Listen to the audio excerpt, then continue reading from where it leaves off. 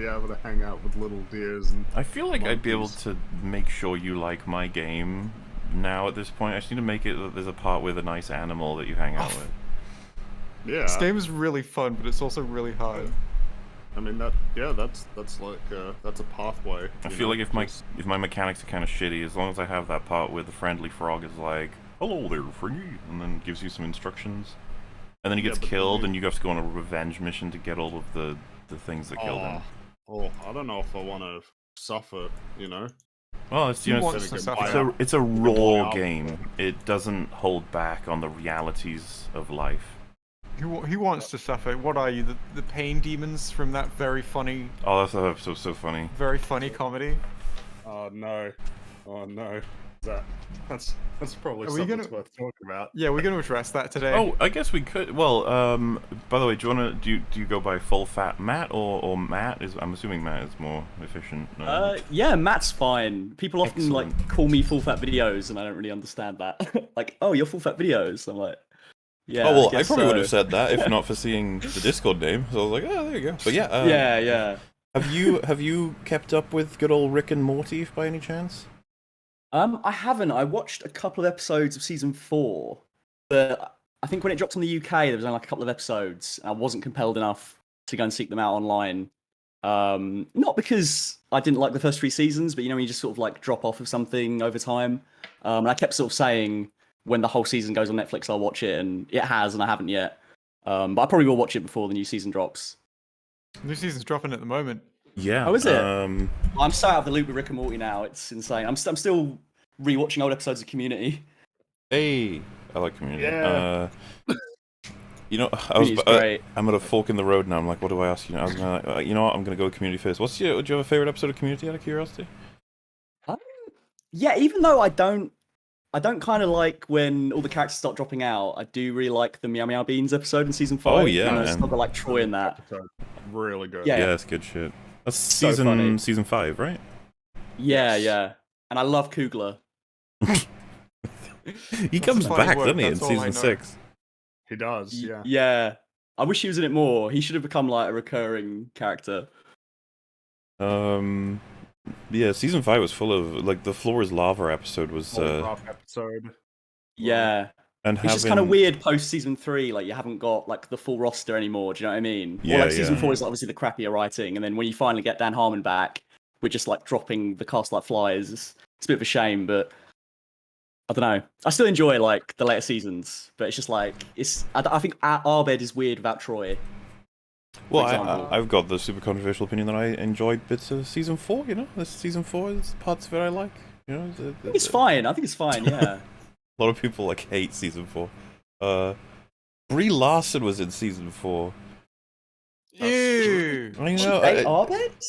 Yeah, it's so like I ended up like rechecking and I was like, oh my god, that is Brie Larson. I had no idea. Holy shit.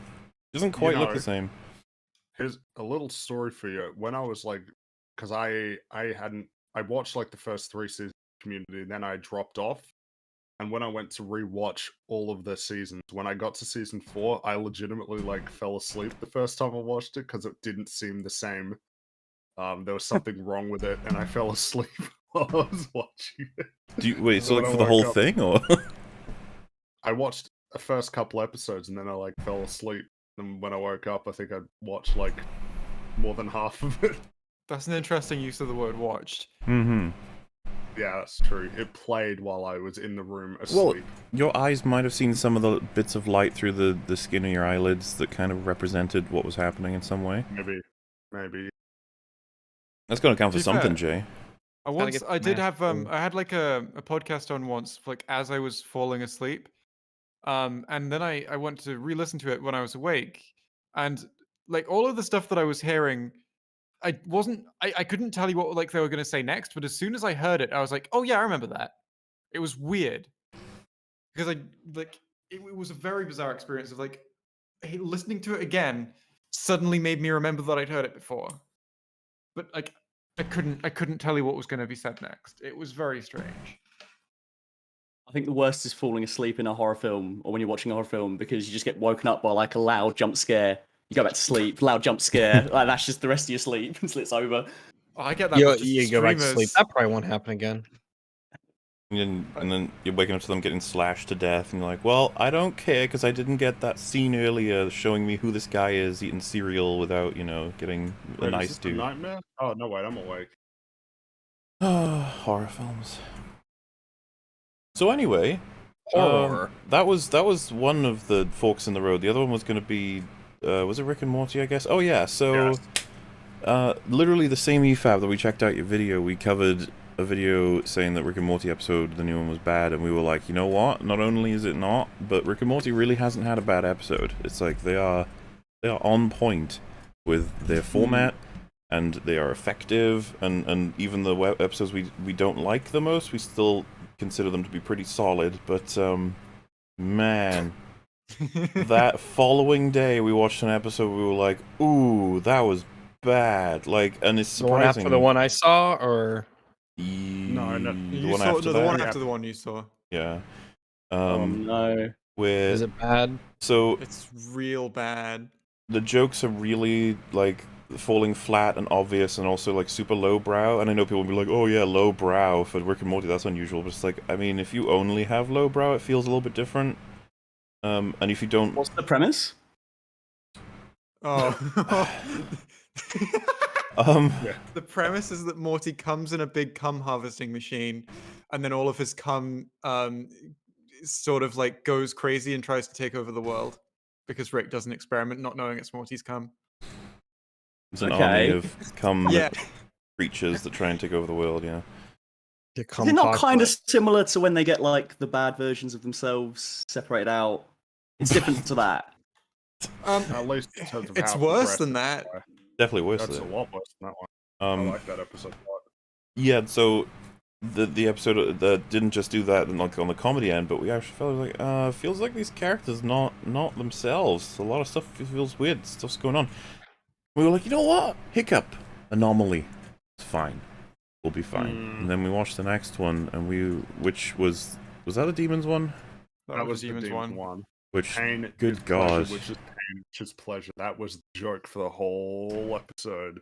Rags, you're you know all about Cenobites, right? The things from Hellraiser. Yeah. I know of them, I've Hellraiser never is a seen it. great film. So I watched it this year. yeah, well, Sorry, I'm gushing about it. No, it's I all love good. it so much. I was impressed with Hellraiser. The effects in it are like, for how old that film is, it's fucking creepy and really Yeah. cool looking. I recently went to the house. Like I drove past it 'cause it's in Enfield, really close to where my girlfriend lives, like 5 minutes away. Hey. So we just had to check it out. But it's now like obviously like refurbished and just looks like any other house now. Do you It doesn't find any look creepy at all. flash, or You what, sorry? do you find any flash, or just like, aw.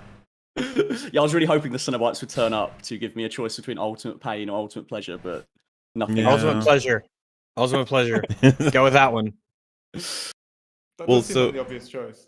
So part of the Cenobite thing, and I'm gonna piss off like hyper fans probably, but part of it is like causing significant amounts of pain, like can lead to forms of pleasure, and therefore that's part of what the Cenobites do, and that's why they all look like BDSM torture demons. Yeah. Um, They want to send you to like the brink of pain where they argue you'll like reach this kind of nirvana. Yeah. So they show up in Rick and Morty, and it's like, oh, look who it is. And I mean, I don't mind spoiling this because I'm trying to get a point across about the joke of the episode. So Oh, Rick- so that makes it okay. Rick's hanging out with Jerry, which is very unusual. And like right at the beginning of this sort of journey, Jerry goes into a bar, and then before the others do, they're like, "Oh my god, it's so cringy that you hang out with Jerry, and thus we get pleasure from it because the pain of hanging out with him gives us pleasure." And then Rick is like, "Yeah, I know. We've been doing this for a while now." And yeah, and then like they walk in, and that's like the first 2 minutes of the episode. And when we were watching it, we were like, "Man." So I guess they did a really good job of explaining the foundation of the joke, because that was Yeah. awkward. So But, you know- the arc was you and Fringy were like, man, that seemed a bit overt, and I still had faith in it. And I was like, yeah. no, it's gonna be fine because like this is just gonna be like the premise of the joke, right? And like the rest is gonna be built, and it's gonna be expanding on this, and it's gonna be something that like requires this is just the foundation. And then the whole episode was that. Every was single like- thing they did, they would explain, this hurts, but that is actually good for me because I like pain, and thus I am having pleasure. It was literally like the episode had been written to prove the thing that I thought wrong. Like the episode had decided to prove, like, it couldn't have been more just the joke is saying the thing again over and over again. That's the entire joke. And they won't even give you a... I guess the comparison, in episode 1 of Rick and Morty when they knock over that thing and a little guy falls out of it and starts running next to him. He's like a baby, becomes a teenager, and then an old guy, and then has a heart attack and falls over. All happens really quickly, and then Morty says like, "Oh my god," or whatever, and then Rick is like, "Don't think about it," and they keep moving. Like, I feel like if they were to do that these days, they'd be like, "Oh my god, he was like super young, and then he became really old and died. It's like he lived a whole life in an instant." And then Rick would be like, "Yeah, don't think about it." And just be like, "Oh, that was much more of it." They don't. It just feels like they're not given the chance for the audience to just figure this stuff out for themselves. But I don't think I've ever seen it this bad, where literally any instance of anyone taking any pain in any way who's a Cenobite, they would just fucking roll off the whole like, actually this is pleasurable for me because pain is pleasure. Like, yeah, I got it. That was And that's really just to be clear, that's the whole joke. Yeah, that's Like- the whole episode. Oh, No development really. Except that sounds kind of lame. I guess the gun he makes at the end, someone could call that a development, but I don't know. I was very disappointed. And then we were like, well, there's one more episode available thanks to Canada, I guess. So we could Thanks, check Canada. that out. Thanks Remind to me, Canada. what was episode? What was that? I forget. Episode 7. What happened? So that was the ferrets one. Logo Power Rangers ferret. Regrets. Yeah, they did a Power Rangers parody, and then they moved into like mob boss film, mafia film parody. It was bad. Again, characters out of character, and the jokes were And that very, was- very flat and basic, and So- they weren't developed. Mm. So now we're very concerned. about Yeah, we're scared Rick for and Rick and Morty now. We think it might be dying. So people were like, "What? Your opinion changed dramatically?" And it's like, not really. My opinion is exactly the same with the amount of episodes I'd seen. Yeah, like all I of think the your opinion episodes. can change anyway. Well, yeah. That's a good point. Actually, don't fucking stigmatize people changing their opinion. It's good when people like think and they change their minds about stuff. Like, Yeah. I still, those first 3 episodes, especially the decoys episode, like, I love those episodes. The I first really 2 like them episodes too. of this season were amazing. I was so happy with them. Yeah. Like, the smile on my face. I was so happy. But like, I think we all stand by the take, right? That like Rick and I Morty do. is at least is good to great every episode, right up until season 5, episode 4. Yeah, season Something went two, wrong. like, Damn, that just happened. Yeah. I think it's new yeah. writers. I can't really see it as any new writers, like, not the same team. Sad face. Because the good episodes were written by the people who wrote the Vat of Acid episodes, so it's like, okay, so there's some sort of connection. Yeah. But because some people have started watching it on our recommendation, and I'm just like, well, you got plenty of fun ahead. It'll take you a while to get to these episodes. Yeah, They're you very still got, rewatchable like, as well. Yeah, I think so. absolutely. I've rewatched a lot of those episodes. Like, if you started now, it's like you still got like a solid like 45 something episodes, 40 something episodes to watch that are really great. Yeah, and there are episodes in there that like they're so good that I would happily show people them if they refuse to watch any more than one episode of Rick and Morty. I'd be like, all right, watch this one, I guess. Watch Citadel. Yeah. Vat of Acid. Citadel is so impressive. Like that episode is fantastic. Agreed.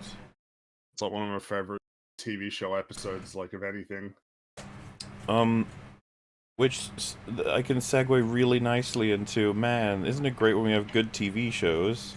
And then I will say, man, Yes, in theory. Once Upon a Time. I don't know. Do they still do those? No, they don't. Nobody does anymore. I used to watch. So I started watching good old show in 2005 when it got like restarted, and then I fell out during. Jay, what year was the first Matt Smith year? 2010. Around 2010, I fell out. Lockdown Series 5? Yeah. I'm a harsh Dude. person. I need to ask you questions about that. Well, it was this. I remember specifically. It was the Spoonheads episode. I watched it with a That's friend. season 7. Oh, okay. Well, it was Matt Smith's era. Sorry, I don't remember when. If it was series 7, I would understand. Yeah, that's because I'd seen a lot of Rory and Amy, so I must have seen at least one season or more. that's season 7 is like often cited as the worst before Chibs takes over. I mean, even with Chibs, it's still often cited as the worst. All I remember is the Spoonhead people. Okay, Jay, and I was like, this is too much. I can't handle anymore. I don't like the spoons. What you got in spoons, Wumbo? I figured people knew. I'm not a fan of spoons. I don't know anything about spoons. Well, I know like what they are, but I don't know. I don't know much about them. You don't know what In terms like the Who-niverse. you know much about their culture. Spoons are a significant part of Britain. Damn it! Where's my phone, Jay? What? Where'd you put my phone? Why do you need your phone? You're doing EFAP. Well, see, whenever I get like notifications or emails or whatever else, I can check on my phone without fucking up this. Actually, I can do it on my screen anyway because nobody sees anything. What is on the screen right now? Oh, just the EFAP logo, which isn't fucking up. I hate to spoil it for people who didn't know, but because my PC has been acting up, a lot of the stuff that I've done with EFAP, the little animation, it's been like chugging, like pausing and flooping and stuff. It's like a glitchy sort of nightmare. It may still happen today, but last time we were doing this, I was at 100 degrees on my CPU. We are currently at 70, so that's better. Woo! That's 30 degrees better. That is 30 degrees better. That is better. That's quite a bit. Yeah, I think you had hopefully you just had a weird, strange anomaly. Oh, well, occurring. technically yes, but in terms of the temporary solution is panel off and there's a fan blowing on it now.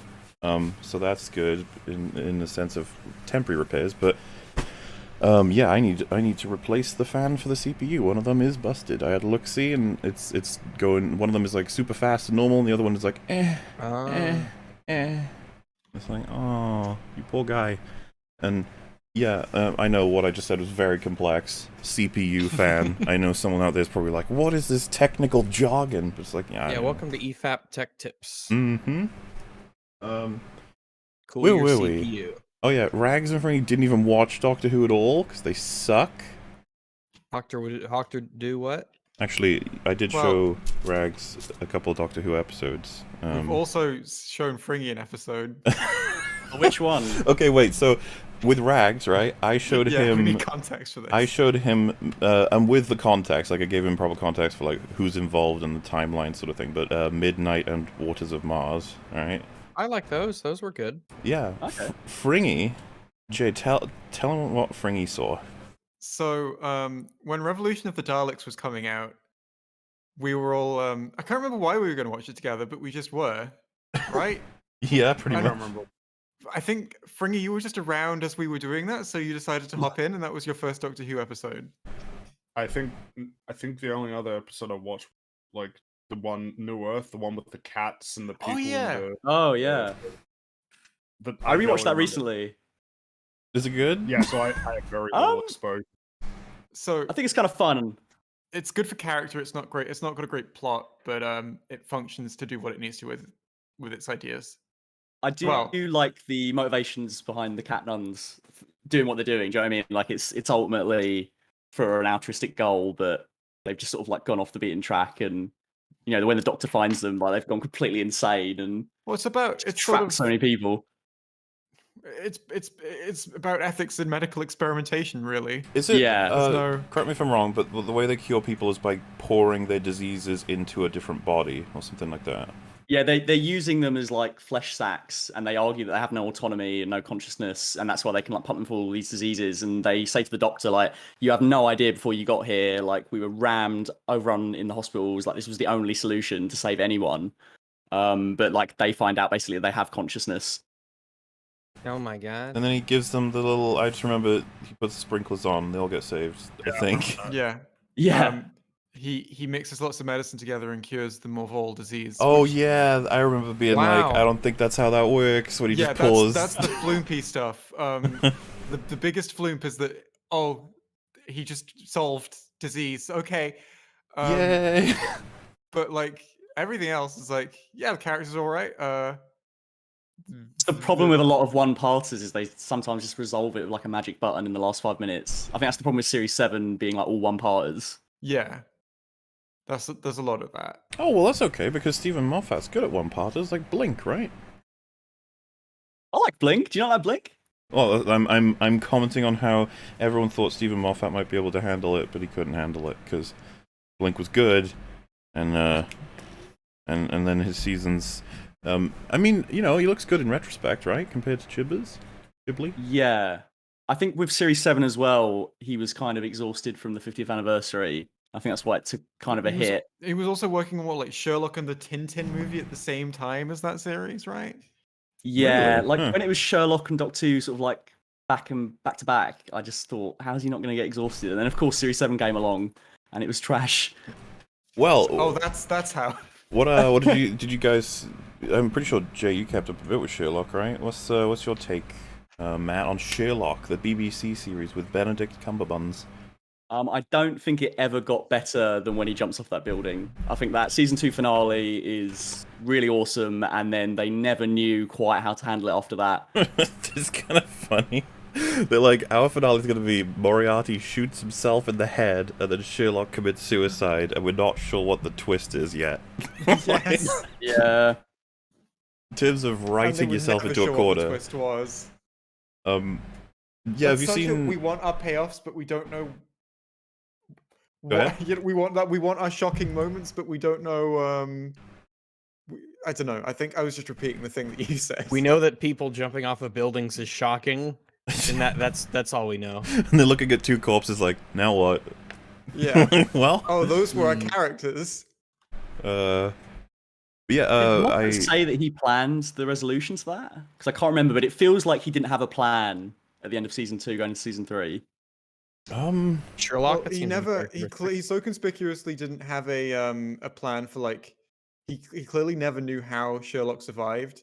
Like if you're gonna write something like that, you want a solution that's when it's delivered to the audience that makes your audience go, oh, instead of yeah, that makes sense. okay. In retrospect, I can see how that totally worked. Oh yeah. Like because the only way to have someone jump off a building and then just show up later completely fine work in your story is essentially If you're Black Widow. Is what to have the essentially have the audience missing critical information or something that makes everything slot into place, because everything we know means that can't happen.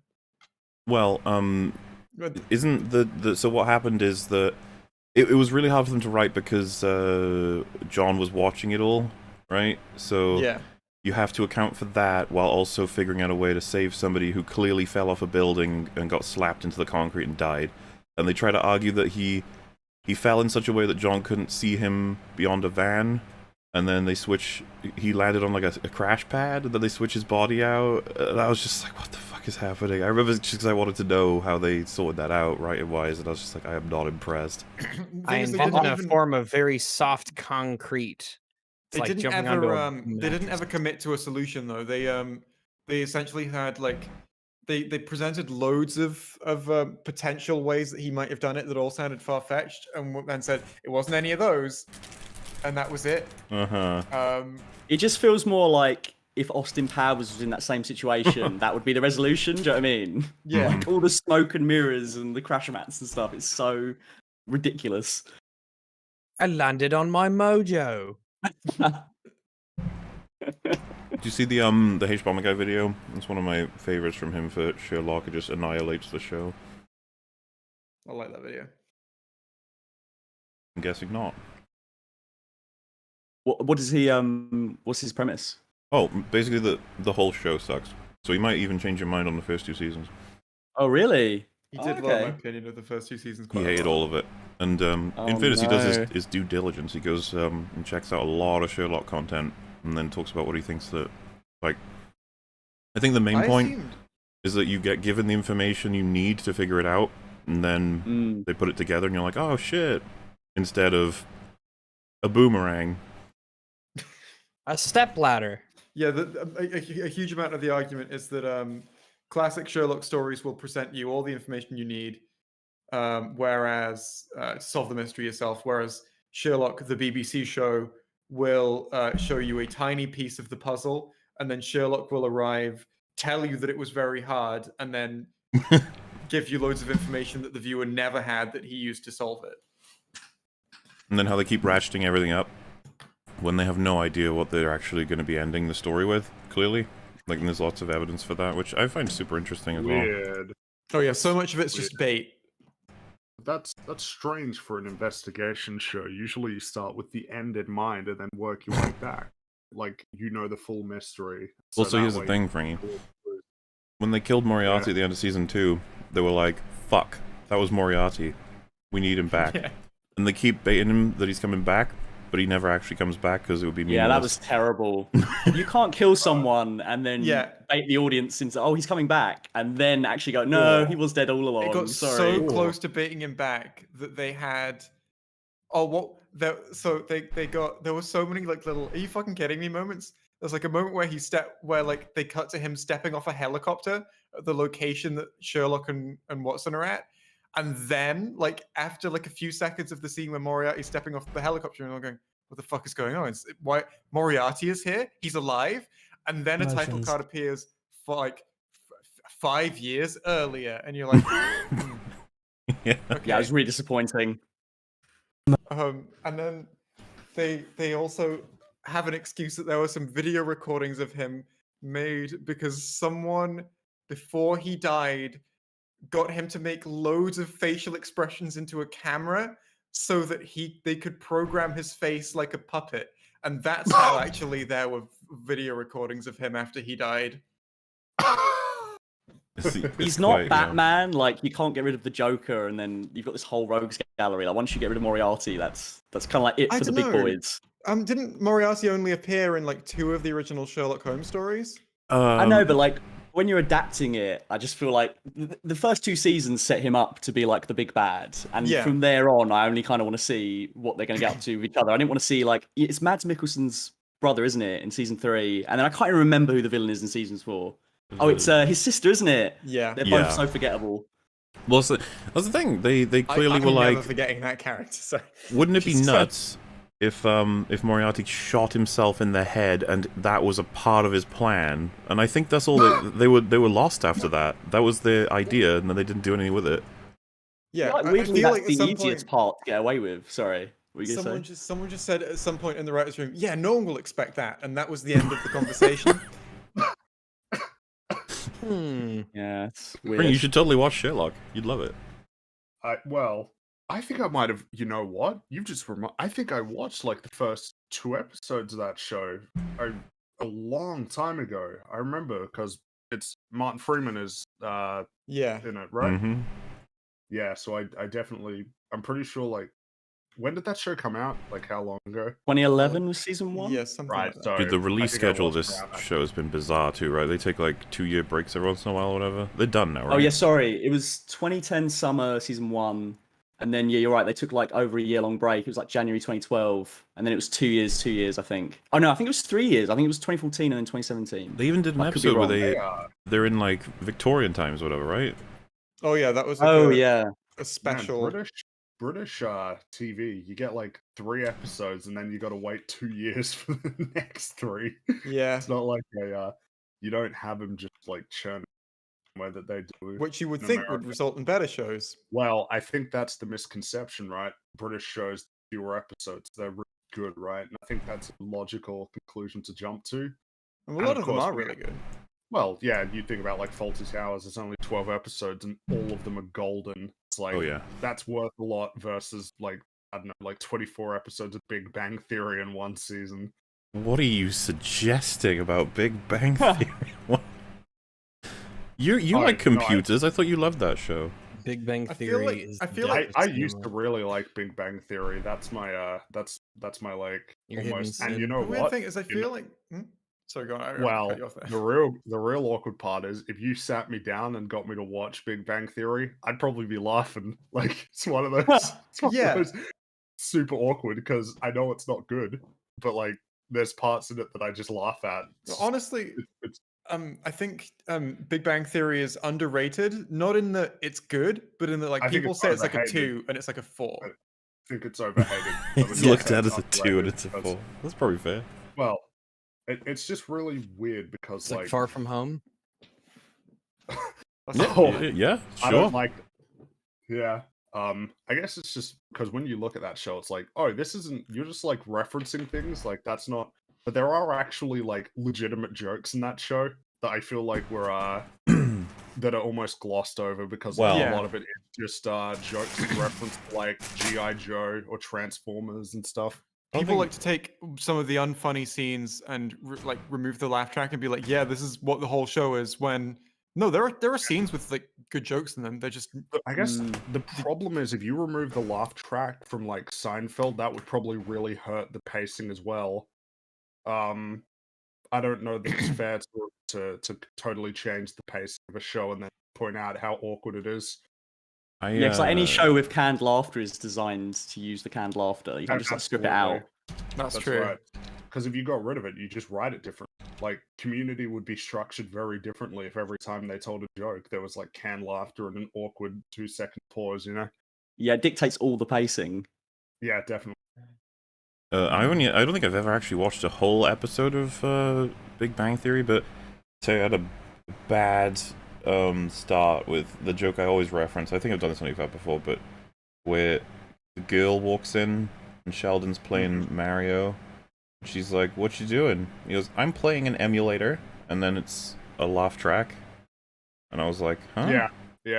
And then she's like, "What's that?" And he goes, "It allows me to play a Nintendo 64 or something like that." And then there's a laugh track again. And I was like, "What the fuck? There's no jokes. Like, what's this? Not a joke. It's just saying what he's doing."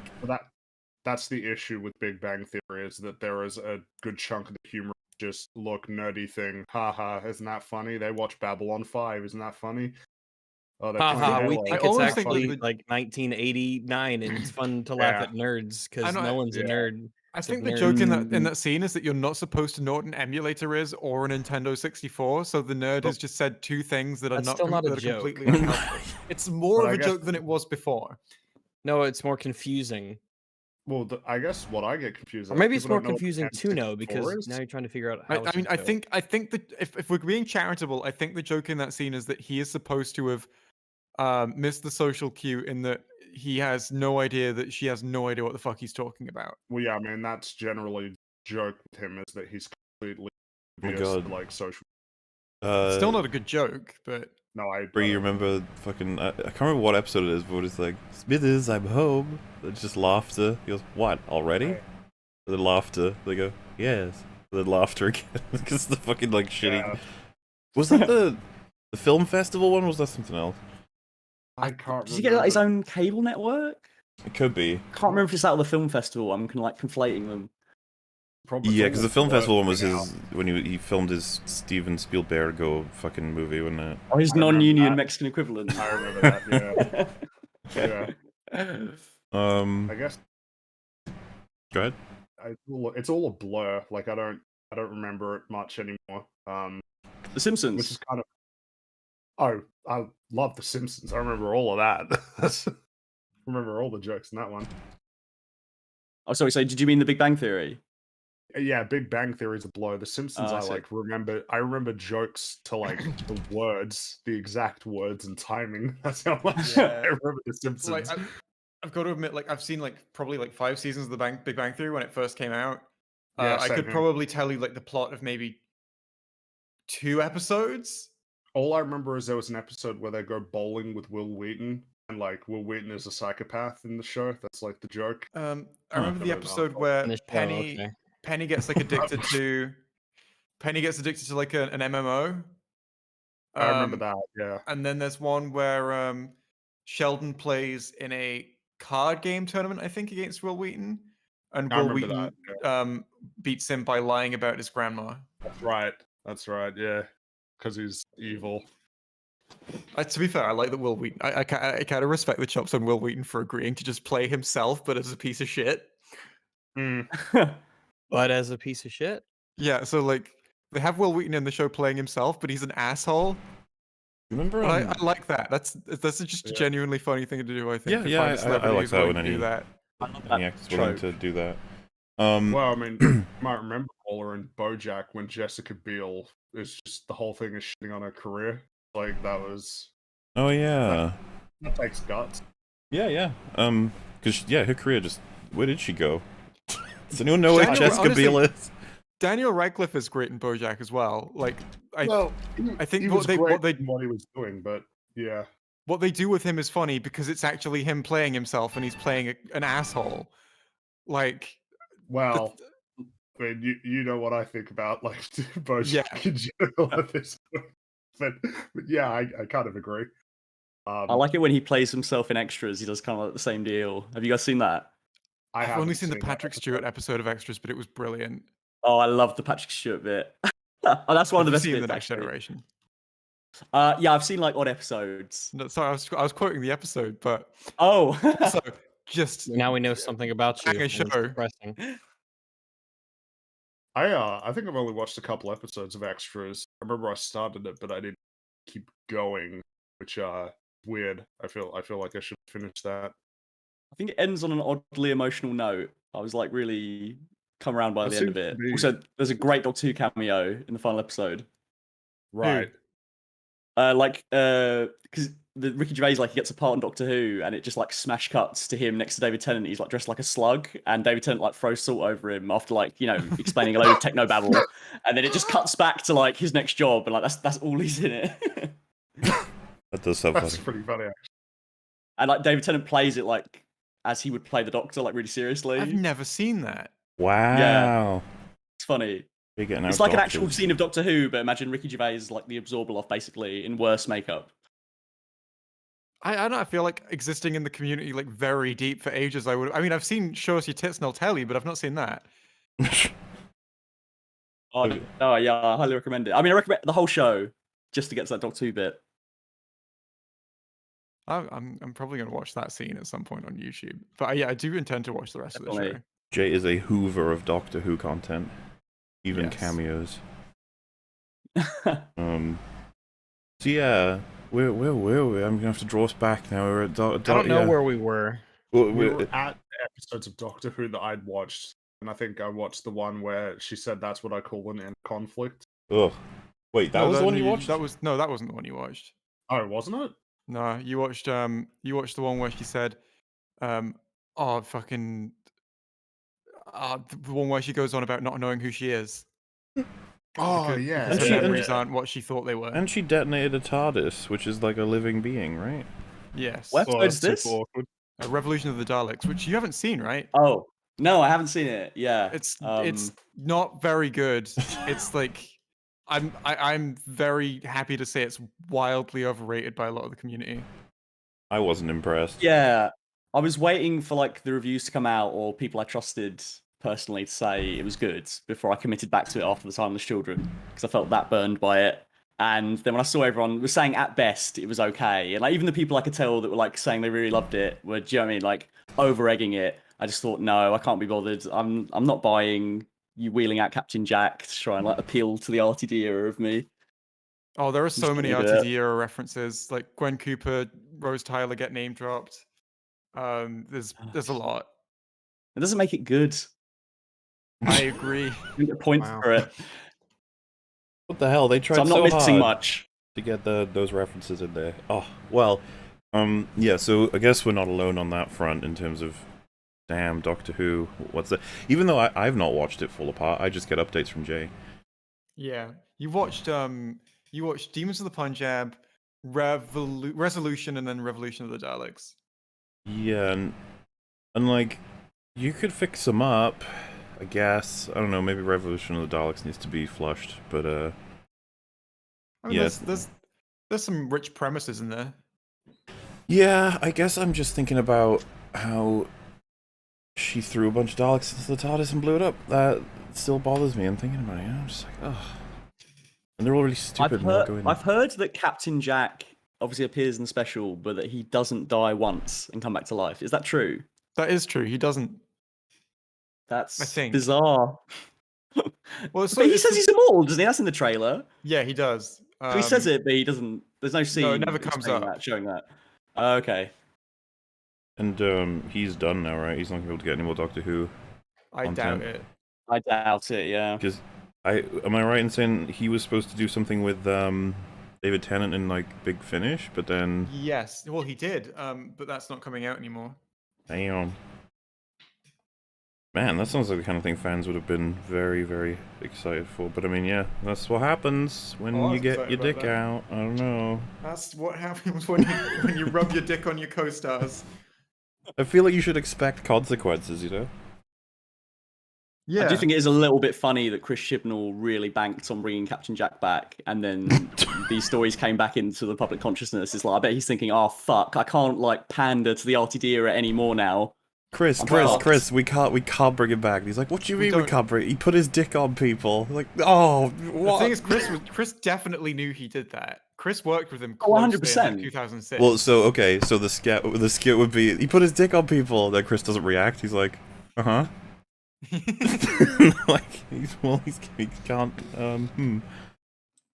Wow, people are asking for context. Isn't it straightforward? Oh yeah, so in like 2005, 2007, when John Barrowman was working on Doctor Who, he would get his dick out and rub it on people. That's it. That's the context. Da, da, da, da, Like da. one set, Was to be it clear. like as friends or As sort of like I think he underestimated social boundaries.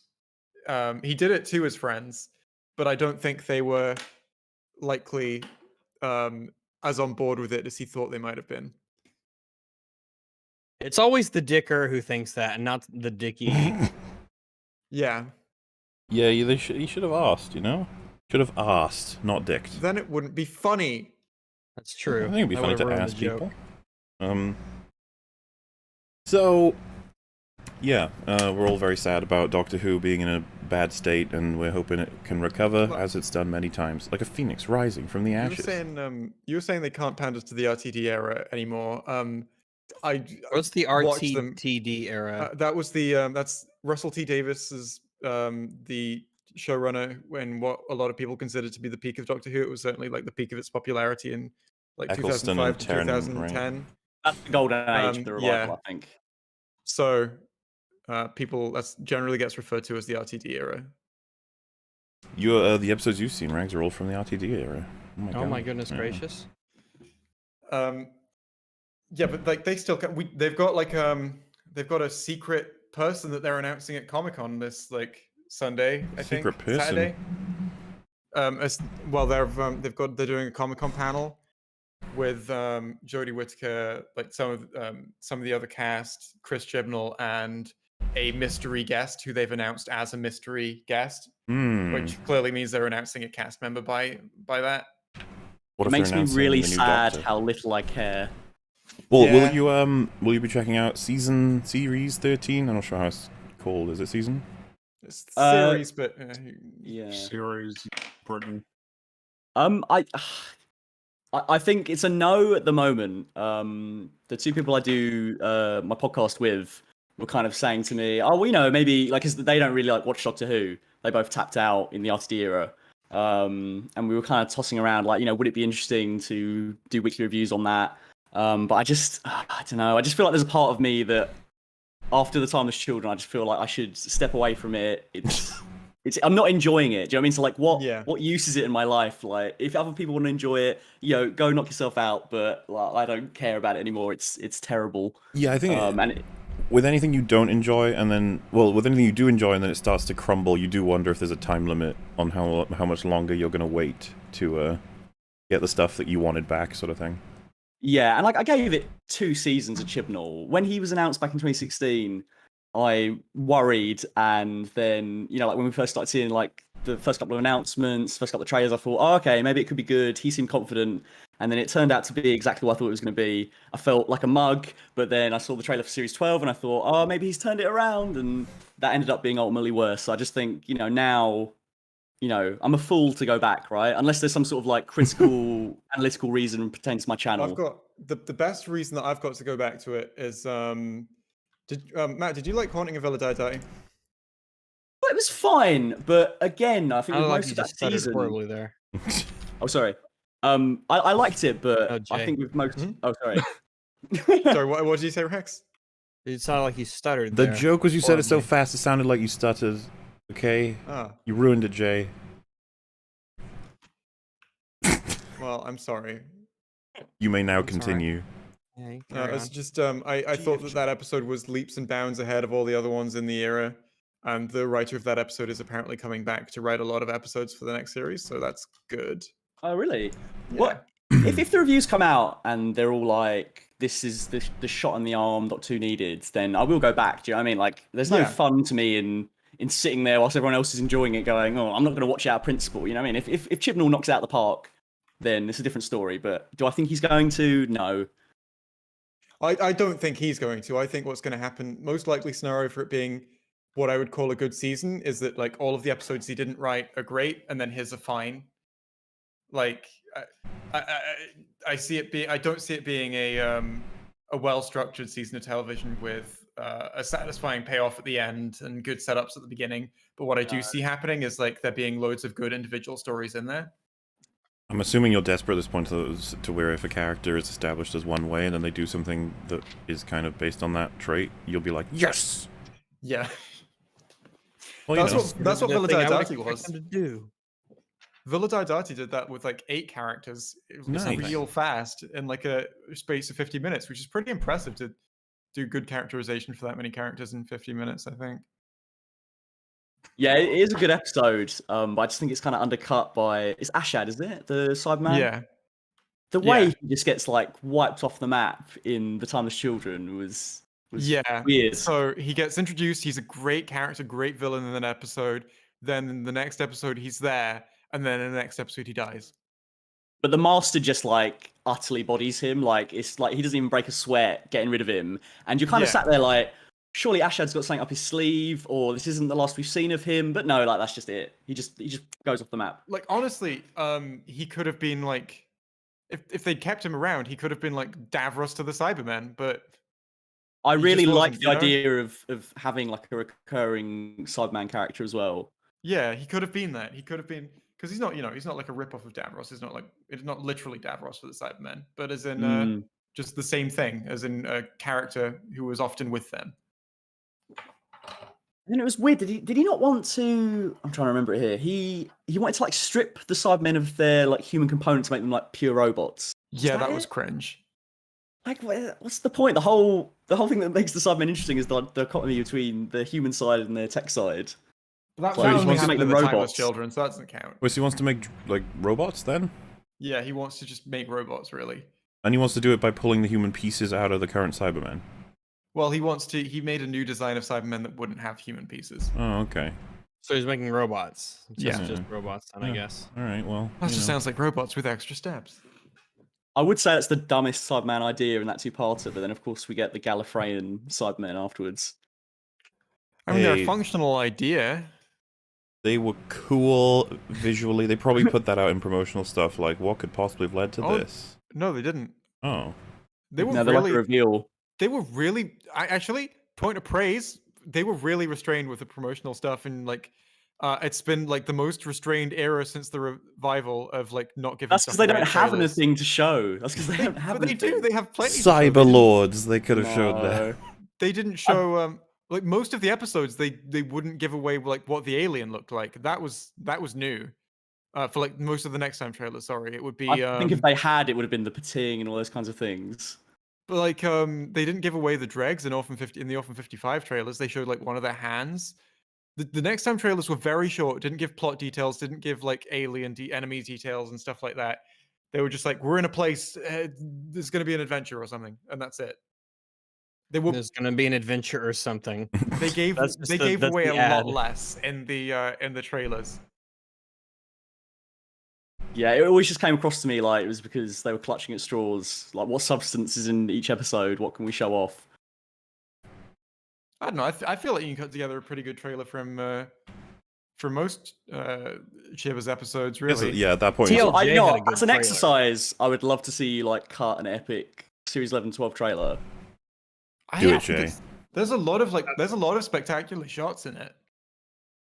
The Yeah, budget- but like in terms of like like the next time trailers RTD era, like they'd like pose interesting questions, and you'd be like, oh my god, what's gonna happen to this character? Like, I don't feel like there's any of that in the next times Well, and like there's some cool shots, but I don't know, like how are you gonna sell like an epic Series 12 trailer on like, oh, you know, you're the timeless child, Doctor.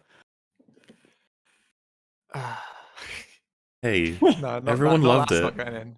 Everyone loved it. That's true. Everyone loved it. So, and this is the thing, by the way, Doctor Who is at its highest for budget, right? Right now? It's certainly in terms of its highest for like the production value. I don't know if that's a higher budget or it's just being used more effectively. Hmm. But it certainly looks more, I guess, realistic than it ever has before. Well, wouldn't it have been neat if Tom Baker's era got to have all that money and technology? Maybe it wouldn't. Maybe it would make it worse somehow. Ever thought That about probably that, would have Jay? been neat. You reckon they should re-release the older ones but remastered with new CGI? Don't you think that would look great? I hate that I know specifically what you're referencing. I think everybody does, don't they? Not me. Matt, have you seen the Day of the Daleks remaster? Is that the second Doctor like animation? It's the third. It's the third Doctor. third. It's the one. They've done where one on the second, haven't they? They've done animations one. Yeah. Animation. I'm good with the animations, like recreating stuff that's got missing footage. That's great. Mm. What I don't like is injecting loads of CGI in like in places where it clearly just was never intended for that to just be a special effect. Oh, I see. Sorry. So it's more like a restoration. Yeah, of, yeah, like... yeah. Oh, yeah. No, I don't like that. I like the idea of like the missing episodes because that's the only way you can ultimately see it now. Seen Yeah. some of that stuff for the old I- the I- original I series like- Star Trek. I like when they update effects that they clearly like. I'm fine with them updating effects in old stuff that like maybe the technology or the budget wasn't up to doing it then, but now it's much easier to do what they were trying to do. So you can just add it like clearly what they were going for. I'm fine with that. Just adding loads of extra stuff is where I'm like, why are you doing this? Stop it. Yeah. Yeah, like in the original the original trilogy they had the Aurebesh from the prequels. Like, Yeah, 7 editions. I think yeah, that's like yeah, that kind of an thing. example of a good change. Do you know what I mean? Yeah, yeah. To be fair, for more consistency, it's good. And then when you've got in the original trilogies, just adding loads of CGI creatures that were never there to begin with, that don't really fit the George? original visual Yeah. style. It's like the Aurebesh is a subtle change that ties Yeah. it all together. Whereas like the big you know that when they zoom past in Mos Eisley and that big monster like jumps up. It's like Yeah. all completely obviously new footage and then it cuts back to the old footage. It's really jarring. Yeah. Or like the new song they added in Return of the Jedi. Yeah. I know a lot of people prefer that song, so... Wasn't I like how the song sounds. I just don't like the scene. I kind of like the goofiness of it just because I think when they inject that kind of stuff in, it makes it feel like a little bit like the prequels, like as if it is all one universe. It just feels sort of like, oh, it's a prequel scene, and now back to the Yeah. original trilogy. I hope they update the sequel trilogy one day with new writing. They'll just inject different scenes. just if they CGI in a new script. Everybody's mouth moves, but like all different words are coming out, and so it has to just rewrite. CGS, computer generated script. I think the saddest thing about Rise of Skywalker is if it had just been like, let's say pushed back a couple of months, it would have strayed into pandemic time and then it still wouldn't have come out. And who knows, they could have like rewritten it in that time. Like Mission Impossible is getting like some added time and they're sort of going through the scripts. And I Would think that's they, ultimately going to be better for it. Oh, well, you'd hope so, right? You'd hope so. The people who write those I don't movies, know, they don't honestly- fucking know what a good script is to write. At the point we were getting Rise of Skywalker, I think the best thing to hope for was a film that was just funny. I think it was funny. I laughed. Yeah, no, that's why I'm saying, like, would it have been good if they rewrote it? Because ultimately, what we could have got could have been not as funny. I remember when she blew up Chewie in the transporter. I laughed in the cinema. And I she's think the like, I worst hate how thing- every single like point of tension just gets undone like a scene later. Like, Oh yeah, sure, Chewbacca dying is pretty lame, but let's commit to it. You've done it now. Oh no, wait, the next scene. Oh, we've got this prisoner on board. Guess who it is? I don't want Chewbacca to die. I feel like terrible. he's a victim of these movies. he should be allowed to He's being survive the held sequel. hostage. Like, why was there no Kylo Ren Chewbacca scene? He's like his dog, isn't he? Well, and he shot him, but there's nothing to be like, hey man, you shot me. He's like, What yeah, you was it, killed the, Han Solo, you yeah. bitch. Have you guys seen the little dog, fan he's a comic character. where it shows the scene where Chewie shoots Kylo after he kills Han. Yeah, I've seen it. And it shows like Chewie aiming his bowcaster at Kylo, and then it like shows flashbacks with Chewie of like him playing with Kylo as a child, and Yeah. Chewie like decides to like shoot him in the gut rather than the head. And it's Mhm. like, Yeah. damn, that's more character than was in the film. That's more Like, than anything we got in the sequels. It's like, whoa. Yeah, because the sequel trilogy thinks he's just a chauffeur for characters, not that Yeah. he's like a war hero and a character and stuff. Yeah, he well, doesn't yeah, to be- Chewie how gets would he hard have a done by. character without words. That doesn't make sense. I wish all of the sequel characters didn't have words. It's true. I also think where's Kylo Ren's scene with Lando? Like, I think it would have been cool to say like, oh, Han Solo, his dad failed, but his kind of like surrogate uncle, because like surely he would have known him growing up, right? Yeah. Like if Lando actually spoke to Kylo Ren and it was Lando that actually managed to sort of like just give him that little detail to maybe redeem him, I think it would have been cool. Or even Chewbacca. Do you know what I mean? Like they're the two that surely had like a big part in No, his he has to upbringing. kiss Rey. They shared so much. And now... I actually don't mind them sort of having a little coming of age, awkward virgin love story across the sequel trilogy. But that's not. I don't know, but well, you know what? Each to their own. You like tea, some people like coffee. You know that's the way of the world. It's beautiful, really. I think the beautiful thing is, no matter where you fall on the sequel trilogy, like I think most people are kind of united in hating Rise of Skywalker. So they set out to do what they wanted to do. They wanted to unite the fan base with the last movie, and they did. Well, funnily enough, the first time I think you came up on our podcast here was that we were covering someone who was defending Rise of Skywalker as a very, very good movie, and they brought your channel up, and they said that you, by shitting on that movie, have committed to a horror in a way. I believe their argument was that the more misinformation and hatred you spread to that movie, the less like exposure it will get, and the more lies people will believe about its inconsistent writing. And they showed their comment section with you, back and forth thing, and they were trying to sell it as though you were being very harsh and unfair, and that they were being nothing but civil. We read through them, and we were like, good God, this guy's a psycho. Like, he's obsessed with you, and he's like, you're wrong about everything. I actually checked that out because someone in my comments, it was like a year ago, right? Someone was like, oh, you're on the latest EFAP. And obviously I'm thinking, oh no, like someone's tearing apart my video. So I go to log on and it turns out it's someone else critiquing my video and you guys are actually critiquing his video and you're actually kind of defending me. And I thought it was like just funny to watch like this guy unravel. I think he said things like wasn't he like arguing with me in the comments? Yeah. And I was kind of just like, well, you know, like it's up to you, kind of thing. And like I think he wasn't getting the reaction out of me that he wanted. Yeah. So he kept pushing. I think that was the guy, right? Yeah, and the funny thing is, with us, we'll be a lot more harsh. But I think you were just like, yeah, I mean, if you like the movie, that's fine. Then he was like, no, you must correct the record. You've said things about the movie that are unacceptable. Which, by the way, out of the sequel trilogy, honestly, Rise of Skywalker is the one that kind of baffles me in terms of like, oh wow, people love that one. Like I can get Yeah, TFA. I don't get how people like it. It's such a crazy movie. It's like, all right, well. It's so shamelessly corporate and made by committee at every turn. And it's such a jumbled mess, and like it's way more about this weird plot than it is about the characters. Like this first thing. Look, it's Lando. Look, there. Look, you saw him. You saw it was Lando. Did you see God, him? it's Palpatine. You remember him? He exploded twice, but Oh my that's God. okay. He's back. We now we can fight him again. Isn't that fun? Remember We had he gave fun him- the first time. You give him the big suck, and then he like attacked the entire fleet with his electric flumes. He's like, everything is cranking up so much. He's got 100,000 Star Destroyers, spaceships that can't figure out how to go up. Zippity zappity. Oh, it's gonna be Palpatine coming hard. back is so bad as well. Like it annoys me to no end that it undercuts Anakin's ending. Well, you have to understand the dead speak, and We have to In understand Fortnite. that Anakin was just a setup for the real chosen one hero, who was Rey Skywalker. It wasn't actually Anakin. yeah, didn't they have Hayden Christensen say something like "succeed where I failed" or something like that? It was like I've It's like restored bring the balance balance once, to the you can do it force like again. I did, or something like that. Yeah. But I was like, but you didn't, because we're Bring like balance doing all like this as I bullshit. did. He didn't do that. You didn't do that. That's why we're here. That's why it's annoying.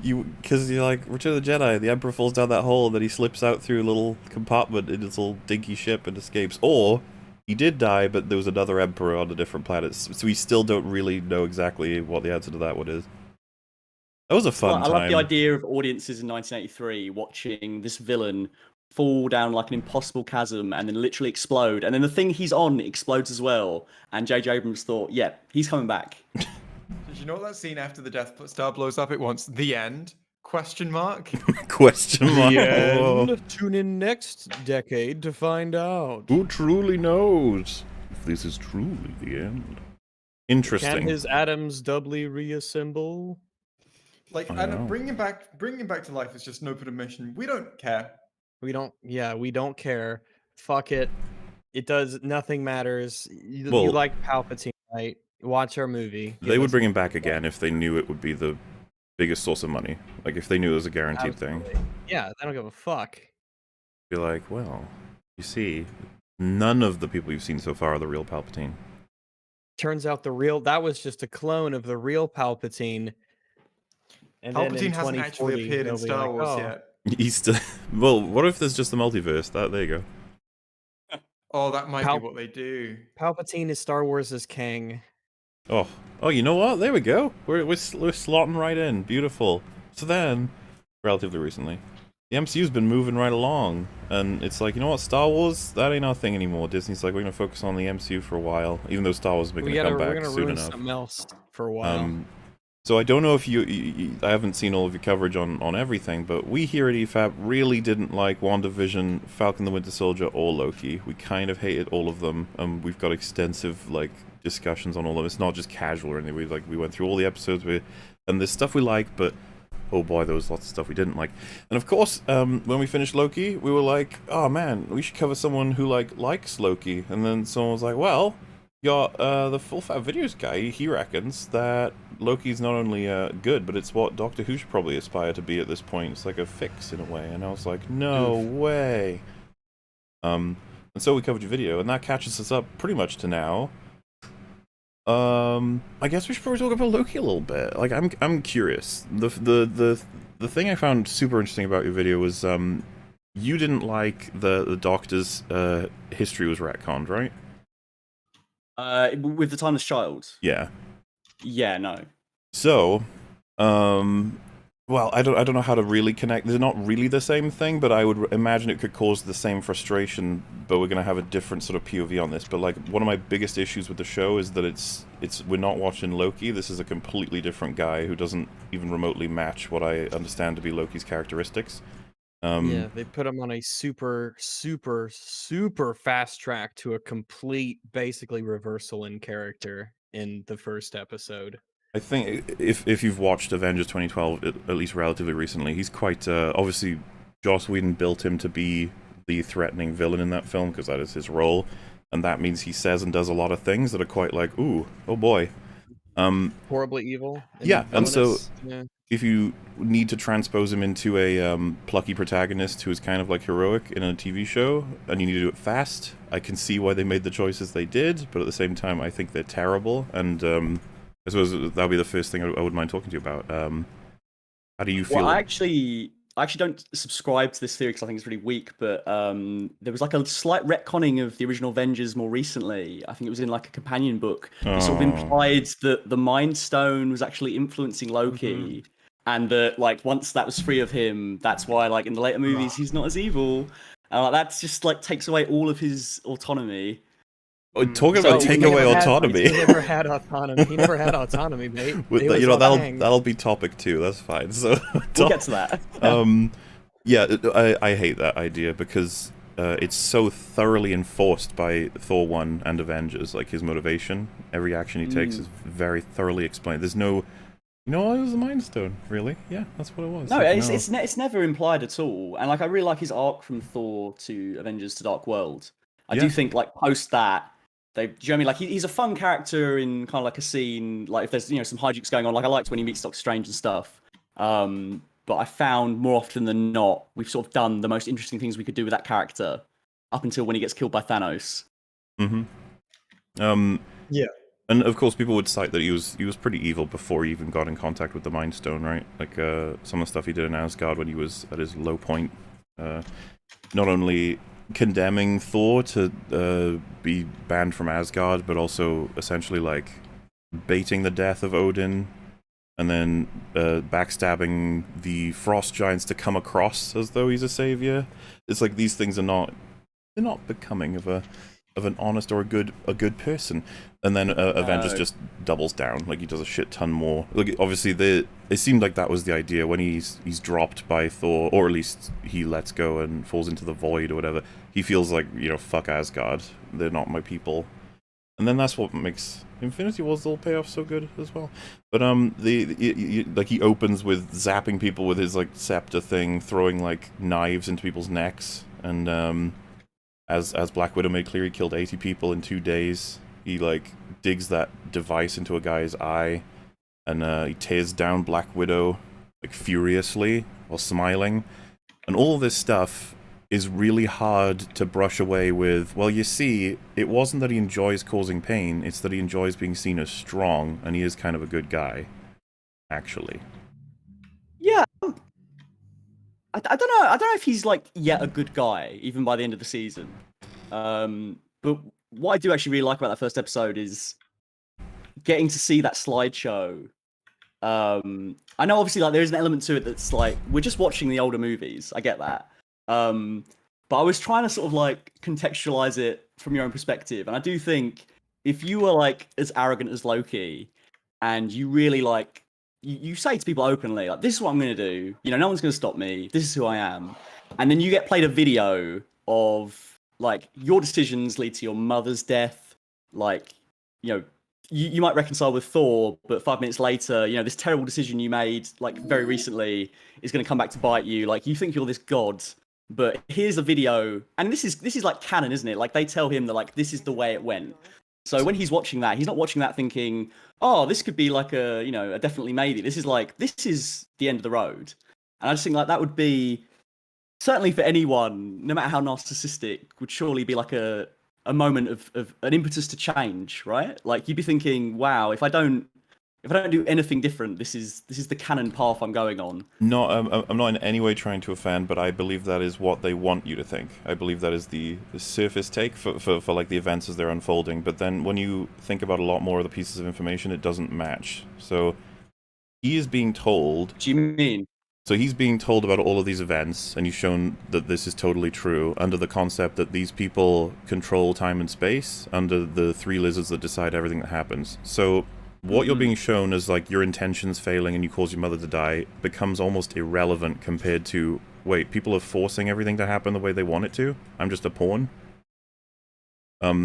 That's the actual discussion. Definitely. Because like, what relevance would it be to talk about your failings and what things led from what you chose to do when you're not making any choices at all? It's the lizards that choose one of your multi-trillion options as the canon one. Because at one point, Owen Wilson's like, lol, you fail so much in the elevator. And Loki's just like, fuck you. But I'm just like, wait, wouldn't the response just be like, I never had a chance to succeed? Like, there was nothing that could have worked. I was always set to lose. In fact, the one time I did kind of succeed and get out of there with the teleporter, you guys pulled me in, like, no, you're supposed to fail. So I find this whole conversation, like, bizarre in the show. I'm like, why isn't Loki just like, fuck you guys? Like, you control everything. What am I supposed to do? Instead of him crying because he realizes that a lot of his, like, goals of hurting people lead to bad things. Because the second tier to this is I don't believe that he would believe any of this. I think that Loki would double down. This must be a trick. He specifically says, like, this is clearly an illusion. This is some kind of a trick. Like, he doesn't believe it. He thinks that at first, but like, I think the way Hiddleston plays it, that scene where he's watching his neck get snapped, I think by that point he believes. That's just because they're using a good actor. Yeah, so this is the thing. I don't think he should believe it, even if he does. Yeah. Because Loki is his personality would just to be, oh, well, that's not going to happen. I'm going to change things. I'm going to do things differently. That Loki isn't me. I'm me, and I'm going to change because I'm going to win. I've still got plans. And this is discounting the entire fact that he shouldn't even be here anyway. Yeah, we can probably talk about that. Ultimately, I'd much rather see that character in any way. Just like, Well, I'd much rather see that Loki than the new Loki. Well, the thing is that that's not the goal of the writers, because they want to get him working for the TVA by episode 2. Now, that again creates problems for me, because Loki, I don't think it takes a Loki to realize, right? If I told you, Jay, this is your whole future, I'm telling you this because I need you to work with me, person who controls time and space, to do things that I need you to do, instead of what you want to do, because I'm showing you that if you do what you want to do, it's going to be bad, trust me. To me, it was just like, so you're showing me exactly what you think I need to see in order to work for you. Like that. Yeah. That it's sus, like super sus, and Yeah, it's Loki's like- super cunning. So, but then I also think like Mobius, I think there's an emotional honesty to him, like even from the first episode, like when he's going to him, like, look at this, you're enjoying this, like don't beat around the bush with me. And I think something Loki shouldn't care about at all. but like I think he's not really had a friend like Mobius before. I mean, he doesn't have a lot of friends anyway. I actually wanted to bring this up actually when you watched, Doesn't want him. when you were pausing the EFAP. You guys were like, why did he cut to his mum when you said family? But I would wager like that's probably his only true friend is his mum. He's very Norman Bates in that sense. Oh, I see what you mean.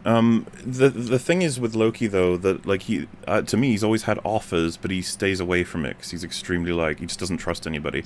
Mobius is like literally the person I would trust the least. He is the guy, he's like the good cop of the TVA.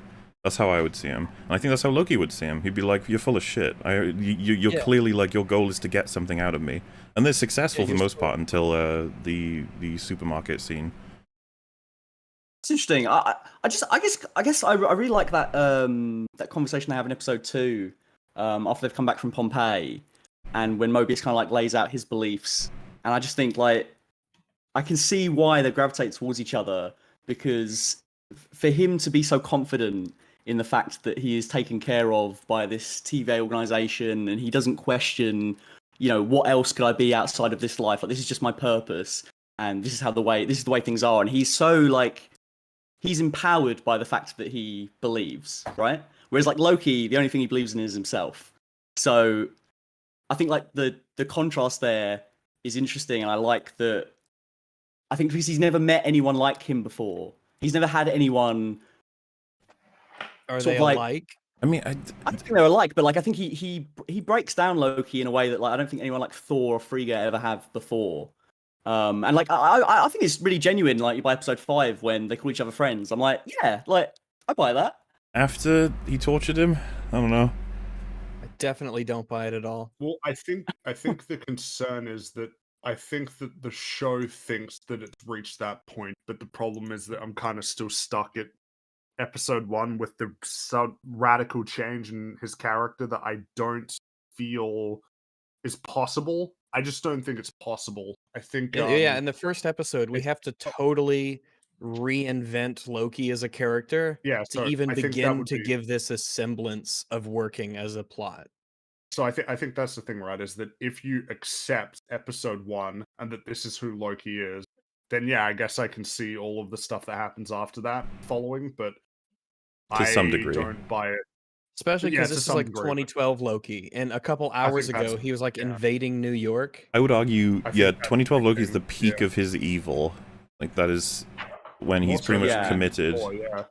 More so than in Thor. He's Yeah, even in he's even in big Thor evil 2, you and- can tell he's coming down. He's like, Mhm. and then Thor Ragnarok he switches almost like, but it still takes ages to get him to do it, and it's all lived experiences. Multiple It's not him movies, too. watching movies. Yeah, that would be the big difference as well, is that there is a difference between. Are you familiar with South Park? Like, have you seen a lot of South Park? Not an awful lot, no. So there's an episode where the whole gist is that people from the versions of the kids from the future come back in time, and they're like addicted to drugs. And the whole point is that it's like a big scheme that was cooked up by like the parents to try and scare their kids out of doing drugs. And that whole gets unraveled by Cartman, and he's like, I have this, like, I've been doing this business. I've been working on maybe I should like try and improve myself as a person, exercise and eat better. And then this guy says, I'm Cartman from the future. This is the day that you turned it all around. And like his immediate thing is, no, fuck you. You're lying. I'm going to do whatever I want now. Like, I'm going to do it to spite you. And I think it's that whole idea of like, if I get told, oh, hey, I'm from the future, these are all the things that you're going to do, I think my immediate instinct would be, nah, you're lying. Like, I don't trust you. I get that, but and then even like, I mean, I know you guys don't like this scene, but obviously before he sees, like, so he's getting shown parts of his life. He doesn't trust them. Granted, then he sees that they have all those Infinity Stones. He then feels like they're the greatest power in the universe, and then he then True. returns to the slideshow. And I feel like, Yeah, do you know what I mean? Like, so maybe he could die that it's a lie before the Infinity Stone scene, but afterwards. the question Having power isn't doesn't mean he should trust them. the question isn't Yeah. whether or not he should think that this is a possibility. It's more so to do with, wait a minute, I know that they control the future events. I know that they have the power to do whatever they want. Why should I believe that this video is true? And then even if he does believe it's true, why would that make him convert to a completely different character rather than simply doubling down or being angry that his plans don't work and that it's possibly these guys' fault because they never let him win? yeah, like And if he believes potentially that his all of this plans- is an illusion that's trying to trick him, why would seeing something convince him? Because There can be degrees of how much he trusts this, right? Like, I think, if someone put on a slideshow right now of like the next 2 years of my life, and it's all a complete shit show, and like my mum dies, I get killed by a big purple space alien at the end, like if someone said, yeah, this is definitely going to happen, and then someone else in the room went, well, I don't know, maybe it's 50-50. I still think seeing those images, realized how they are in the show, would give you cause to think about who you are as a person, no? Like, Oh, that's but- more shit. But would it in the Absolutely. context of creatures that can just do whatever they want? how do you mean, like? in the context of creatures So as that far do as what they Loki want? knows, these guys, they're more powerful than space and time. So Sorry, I was like, laughing at something else.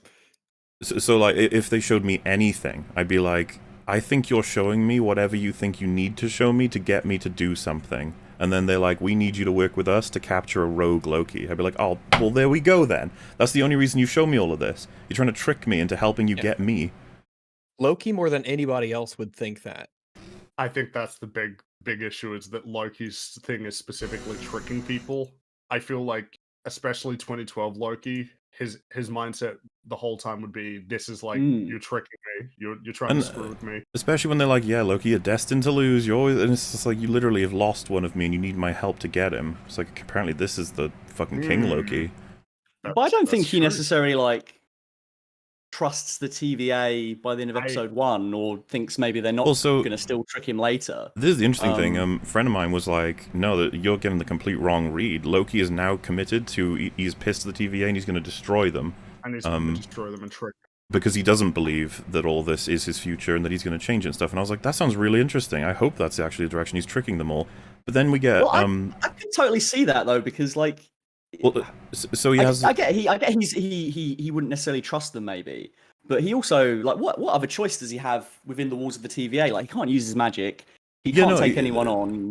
Like, That's what I wanted to see. I want him to tell them what they want to hear and then to plan things. Now, Yes. unfortunately, as we progress through the episodes, there's so many pieces of evidence that they've committed to. He's had the change of character. Episode 1 is the moment, and that's how people talk about the episode. Episode 1, where he's tearing up in the room alone. This is him changing. This isn't him seeing it, becoming angry, and making a plan to subvert it. I don't know what you think about this, but like, Loki believes human beings and just average people who aren't even Asgardian and to a degree not himself are like worthy of subjugation. He is their lord. They need him to tell them what to do, and he'll kill people very casually. Doesn't care. On Lamentis, when they know she's told him the whole world is going to be destroyed and there's one ship that's trying to get out, we might be able to use its power source to get the tempad working, or just get onto it in general. He says when they arrive, he's like, they're going to leave all these people to die. It's like, the fuck? Yeah, That's who the something fuck are you? Loki would never say that. Yeah, Loki doesn't give a shit. And I think to say do that, you mean like Loki's never capable of that, or that that specific Loki isn't capable? so If I you were think going to have him care about that, you are going to have to work your ass off, and it's going to take a lot of time. I think they earn it in Ragnarok that he cares about the Asgardians, but even then, he's doing it under the context of, I am your savior, you will follow me, I will get you out of here. But that's also his home people, his family, the place that he actually likes. These are random aliens, and he It's like a very Loki way of being a hero in Ragnarok. Yeah, I love it versus because it's hero. He's a good guy. He's concerned about the welfare of other people to the exclusion of his own well-being. Yeah, I don't and feel that that's Loki that Mm. we know. what I like about Yeah, I Ragnarok remember- is that it proved that he as a leader for Asgard is ill-suited. It's what Thor told him in, I think, Avengers, actually. And that was proven to Loki in Ragnarok. He was a shit king. But then by the end of Ragnarok, he finds an alternative, and it's working. And then he feels comfortable at Thor's side. Like, I love that. The arc is great between them. I think it's really solid. But Loki, the show, is rushing it like crazy. And I to the point where I've had whiplash now. I don't even know who I'm dealing with anymore. I mean, fair enough, because I honestly thought like the progression from episodes 1 to 6 was fine with his arc. I shared a lot of the same concerns as you going into it. I did think like back in 2018 when Loki was killed by Thanos, I thought that was the perfect ending for him. He needed to die. He needs to get his comeuppance. I don't need to see that character again. And I was worried that it was going to be like a lot of retreading. But I just really enjoy that idea of taking that character we already knew and seeing that set path. So they've just and kind of sold you on taking the it. idea, the concept, because Well, I it's very, suppose so, very but- poorly executed. Shockingly bad, in fact. It's one of the worst character pieces I've ever seen. Well, yeah, we consider it quite an disagree. assassination. We're Like, very it's- frustrated with it's, it. It's fucking horrifically bad. Right. Like, we don't. It's like it is one of the worst that's probably ever been done, as far as my memory serves me. I don't know. I think Natasha's might even be worse. Oh yeah, it's in Natasha. I think maybe it's more. Yeah, I guess it's because it's so just black and white and blatant. Yeah. Watching Fair him enough. like tear up and exasperate when Owen Wilson gets pruned, like, genuinely surprised me. I feel like not only would he not have those feelings for him at that point, which obviously I feel like you're going to be different on that, but that Loki wouldn't express that way in front of people he considers to be his like arch nemesis sort of thing. He would just get furious. He'd be like, Loki knows to keep his emotions hidden if he can. and then because I'm gonna try and run through a couple, right? So there's the he's so busy professing his love for Sylvie that he gets backstabbed. Like, damn. Loki, like, man. Well, and that's almost like a second parallel issue, was how insanely depowered and stupid he is in this show. Every fight scene outside of the TVA, he just doesn't use his powers effectively. He never He uses basically his never illusions. uses his powers. Yeah. They've never been consistent with Loki. It actually really bothers No, me no, in no, Ragnarok. no. He is super, super, Well, super nerfed in he's this just not show. using them, like- he's crap. In because even in Thor: The Dark World, he uses his illusions to fake his own death. It's like, oh, that's pretty neat. But then Avengers. in like Ragnarok, he says to Strange, like, "Oh, you think you're some kind of sorcerer?" And I'm always thinking, well, like, who are you compared to Doctor Strange? We've seen Doctor Strange do way more powerful things. No, you're right. Like, he's just like kind of does the that's- illusions, and that's kind of it. That's why I believe Strange outpowers Loki. I'm fine with that. But I'm not fine with Loki being outpowered by random humans. Yeah, That's- a bunch of random guards with batons. They shouldn't stand a chance. I think They that's a should big not have thing a hope in hell of beating Loki. because remember, But we don't know, Loki- like, what their actual durability and capabilities are. Which They're I guess, like, people- you know, maybe that's a failing of the show. Maybe they should say that. They're- But I must they're- admit, like, it wasn't something that bothered me too much. I They're just think- people. I think that They're show just people with needs to- sticks. He's 'cause we know that Loki. they're just- we know that they're just people, so I think the show would need to give us something else to indicate otherwise, especially when we know that Loki withstood being pummeled to death by Hulk. Oh, not to death because he survived it, but like a normal human would be jello after that. Oh yeah. But we know they have, like, lots of different powers and capabilities that go well beyond Loki. Who? So, like, I don't think it's out of the realm of possibility to Wait. suggest, like, do you know what I mean? Like, Well, when they're all um, suited and booted. when? Well, so TVA. what about the train guards then? Not the individual people. They just seem to be people with batons and some gadgets. Well, and you remember, the like, whole oh, reason like- Loki gets captured is because he lets that one chick just like hit him with a stick, which is Yeah. already like, what the fuck are you doing, Loki? You're Loki. yeah, like you you recognize, have right, a that tesseract. had he done a simple illusion, which he always does, that wouldn't have happened, and they wouldn't be able to get him. He'd be invisible. Well, yeah, like I've said during our coverage of it, like if the TVA showed up here in my room, I would shoot them with my gun, and that And- would be it. And they'd die. And yeah. they would die, and that's done. And apparently like the they've taken TVA on Titans, vampires, and Skrulls, and I'm like, I don't believe that. I don't believe you. Y'all are But I shit. can imagine that they have, like, infinite different variations of time travel technology that they could use in those situations. Like, and So also that I would kind of just like that. I kind of like that there is kind of an element of incompetence to the TVA.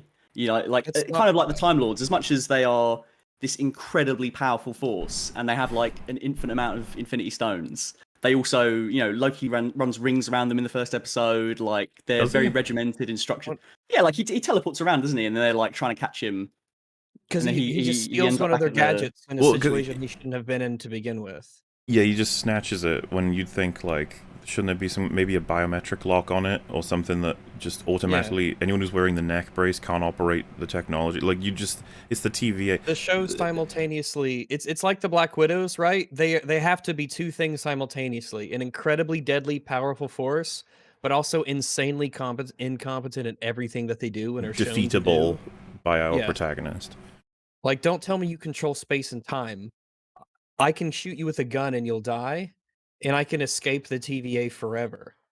Which is reflected again in their current technology. They print paper, they look through folders and files when they should have technology that's further advanced than anything Stark has, because they regularly visit. I kind of like that about it, like from a design perspective, because So out of I don't curiosity, think that makes any everything. sense. what you like about it, is it strictly the aesthetic?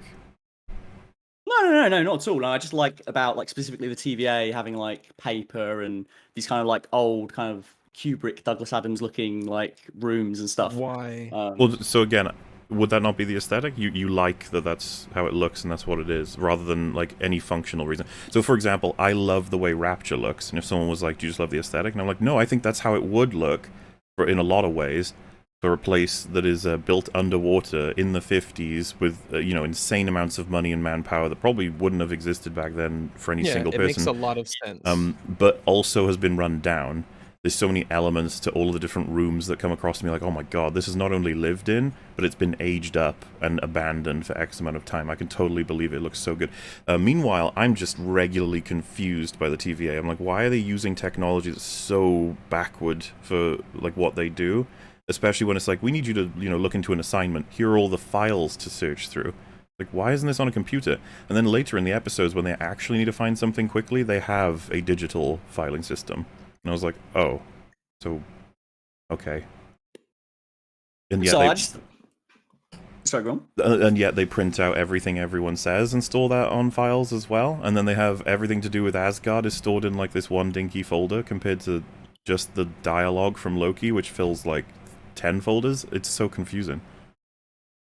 I think the aesthetic of the TVA kind of reflects that they seem unassuming. They don't seem like they would be able to take out someone like Loki. And then when they do, and they talk about like, I guess.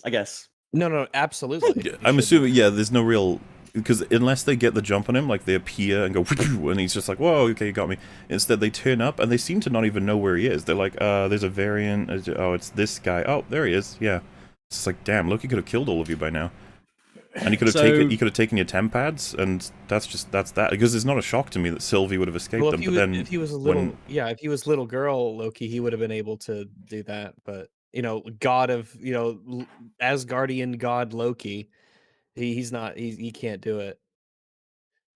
So would you prefer that they, like, the aesthetic was like hyper technological and like super futuristic? Certainly so be more what believable. would impress me is if they got a designer to combine the a sort of feel or atmosphere of this 60s tech, but everything is super advanced and useful.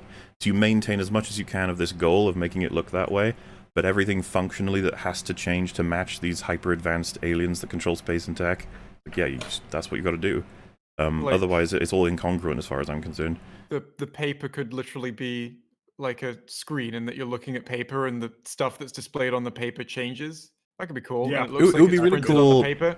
if they Have it had be- records of Loki through time, and they're scrolling through, and it goes from paper, like a stone to paper to blah blah blah, and they're just like, yeah, this is we contain all records of recording things in our records, which is an umbrella record, and it has access to everything because that's how high tech they are. Yeah, once we get to the TVA levels of masters of the universe and space and time, you just indistinguishable from magic is the level of technology that they should essentially have. Not Like, physical but they are, paper. they are in like a magical reality. So like, I don't Yeah, but mind that it as in- looks No, that lo-fi. doesn't Do you know what I mean? Because like, the argument What would be thinking that of- that the technology that they have at the moment is stuff that would it hinder them to use. Yeah. Well, we see it hinder them to use it. To an extreme degree. We see that. That's not like a possibility that happens. They are hindered by it. Fair enough, but again, I do kind of like that there is kind of a bit of an incompetence to them, as much as they are so powerful. Why do you like that there's an incompetence to them? Because I think like the way it's kind of riffing on like organized brutality and like police brutality and that kind of stuff with the TVA, and like the way they're deliberately meant to look that way, and it's very authoritarian kind of stylings. I just think it's kind of like talking. It's kind of riffing on the like those regimes that actually were incredibly unorganized or were incredibly incompetent. Like like anything with like an organized kind of.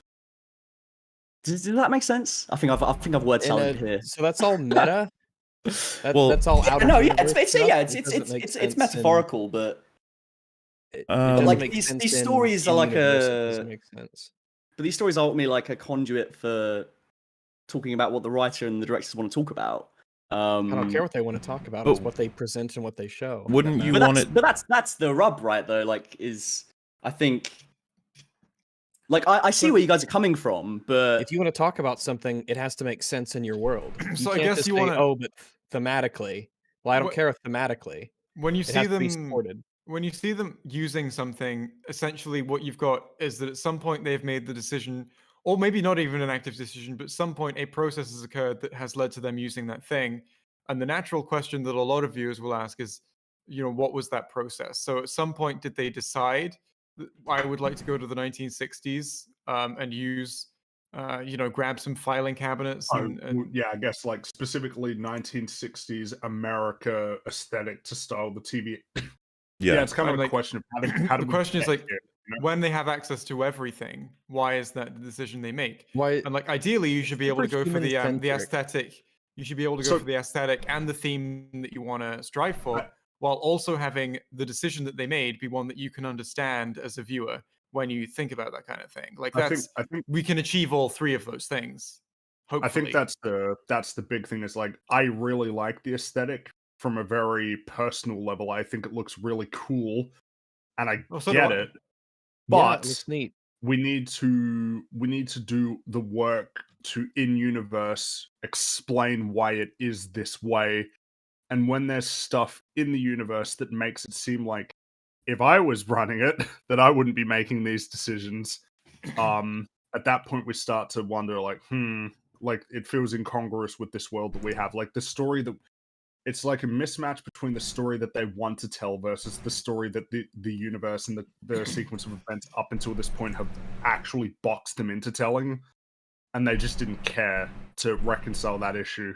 And if you want to compare it to like real life dictatorships or totalitarian regimes or whatever, then that's really fine. Like, I think, and I understand I understand what they're going for there, but I don't think they've gone the right way around striving for that with their technological limitations, because that's essentially like seeing a totalitarian regime in real life that has full access to like heavy artillery and machine guns and cool all the artillery they could possibly want, all the ammunition, all the weapons, and for some reason they've armed themselves with bows and arrows, and it's never clear why. And if it's like, well, there's incompetence in these sorts of things, it should be like, that doesn't. I don't believe that level of incompetence. Yeah, it's not quite the same as like a mismanagement of maybe fuel getting to tanks, and it leads to fuck-ups in that regard. Because it's funny you mentioned the weapons. Like, yeah, they all use batons. Like, we all expected they would have rifles. Like, why are they not rifles? And if you wanna do incompetence, like there's still got to be essentially a consistency to the incompetence with the way it's executed within. What is the way in which these characters are incompetent, and how have they reached that incompetence? How is that demonstrated within them? How it needs to be essentially congruent with, because when we look at a lot of I guess writing teams is the perfect example to go for right now. You will see kinds of incompetence in writing teams, and you can generally figure out what things do they get right, what things do they get wrong, and why, at least to an extent. Whereas with the TVA, from what I understand about it, going to admit, I've not watched this fucking show. I'm just riffing off what you guys are saying. Don't. But from what I understand, it seems like they have a incompetence, but one that is not understood easily by the viewer, which Yeah, is it the doesn't change make I would want to make. sense.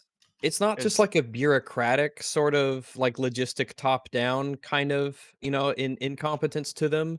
It's like at every level of the organization, they're just doing everything stupidly. like, I assume if it was understood that this was like an incompetent thing, this was a problem within the organization, that you might have a higher up who's made a decision that they think that makes sense to them, but then the staff who have to deal with that decision, who have to like arm themselves with batons or whatever the decision is, might get frustrated with that decision, and you would see the different like arms of the industry working out of sync with each other.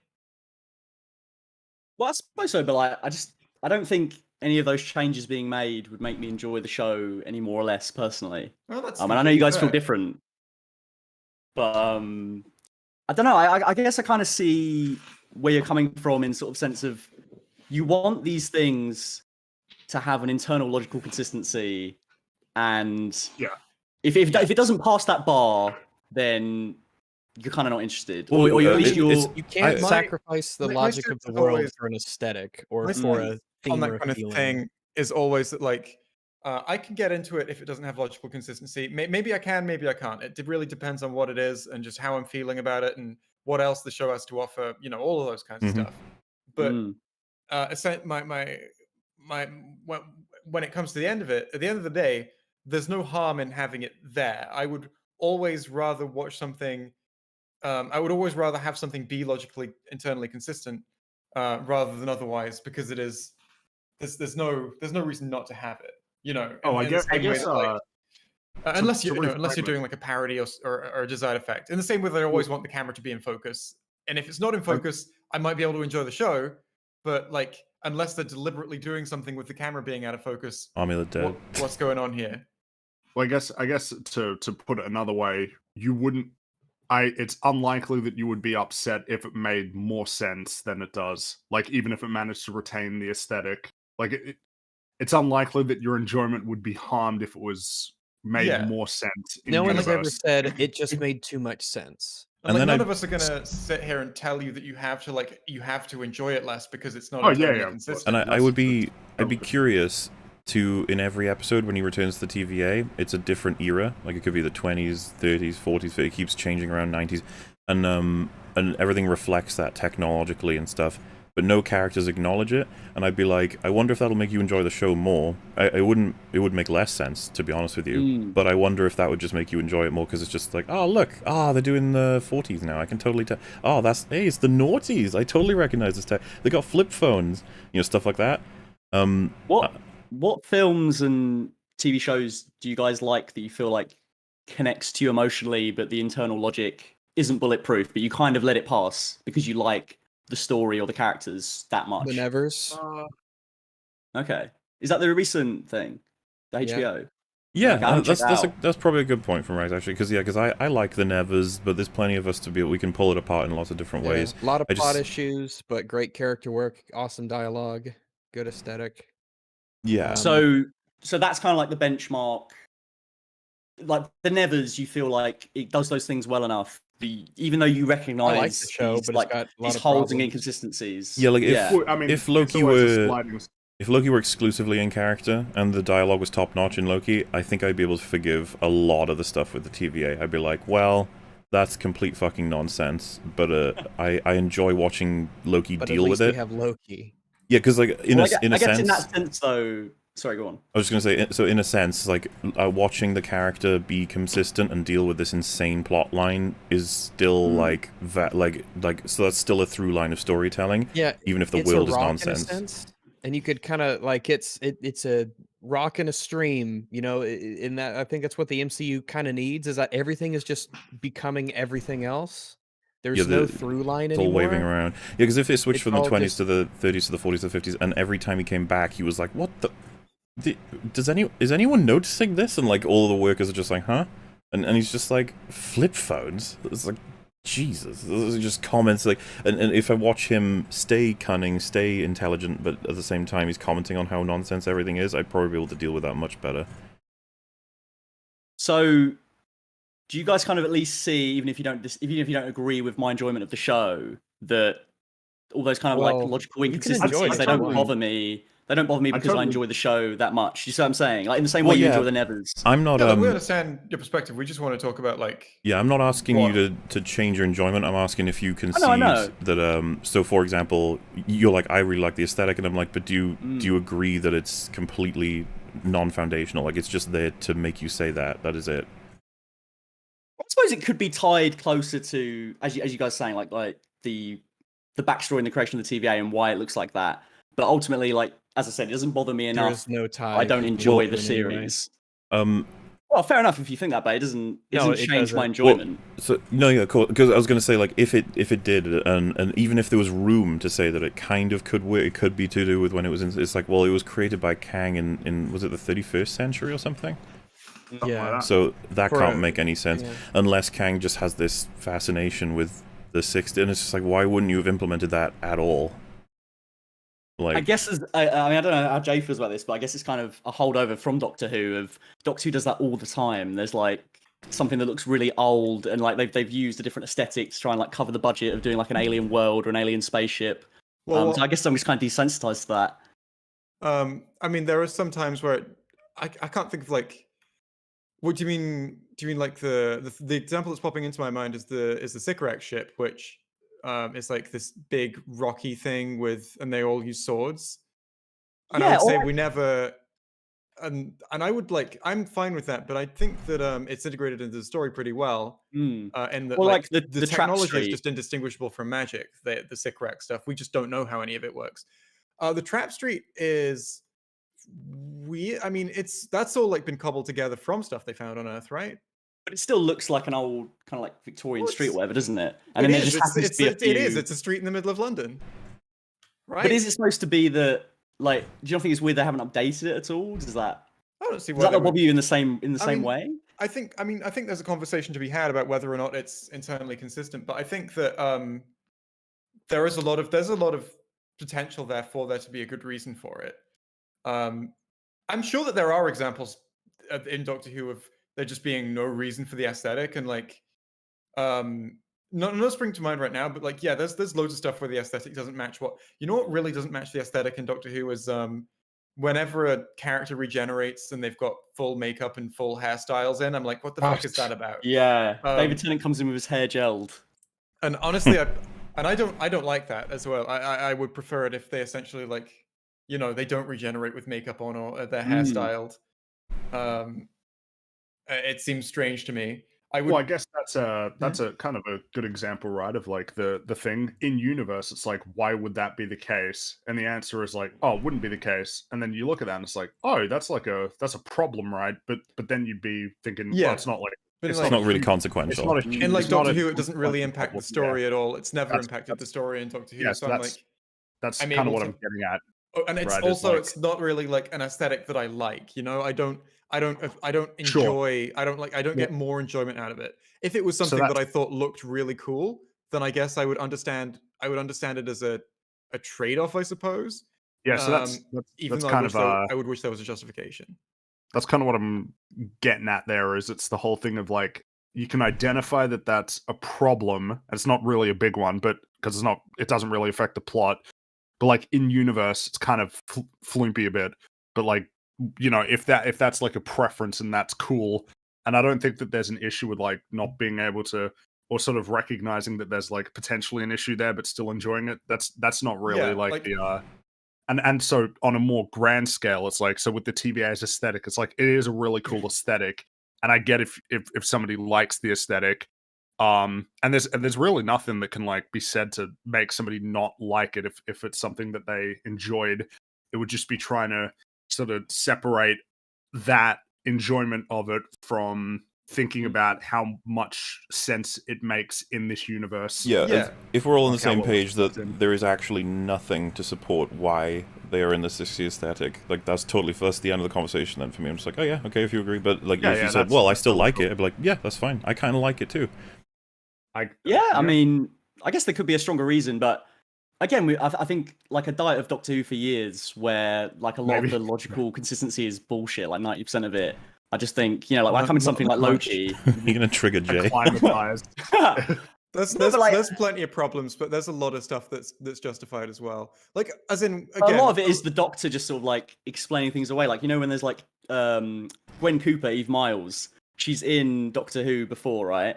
Oh And yeah, she looks like exactly the same. reusing actors, yeah. Yeah, and like, you know, there's no logical reason for that except for the Doctor saying, "Oh, it's genetic multiplicity, right?" And then like you're just expected, like you get no textures to that. You just like go, "Oh, okay." The Doctor said some bullshit, whatever. Like they just want to move along because it's not ultimately that interesting why they recast Eve Miles. They recast Eve Miles because she's a good actor. Do you know what I mean? It doesn't affect the story. You know, it's just like, here's a thing that I don't know if the TVA using 60s technology affects the story at all. It does. I haven't seen this show. So But, just a quick rundown, right? So the way that they file everything is incredibly inefficient, and it's going to cause them just general. Like, I'm surprised that they even have a limit on their warehouse or whatever for storing things across it does time and affect the space. world building as well. That too. There is Then the there's world building stuff. their technology Yeah, is incredible and simultaneously like cavemanish. Like they have the ability to hit you with something that slows you down in time, but nothing else. They have the ability to zap you into future, like to erase you, and they're attached to sticks. What are you doing? And this causes them problems. Like a little girl defeats them because of this. So like stuff like in Doctor Who, where you've got the Sycorax, for example, which is like a spacefaring alien race, and each of their soldiers carries a sword. Like, we never see what they actually do in battle. We don't know if that is like, you know, if that is the weapon that if they would charge, like, if like that's fine. But the point where if you then saw an army of them land and then charge like a human military force with their swords, and they all get like shot down, you'd be thinking, okay, why is that them? Why are they using swords? You mean like so swords? The swords could be ceremonial. They could be a part of culture. Yeah, like we don't know. As in, we see and as in even in the episode, as one of the swords gets a ceremonial use. Like they talk about like ritual combat with a sword. So you're like, maybe, you know, the soldiers have there's plenty of room for you to think maybe the soldiers each carry one for that reason, or maybe they're fucking swords with like some technology in them that means they have like they do blasts or something. I don't know, you know. There's your mind is free to run wild with just what you see on screen, because ultimately it's a background detail that doesn't actively contradict anything. And if you're wondering like what is going on here, like what's the obsession with figuring this stuff out? It's just like we look to try and celebrate the people who do work to justify all of this stuff from the ground up in ways that are not even overt. They just have it casual dialogue or you know, environmental storytelling for why these things are the way they are, versus people who go 60s aesthetic would be really cool and I just want it. And so there it is, and it's like I just think that there's. That's why they have it. I appreciate that you think about these things and that like you want to discuss these kind of like finer points. I do think it's interesting, and like, you know, like, I think there's a level of it to, you know, to it that you're right. Like, why don't they just have rifles? I totally get that, but it doesn't that impacts the plot like it should. At yeah, least. but you know, as I say, I mean, I sound like a broken record here, but like it ultimately doesn't change how I feel about like no, that's fine. the emotionality. Don't ever feel like you have to concede your feelings are now different at any point. I'm literally just asking you if you see the same thing I do when I say something like I think can't. Fundamentally, we agree, right? Well, I think so, yeah. Because I was going to say the next thing I wouldn't mind talking to you about, and I do actually want to get your feelings on this. But how do you feel about the MCU up to now has been the result of one man choosing which one of infinite trillions of choices everyone could make, and he puts it into one timeline? How do you feel about that? What does that mean to you? When you say feel, do you mean like in terms of like everything I've watched up to this point? Well, my argument wouldn't be that doesn't make sense. That's like, I don't think I could say that. I think that with what they've told me, I'd have to just concede, all right, that's apparently how it works now. But how does that make you feel about, well, the events of the MCU so far? I think it takes away from like any of the emotionality that I remember across the last 10 years. I think it's just kind of like the way I see it is he's not like taking a magic wand on every single scene we've seen previously and forcing people to do certain things. He's just clipped the other branches so that this timeline we're watching. Oh, sorry, he's still going. You're right. Oh, not for me. What did you miss? You see, the magic wand is when you cut out for me. Okay, so yeah, so like I don't see it as he's physically going in and directing these events. I see it as like, you know how there's all these different timelines that we later see. I just saw it as like he's clipped all the branches so that this specific timeline he's chosen is the one we're going on. We don't need to worry about necessarily like what people are doing. We just need to make sure that it doesn't branch out. It's about So clipping that's the that. same thing. Well, yeah. So if I could just reframe that, right? So if I'm choosing one sacred timeline, and that means that Fringy has to walk into his house, grab his coat, walk out, and go to the store, that means Fringy cannot go or do anything else. And if ever he decided to do any of those other things, I clip him. And from what we understand, with the multiverse being accessed, and there's trillions and trillions and trillions of options, that means everybody's doing everything conceivably possible, and he decides which thing he wants to happen. Yeah, if you stray from that, you get murdered. Literally, I don't necessarily like being late for work can get you murdered. Yeah. But I don't see it as like he's actively trying to cultivate events. I see it more as like this Fringy example, you know, he could go get a pint of milk today, he could go get some coffee, and the timeline we're on is the coffee one, and he ends up going get the milk. So It's not that he doesn't have free will, So it's all that the versions we're of clipping him, it. where all of the versions of him that chose milk, they get murdered. And their universe gets murdered. Yeah, like I get what you're saying. Like he just lets Fringy do whatever he wants until he goes off a plot line. But the thing is, there's a billion options to go off the plot line at any point, and every time he does, it gets snipped. And so it's like a what did we end up calling it? It was post-determined, like yeah, like it was because it's a matter of every single thing they could do happens, and then you just snip away all of them except one. Well, is Right. it clear that it's like how many versions of the timeline is it suggested Well, there are? if I can get end of you, the- Infinite. yeah, I'll get you a little Now. image. Yeah. Infinite? Oh, That's a lot of clipping. actually, wait. Can you get the image for me? I don't have episode 6, unfortunately. Oh fuck. All right, hold on. I need to. Hold on. This might take me a little bit. Hold on. It's like there is this big old light line that represents the sacred timeline, and the second that Kang stops controlling it, it splits and splits and splits and splits and splits and splits and it's just splitting infinitely. Right. Which I mean, which- as in, which- like, the in point terms is of he the number of prevented that. people- The number of people in, like, what I'm thinking of is like number of people in the fucking universe as a whole. Yeah. You know, seeing a lot of splits. That's like, you know, maybe one decision per like. That's just a matter of the inability to present it, because this is the thing. If you had a line and then from a split second forward, there's no more pruning the timeline, it would just explode into a giant Yeah, bit it of would light. be inconceivable amounts of. So they show it as the line splitting, and I actually complimented them. They put lots of little lines in there. They really did. I think if Fringy can get the image at one point, you'll see it. But it's the best they could do without it being inconceivable, like Greg said. Did you feel like it kind of that decision undercuts like the previous moves that you enjoyed? This is why I was appealing to emotion. I hate it. I hate that they did this. It fucks with my perception of the MCU completely. When I watch Iron Man make the decisions he makes, it's not because Kang stopped him from making any other decision. It's funny you say this the other way, or he would have been murdered. You know, the writers of Endgame, they actually were quizzed about like, oh, what do you think about like alternate realities and all these kind of things like Secret Wars? And they actually said like, we don't like it because like it kind of takes away the autonomy that, you know, if Tony Stark can do one thing and there's like a million different other versions of him that have done like the opposite decision, then like why are we following this one? How do you get that? Microsoft Paint blocks Disney Plus. You can't take screenshots. Oh, just Google it, probably, right? Like I the just use Lightshot. Yeah, Lightshot Use should. OBS. No, OBS I think doesn't work either for that. Really? Disney Plus and Netflix, they have this thing built in where they go black if you turn on any recording software. Not for me. Oh, interesting. There you go. There's your second. I think I remember having to change my OBS settings to get it to record Netflix, but I can record Netflix. That's how I've done several of my reviews. All right, Jay. Netflix screen. There you go. See, all those things supposed to represent like lines moving all over the place and everywhere. And I do think, in fairness to them, that's the best way you could probably show it without it being just bullshit. Yeah, I agree. It would be pure blue with.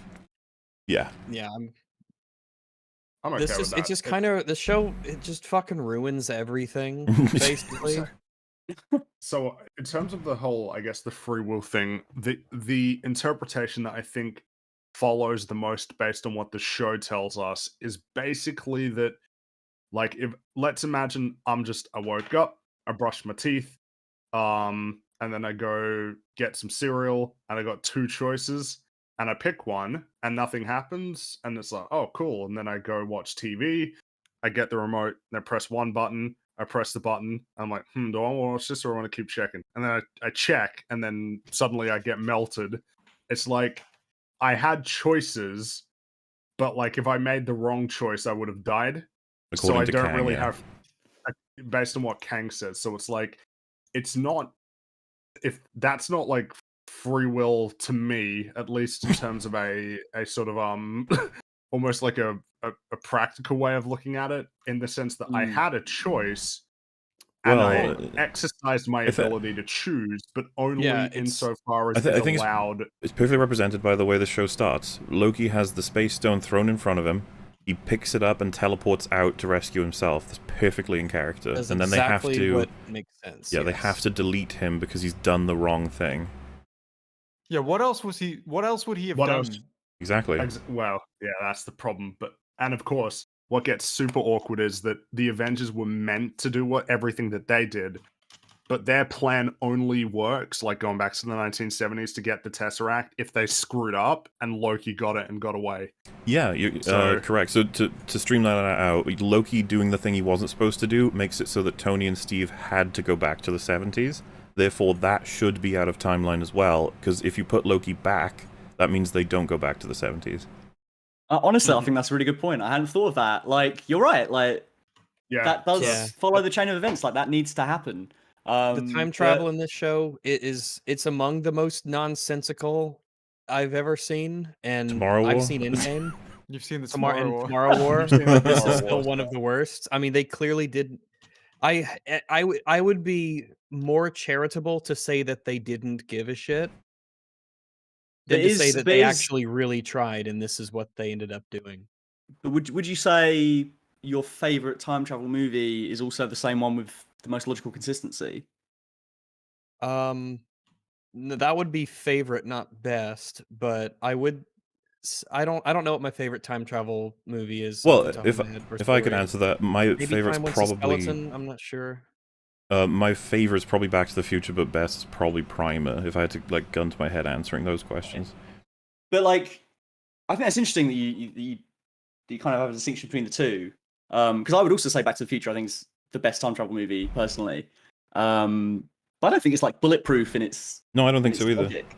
Yeah. Whereas Primer is, and I actually think Primer's a good film, but ultimately, you know what I mean? Like, what one do I want to watch right now? Back to the Future every time. Oh, absolutely. It's a balancing act, because it's about thinking about what are the other elements of the film that are really good, like what Yeah, are, in terms of like Back to the Future, the character is really great. So there's that balancing against the more floopy time travel stuff.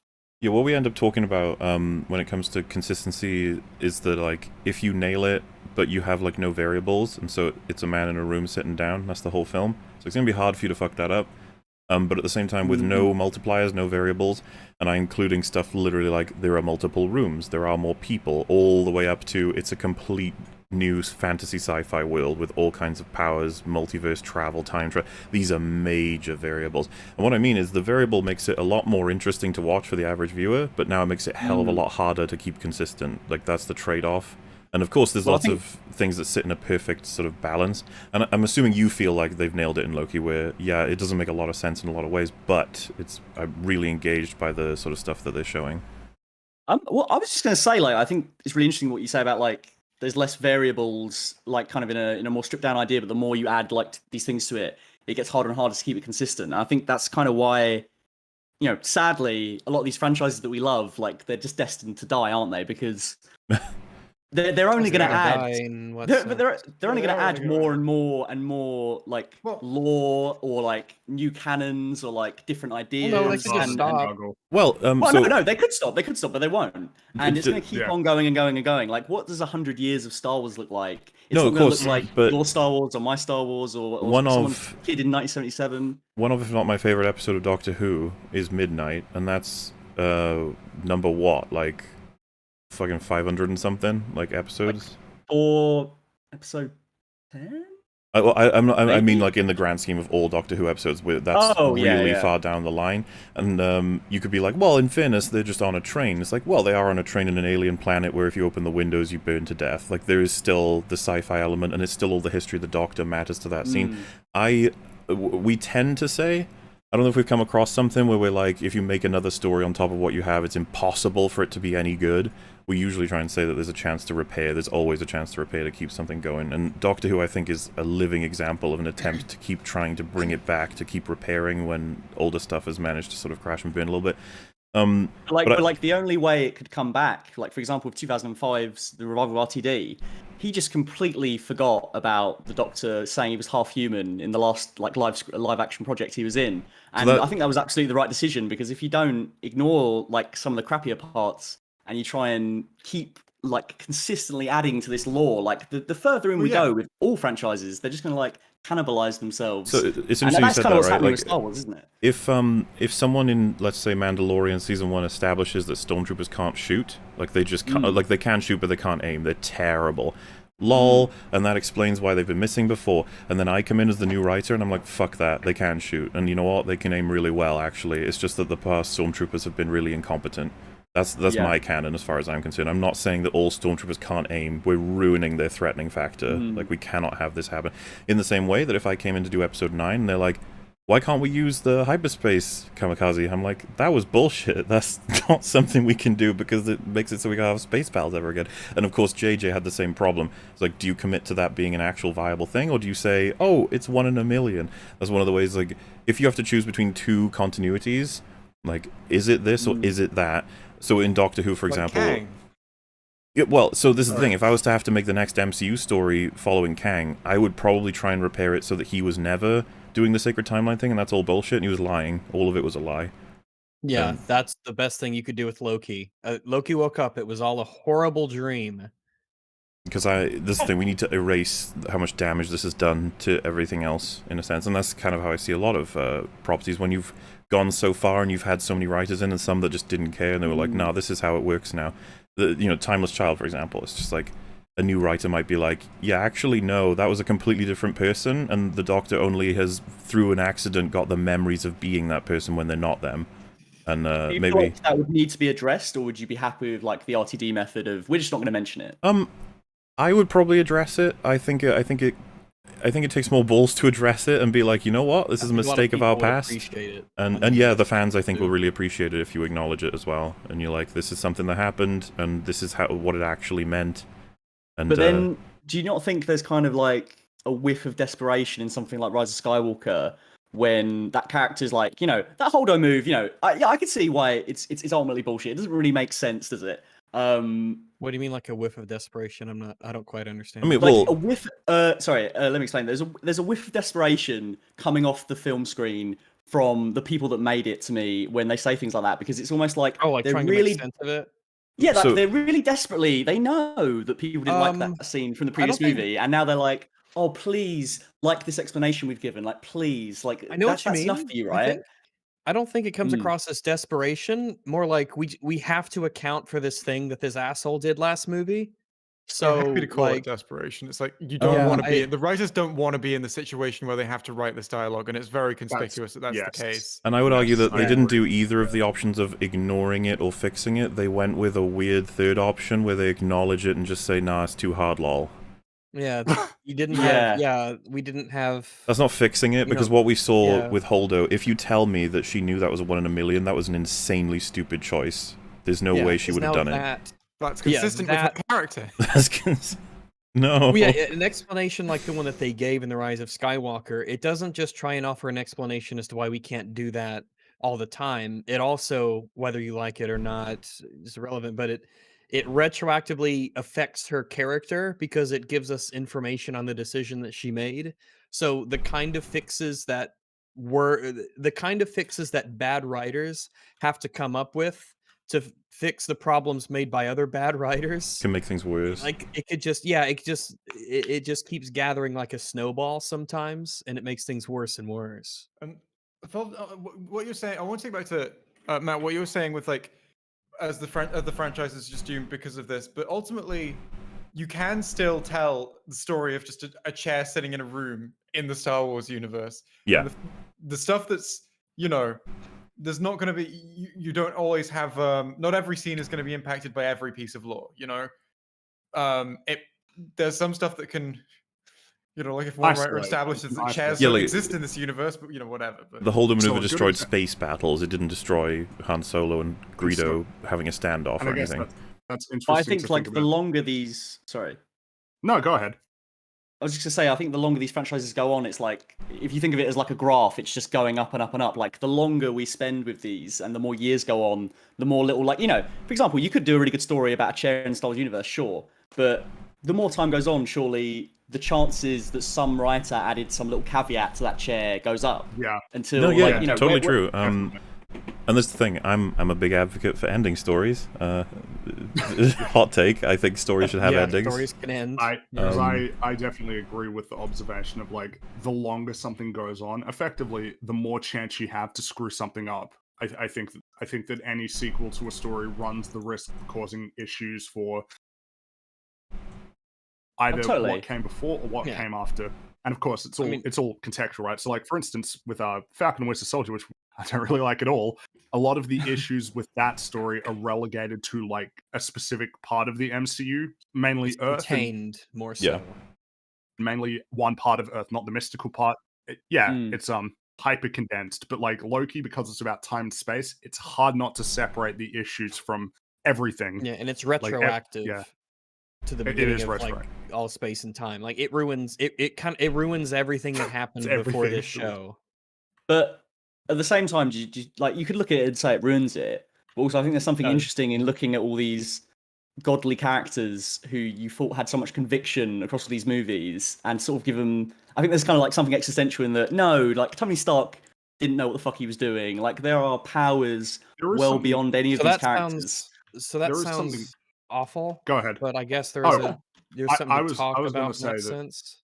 I was going to say that is an idea that could be interesting for sure. I think there's a point where you need to do a balancing act in terms of what you value more in terms of the story. It's is it worth exploring this concept if it means potentially undermining everything that we've seen before? Yeah, you are not talented enough. And at that point, it's about maybe weighing up our goals. What are we going to achieve by doing that versus what can we continue to achieve with what we already have, if you get what I mean. And I would say go ahead. A power leveling like that, so being Loki, the gods and everyone, they're nothing compared to the TVA. I don't know if we should reach caps like that, because the TVA have kind of just made it now so that nothing could possibly beat them. Who's going to be coming above there? They control time and space and the progress of reality. Meanwhile, when you have something like the boss of 2012 Avengers that our team had to work hard to defeat, someone who's been a thorn in the side of our characters for a long time, the opening of the next boss shows him literally executing that villain. To me, that's an amazing power creep. That's just holy shit, you just tossed away the guy who's caused so much trouble for everybody. Yeah. This guy means business. Compared to, we control reality, so we kind of outclass you. It's yeah, I guess you do. It feels like all this new stuff is an interloper in an established universe, and they don't care about things like power creep. They don't care about things like stakes. They're just a leech on something else.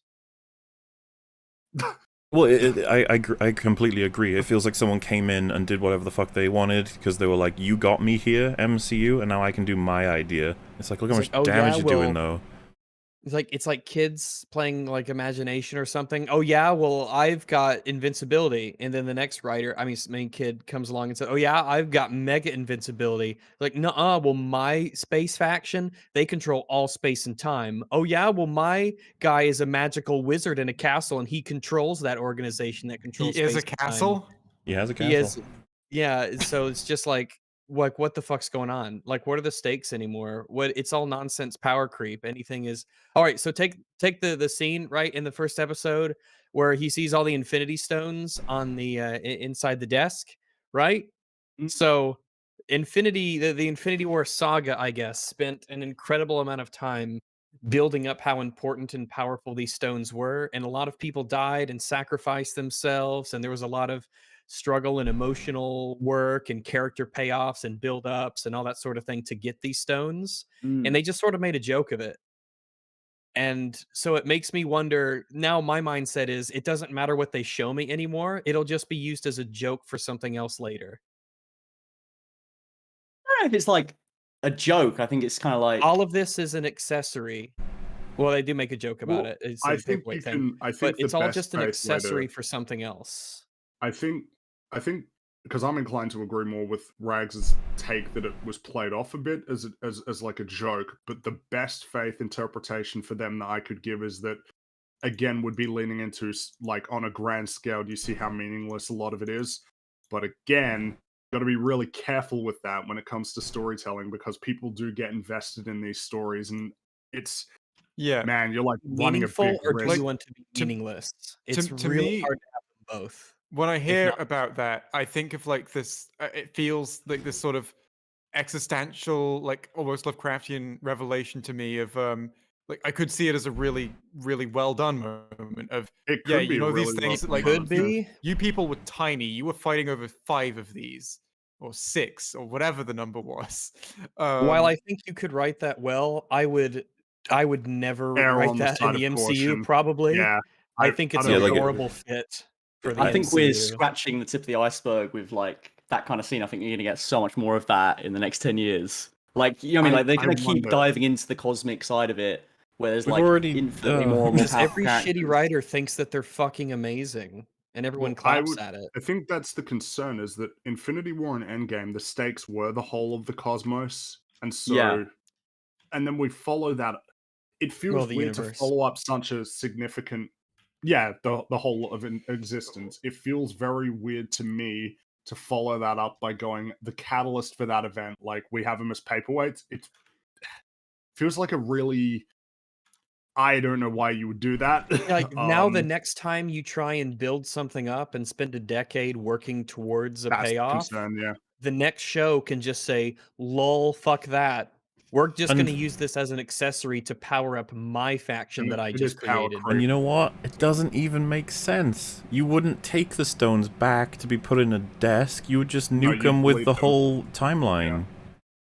It doesn't even make sense to take back variants to ask if they're guilty or not. You just nuke them. And I guess that's the thing as well. What we later learn is that there are actually duplicates of things just in the same timeline because like everything gets sent. Like the things that get deleted don't get deleted; they get sent to the end of time. So they're not really deleted. So They're they could like be murdered by moved. a cloud To be monster mo- that's actually not a to be- big deal. Can I bring up Yeah. my? I've got a favorable comparison in mind, and I Okay. want to because again, not seen this show. I don't know how any of this is executed. To me, the idea of going somewhere like where this is the faction that controls time and reality, and they've got countless of these things that that our entire universe is revolved around, but the cosmos and reality as a whole is so much larger than just the scope of what we can see and what we know within our sphere, even if we think our sphere is huge. It reminds me of the scene from Lost Ark where they put the Ark in a box and then put it in a warehouse full of these countless boxes, and it's unclear what's in any of them. Yeah. That's, I think, and I mean, do we all like that scene here? Yes. Yeah, yeah. That's, I think, that is the desired, essentially, impact of a scene where you see this faction that's just got loads of Infinity Stones lying around. That's what I would want to get out of a scene like this.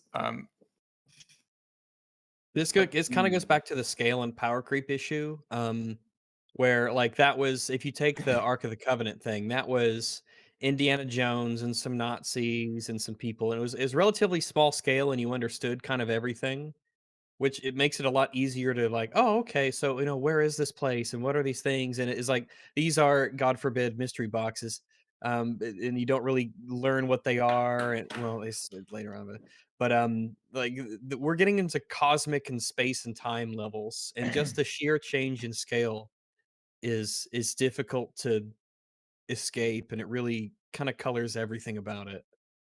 I will go on record as saying I like there being lots of Infinity Stones in the TVA.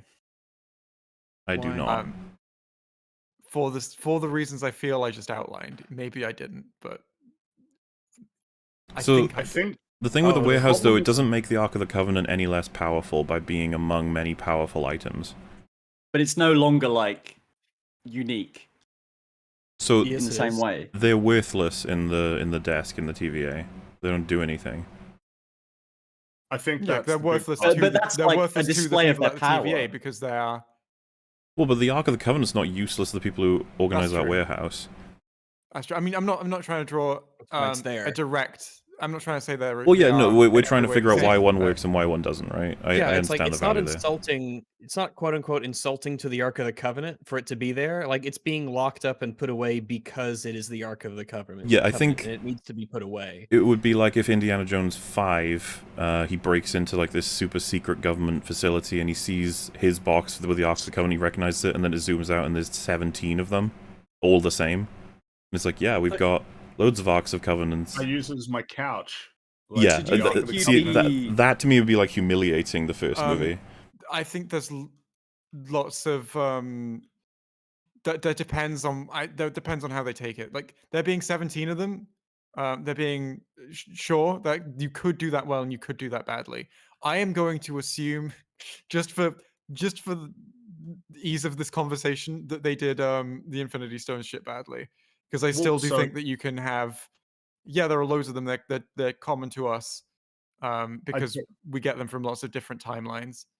I think I definitely like understand where you're coming from. I think the issue is when I see like 3 soul stones in a drawer and they're like, yeah, you know, we use these as paperweights. It's like I'm thinking, man, like Black Widow died for one of these, and like Yeah. you use these as paperweights, man. Like, Would you be happier if we sort of got that scene, and then obviously earlier you guys were saying like, how do they beat all these super powerful characters, and you kind of like find out that because from so many different variant timelines, they've got all these Infinity Stones, like they're basically powering their whole ground operation with them.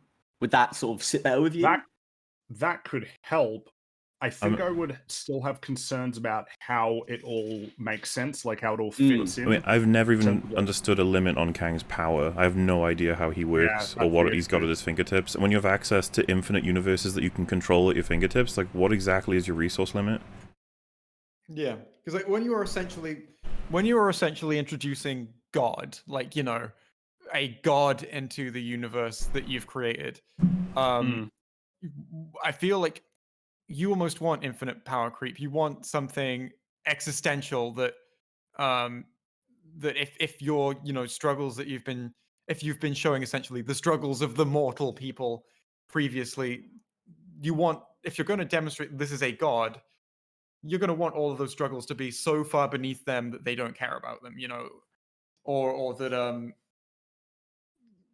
what is feel like- incredibly valuable to the mortal people would be just another thing to a god who has access to not just all of time and reality but infinite versions of time and reality. There is going to be, it makes, I guess from a world building perspective, that is something that makes sense that it is there, because to a faction like the TVA, they're not going to find value in something that when they can get literally infinite copies of any resource. Which is why they shouldn't even be there.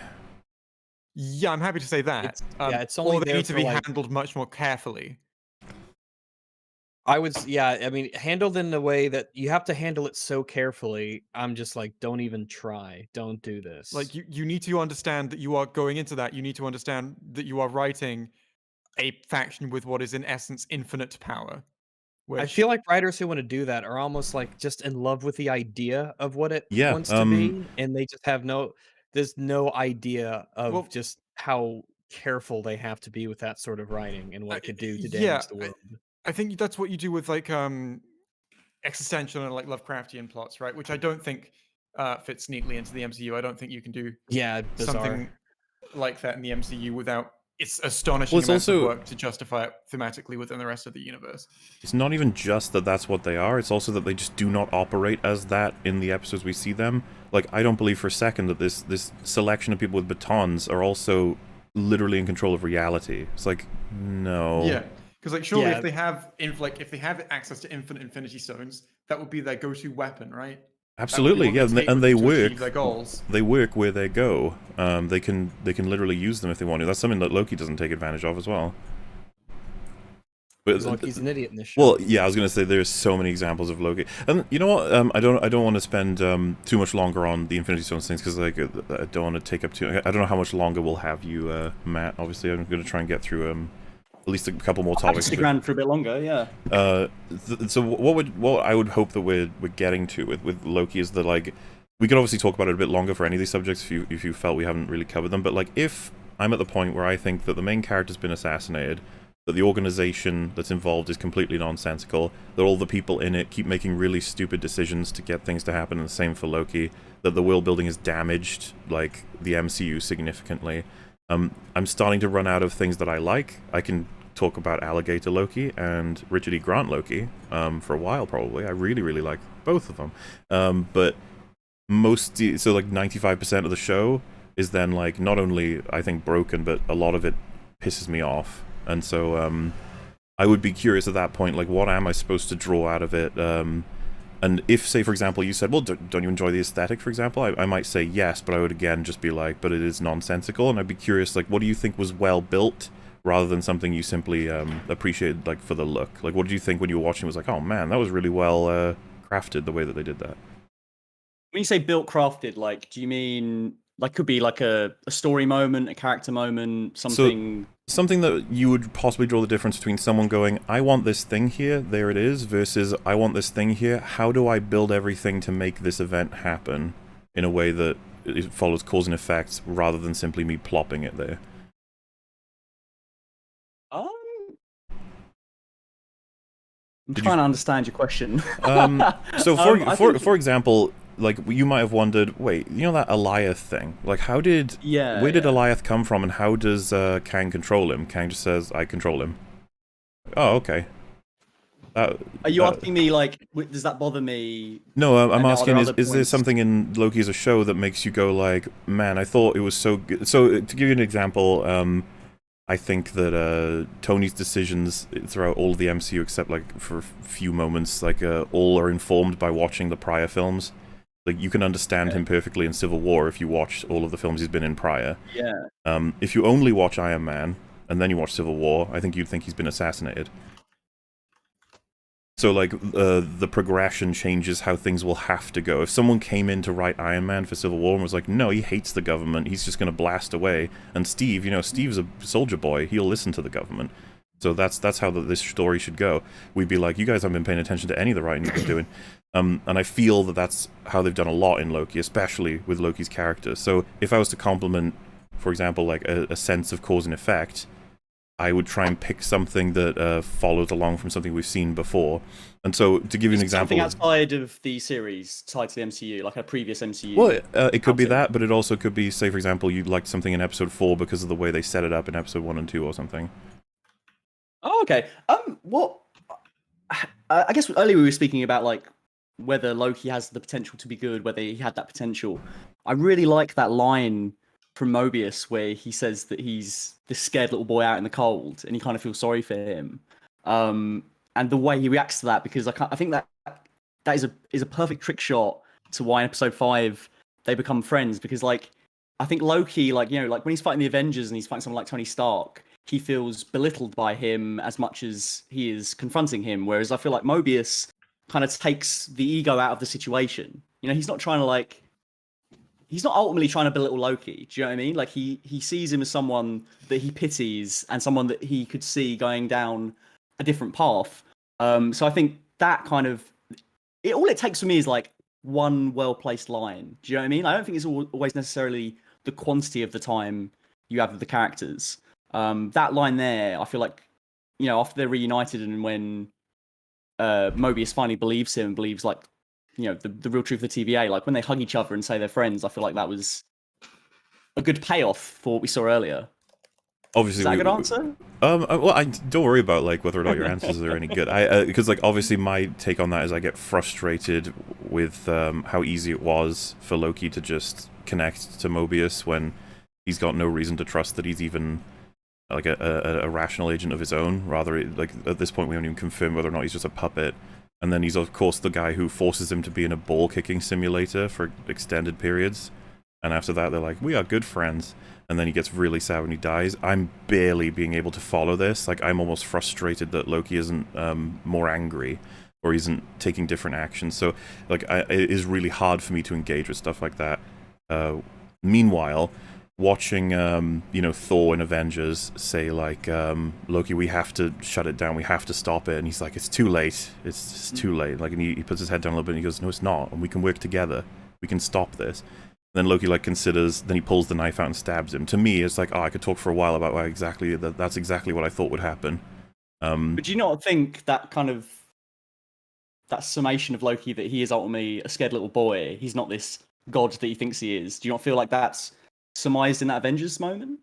I think that to say that Loki is more of a scared little boy who has trouble figuring out what exactly he wants from the world is a dramatic oversimplification, and that this is a man who's lived for more than 1,000 years, and he's incredibly intelligent. The only thing about him. Do you see what I'm saying? I don't think that's the final point of description. I don't know if him. I think it's definitely a factor. Loki would probably consider that him being talked down to and insulted. That's kind of where I was going with that. I mean, are we accepting the distinction between 2012 Loki and Loki at this point, where if we accept the change, then this follows? I don't know. If we accept that Loki was transformed into a totally different person, that's what my answer was going to be. It's consistent with the show that is Loki, but not with the place they took him. Yeah, which might be the key to all of this, is that every decision I watch him. Yeah, every decision I watch him make and everything I see him say, I feel... So all the way to episode 5, when she says, Loki, you can get out of here, and he goes, if you go, I go. I was like, so Loki wouldn't say that, but I guess this new Loki might say that. But redemptive arcs in this kind of big operatic fiction, they're always kind of messy. You were saying earlier, he kills 80 people in 2 days. Messy. So, I don't know if this answers your question quickly, but I wouldn't... It's not the action I have a problem in that scene, it's literally the dialogue. I don't believe Loki would ever say something like that. I think that if he was going to do the good thing, like in Ragnarok, it's always going to be with a sly attitude. Yeah, okay, I'm helping you, but really I'm having some fun kicking ass here too, and I'm ordering people to do stuff. It's never entirely selfless or altruistic. There's always an element of... I don't know that Loki can ever not be more than an anti-hero. Unless we spend a lot of time. Yeah, he has to go on an Iron Man level arc where he's a protagonist for 3 movies, and we get to really chip away instead of sitting in a room watching a couple of clips. That to me insults character writing as a whole. I also think with not just this, but any form of media where it's typically a villain character that's now getting their own spin-off, or now they're the protagonist, they always get retconned a little bit. I wouldn't argue that Eddie Brock in Venom is Eddie Brock, really. Do you know what I mean? It's they've retconned that character. But that's a different that's a different continuity. So yeah, but even something say Fast and Furious, right? Sure, Jason Statham, sure. He fucking kills Han, and then in the next one, we get all this added detail about him that he saved his boys in the army or whatever. You get more texture to him to sort of go, oh, he's not such a bad guy. And then the next movie they undo that he killed Han. Well, one of those is explaining why a character did something after the fact, and the other is completely changing the character in a sequence of events. Yeah, but it's a soft retcon of sure. He you look at. I mean, I don't know if you guys enjoy those movies for the ironic fun that they are, but you look at something like Furious 7, and he's the Winter Soldier, the Shaw character, and then in 8 he's helping Dom save his baby, and then in 9, well, he's not in 9, but then in Hobbs and Shaw, he's an all-out hero, and none of it makes any sense. Well, I was gonna say, I don't know that people consider them great stories or anything. I think people mostly just watch them. Yeah. So if it's bad, I like that about them. They are I think there's an element of so bad they're good. The whole continuity is a complete mess. It's so elastic, but elastic is a word for it. Yeah, but before you pass go, if you're I'm okay with that, then you're gonna have a lot of fun. You know what I mean? Absolutely. Well, that's the thing. Oh, I think yeah, people had if fun with people- Loki. I know people had fun with Yeah. Loki. I'm just talking about especially if you determine ahead of time that you're gonna like it. Yeah, you're gonna like it. is Well, I didn't determine ahead of time that I would like it. So with what happened with Loki, it would be the same for me as if they did a Hulk movie, and this is after 2012 Avengers, and he can't stop being furious now. It's like unlocked the monster in him, which is like, oh my god. And then it opens with Tony saying, you need to go to a spa. And then we cut to him, he's at the spa, and then he talks to some like old wise guy, and the wise guy is like, anger is really just an expression of your own frustrations about yourself. You need to introspect. What is it about you that you are unhappy with? And then the rest of the film, he's totally chill. He's like, yeah, that was it. That's what I needed. I'd be like, Jesus Christ, really? It was like one scene, and it's completely changed. And if someone went, well, you know, it could happen, right? People and Have you never had a moment in your own life where like someone's just said something to you, or you've gotten that tiny little detail that's just made you think about something differently?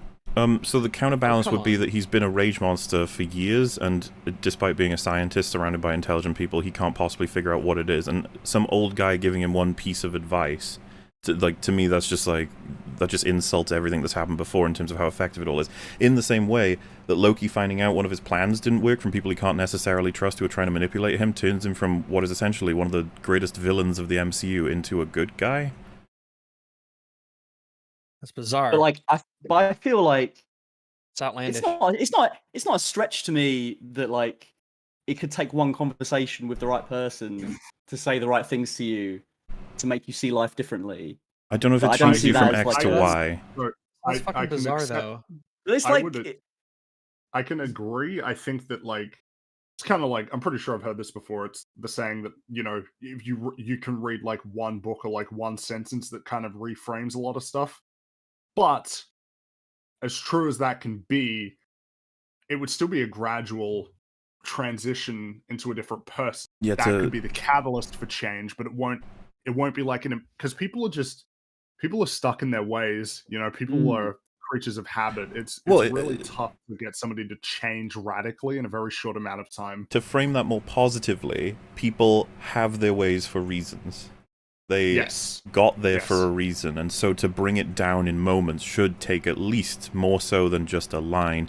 And sometimes it'll be that line, they disagree with it, and then the following day they think about it, and they're like, that is kind of, Plus, there's something to that. This line of justification creates a horrifically low standard for character writing, which essentially equates to, well, it's logically possible that it could happen. Yeah. So it's all fine. It's not for me about whether it's possible or not. It's more that That's what you I feel like said. there's been but I'm saying like I feel like there's been times in my own life where I just needed that little thing to readjust how I saw something. I don't think it's like unheard of to fictionalize that or Fair, have that be I like think, a but again- character I think if you scene. told Hitler, maybe the Jews are just people like you and I, and we should be nice, and that completely changes his outlook on life, I think that would be fucking absurd.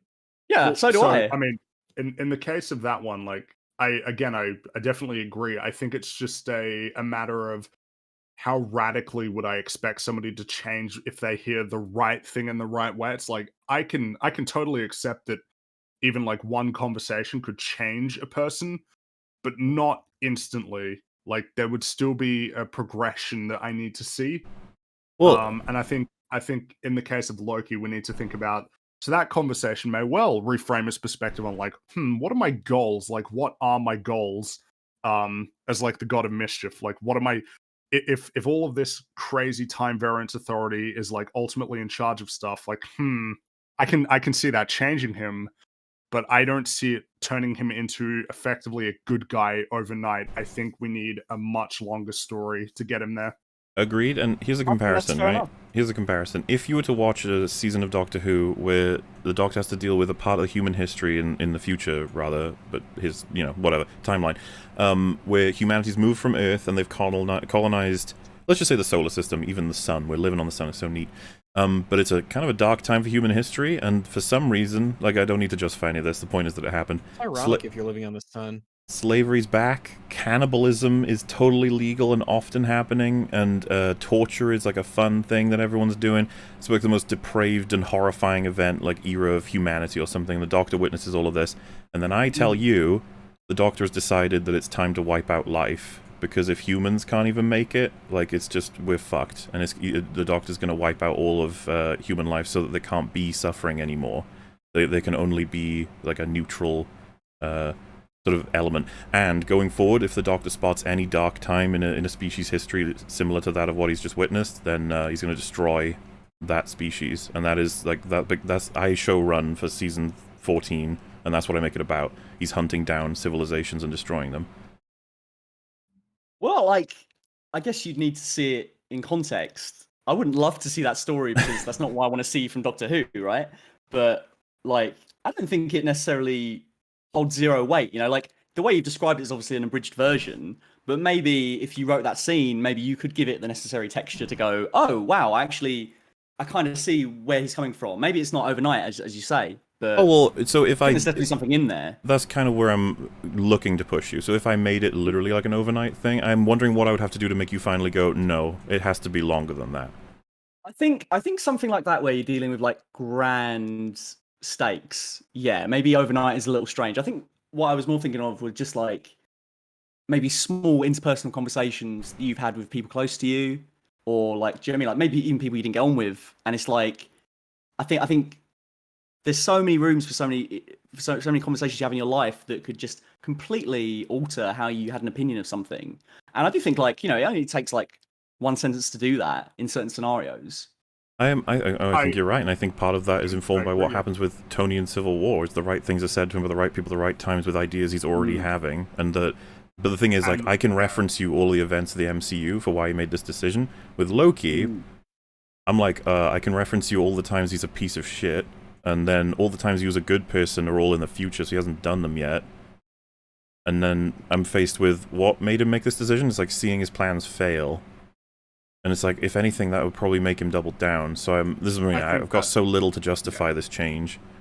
I think that's what because I imagine a better Loki in terms of when we're talking strictly about his character. I think I want season 1 him to be like a hyper villain. He's like doubling down, seriously, really fighting against like well, I don't like the TVA, I think they're bad guys, but like fighting against whatever, and then slowly he starts to accept that there is a lot that is beyond his control, and so he starts to narrow down his like, you know, goals in terms of like what he's trying to go for, and then we start taking him on the journey where he's like, maybe the things I was pursuing, like why did I do those things, like why did I actually do those things? In relation to that, who would have made a great season 1 villain? The worst Loki.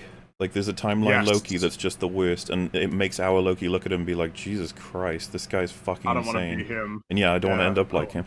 It's like, and that's the season 1 finale, and then season 2 opens with him being like, you know, really introspecting and thinking about why does he do anything that he does, especially now that he's in a position where he's got way more power and control, and that the timeline is malleable. And this is the thing, we'd want to change way more than this, but if we're strictly focusing how to turn him from X to Y, I don't think you can do it in one episode, let alone one scene. Do you really feel like he's good from episode 2? Do you feel like he's redeemed from episode 2? So to make the terms clear, it's not that I consider him a good person, it's that I think the show wants me to think he is with how he talks and how he acts. Like, so his concern for the dying civilization, his bravado in protecting Sylvie as she battles the smoke monster, is like his approach with Mobius. Like, you know, oh no, Mobius, I wouldn't want you to be hurt. Like, I'm just like, who the fuck is this person? He's like a good guy. He still lies and manipulates at later points in the series. Like when he reunites with Mobius, he tries to like play off that he doesn't care about Sylvie and that like he doesn't care about Mobius even, and he like, you know, all those kinds of things. So like that's not a bad thing to do. Yeah, especially in interrogation. But right? he's still got that duplicitous, manipulative side to him. I don't think it's like completely stamped out. A white lie is nothing compared to that. It holds basically no. I would also whatsoever. Like, I wish I could agree, but like I almost hate that he's so ineffective at lying in that scene, and Mobius is just looking at him and laughing, being like, "I know you're lying," and it's like literally it's but Loki. I think that's the progression he's taken. Like, as he's discovered more of himself, he's become a worse liar, is the way I see that. But he's been doing it for like 1,000 years. Same guy. Liar.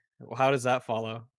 Well, I mean, I guess he is literally 1,000 years old, but in the context of us watching it as viewers, it's, you know, we've only been following him for 10 years. Our context is he's 1,000 years old, though. It doesn't change. That's what I mean. This is part of what makes it hard for me to believe he's so incompetent, because like he's been doing this for so long. But like, do you think the 1,000-year thing works for any Asgardian character in the whole MCU? Because, like, honestly, I think it's kind of flimsy. Like, they don't mention it a lot, and then they mention it a little bit in Dark World, like, you know, a human life's a heartbeat, and then they don't really mention it again, and then, like, you know, like in Infinity War. Well, So, that's the I line actually- of the show. They need to adhere to it. I think it helps them in many times. So, for example, I believe Thor when he's always invested in trying to save Loki because they grew up together for possibly hundreds of years. I can believe Thor when every other Avenger is like, "Fuck Loki," and Thor's like, "No.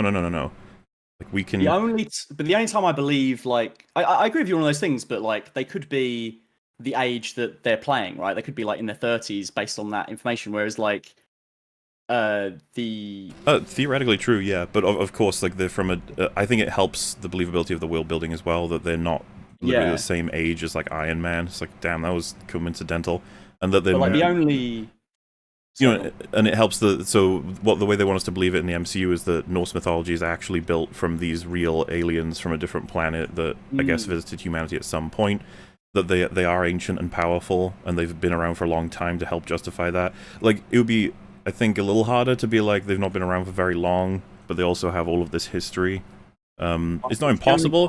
All I'm saying is giving them this long history is helpful in many ways, and so breaking it, you don't need to break it. Why would you break it? Why not adhere to the fact that Loki is talented, that Loki is a good liar, and that Mobius wouldn't be able to outfox him? I just would say I think the only time I really do believe that Thor is 1,000 years old is in that one scene in Infinity War where he talks to Rocket, where I actually like feel it emotionally rather than just something that is stated. Do you know what I mean? Like when he talks about the amount of people he's killed and the weight at which, you know, Thanos has bested him and killed his brother. Like I believe that guy's carrying 1,000 years of war. But I think generally in the MCU, I don't think they really strike that tone with Thor very much. I mean, I vaguely felt it from how he speaks. I think I kind of get what you mean, though, in the sense that it can sometimes be hard to move past just how old they are, and so consequently just how little time relative to how old they are they've spent doing Avengers stuff and being part of this world. I think I get what you mean, but at the same time, I also do get the sense that they have been around for a really long time in universe. That makes more sense to me. Like they literally have, but like in terms of. It's part of how I accept Thor as certainly in Avengers and Age of Ultron. He's like the very big difference between him and a lot of them is that he's a god that's ancient, that has power, while they're human beings that have variables. And like I've always felt that he did speak that way. The dialogue they create for him. He does speak that way for sure. Yeah. Yeah, and I definitely like in the way he speaks. But I mean, like they go through changes, the Asgardian characters, at the same pace and period of time as the human characters. No, yeah, and I agree. And I think the ones that Thor goes through are much more informed than Loki's, like, you know, between minutes. Would you argue this is a very, like, vitriolic time for these characters? So they could have, like, a lot of stuff is going on. No, not vitriolic, sorry, volatile. It's a very volatile era for these characters. I got those words confused because they both begin with V.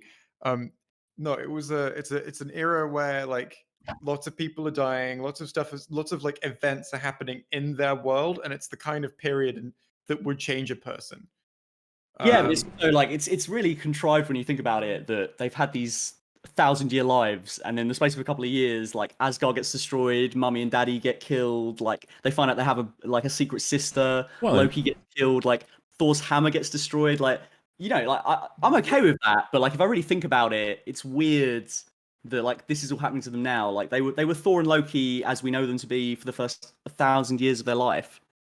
No, not in this exact same way, but as in they probably did have stuff going on before that, but I don't think it's totally contrived because a lot of stuff happened because of other ones. I was going to say a lot of those events circle around the Infinity War. Reaction. Like the Infinity War covers a lot of that stuff, like the Ether Stone and everything. But similarly, I would argue that there's probably lots of dramatic events that have taken place across Asgard's history that we're not aware of. Yeah.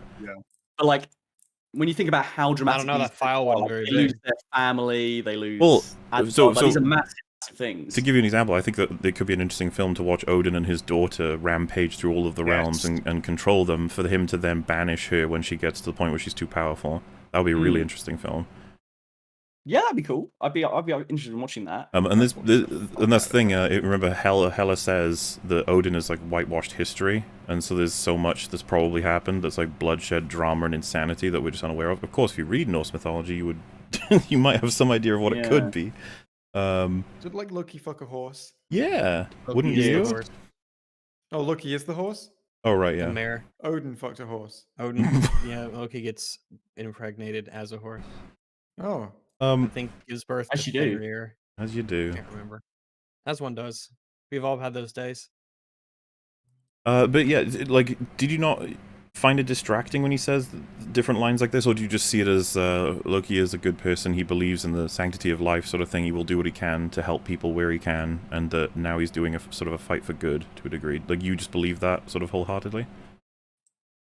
But I don't see it as like he's good, as you were saying earlier. Do you know what I mean? Like, I think he's like he flip flops between the two. Even before this, you know, like he's saved Jane Foster in Dark World, and you know, he's consistently been part of excuse me, been part of like Thor's efforts to sort of like save the galaxy. You know, that sort of thing. And like, as much as he is still there's parts of him that's still evil right up to Infinity War, I still think the whole point of this character is that he flip-flops between the two. Again, to get away from good or evil, calling him a good person or an evil person, that his value, that's why I said sanctity of life. Like, he clearly now thinks that lives are important, you don't just throw them away. That is clearly incongruent with 2012 Loki, who will literally just execute people casually.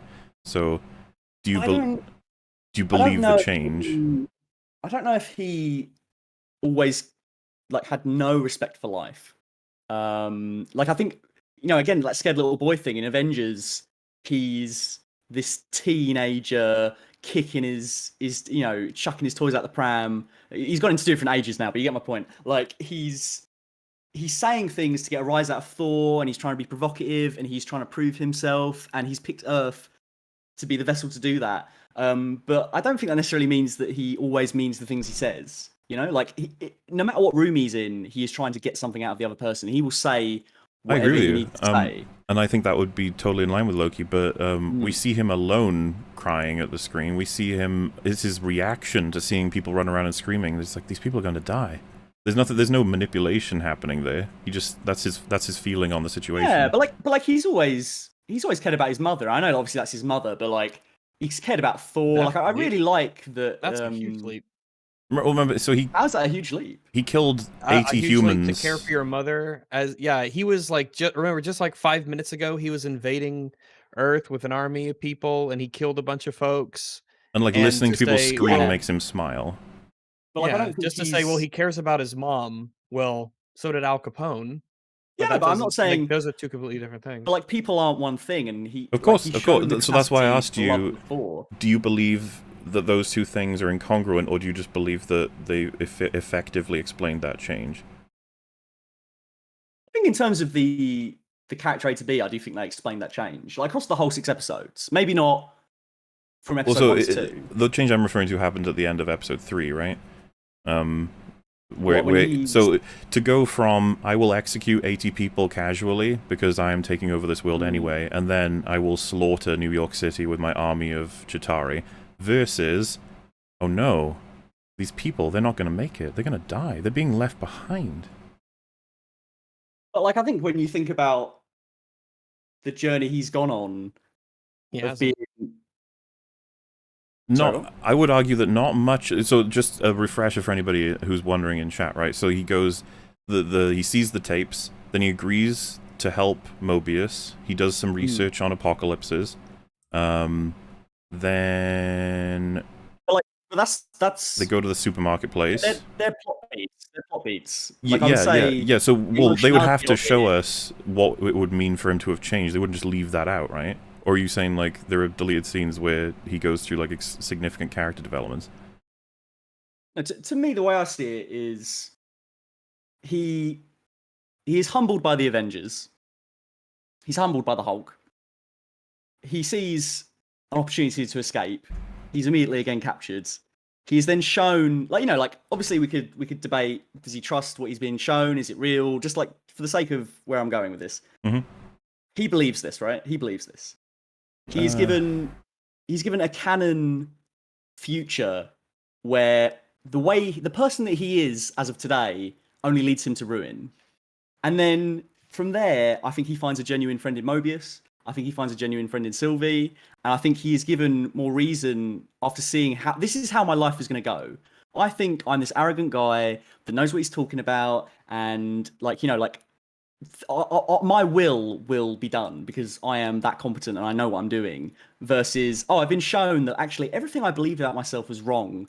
And I'm bullshit. Do you know what I mean? Like, I think that would at least give you the impetus to sort of view the world differently, or maybe like consider feelings and thoughts that you'd maybe shut off before or hadn't even experienced before. Like, for example, Loki giving a shit about all these random people that, you know, in another movie he would have been like, they don't matter, they're beneath me. I think it's kind of nice that he cares about them dying. Yeah, I think that's all assuming facts, not an evidence, and it's just claiming that things presented are just true. Feels a little bit arbitrary how they happen. Yeah, but like Anakin turns into Darth Vader in a couple of days. That's, do you know what I mean? Like, pointing to another bad thing is not a good argument for you. I would avoid that. I think they rush Anakin as well. Yeah.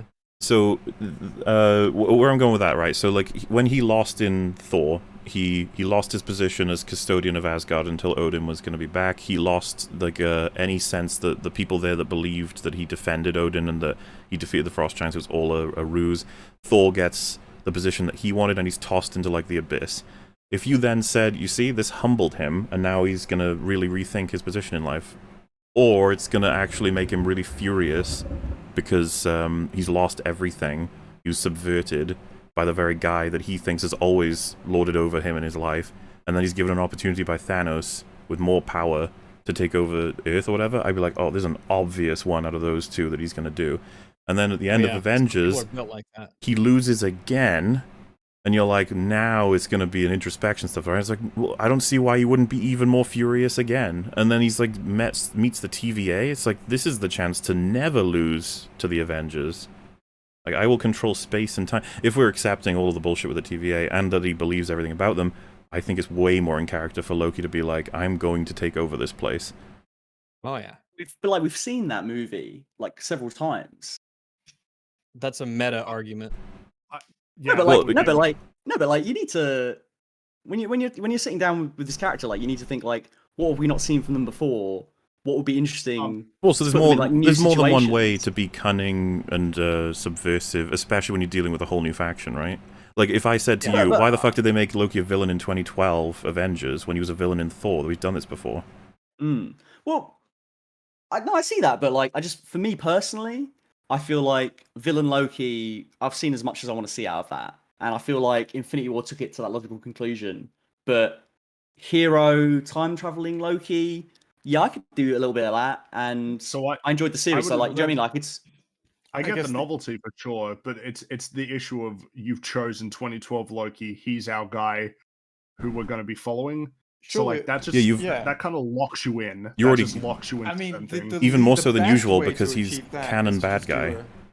The best way to achieve that, and I still think this would be cheap, but then just like, oh, there's a 1,000-year time skip after Loki gets captured by the TVA and he's been working for them for ages, and you can say all of that development happened off screen. We promise. Oh, like, man. Oh. I still wouldn't like that, but I think it would be better. I think that's better. That is better, but it's. I think that's actually better. Yeah, because essentially at that point we're getting introduced.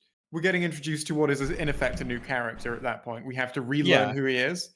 I don't hate the idea of doing massive time skips to. I would say 1,000 years of events have happened. Not yesterday he was evil and now he's pretty good. Because essentially at that point you are being introduced to a different character. I'm appealing to a preference here, but I would way rather go with the fringy one of like the first season is us breaking him down. Like that is the focus. I mean, I would love to see. I would love to see villain Loki being broken down.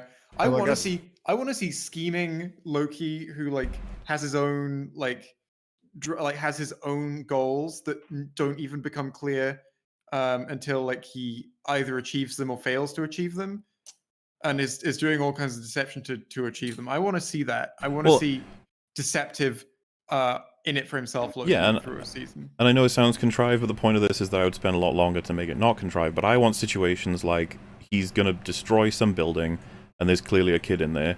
And he sees that, and he's like, he can let the kid out. It's like a locked door, and then he just sort of looks at the console, whatever, and he does flick it. The door opens, they get out, and he doesn't really think too much about it. But it's just enough that we're like, he's clearly doing more than he needs to. So there's clearly something going on. He's clearly having thoughts about stuff, and you just sprinkle that throughout. He could even do it in a sort of his big ego way. He's like, kind of like, look at me, I'm doing this or whatever, like, or kind of show off to the child or whatever. Something. It's like, it's not just that he's saving a child; he's also getting something out of it. Yeah, he becomes that kind of personification of like selfishness that is used towards a good goal. Yeah, so it's like he's getting something out of it that's congruent with what we already know his character is. So it's like he's going, look at me, Yeah, and look how cool and good I am. Part of what I think set him on his big ol' arc in Ragnarok was that he achieved the throne of Asgard for a significant time, and it wasn't everything that he wanted. And so I'd probably have that happen in the TVA to some degree. He does have some form of victory, but he's like a now what character, because him being king. It was only ever a goal. It was never actually what he wanted. Maybe that's the point where we start delving into Loki being, I did like hanging out with Thor. Maybe I need to develop relationships with people. Morbius, he's Yeah, it's like, hey, I've Morbius, learned, you want to like help me out on this little adventure? I've learned about it's being like, good, and like it's okay, but I just feel like we could do better than this. Yeah, and to just piggyback on that Mobius thing, imagine he like goes on a 2-episode like thing with him, and then by the end, like he under this thing is like, I need you because of blah blah blah, and then by the end of the episode, it's pretty clear that that thing wasn't actually needed.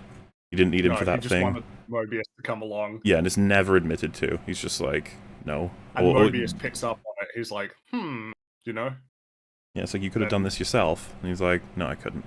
Like, now I'm getting sad. Well, let's think. A million different things that were better that they could have done and didn't do. I would want to sprinkle all these character moments in instead of slap bang. He watches the movie, and now I'm supposed to believe this is not. I can't expect him to act as though he does in Avengers 2012. I have to now expect a completely different value set.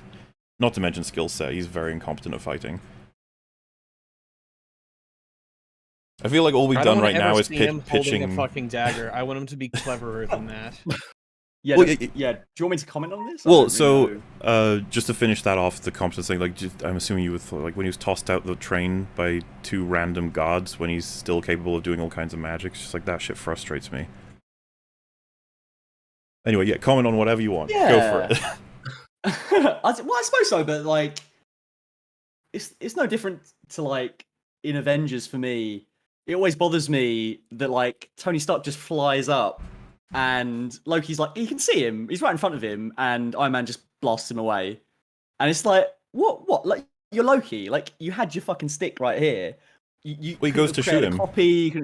Yeah, but like he doesn't like, it's not like a surprise attack, is it? He just like comes up, he stays there in front of him, he makes a quip about like his name is Phil, and then he shoots him.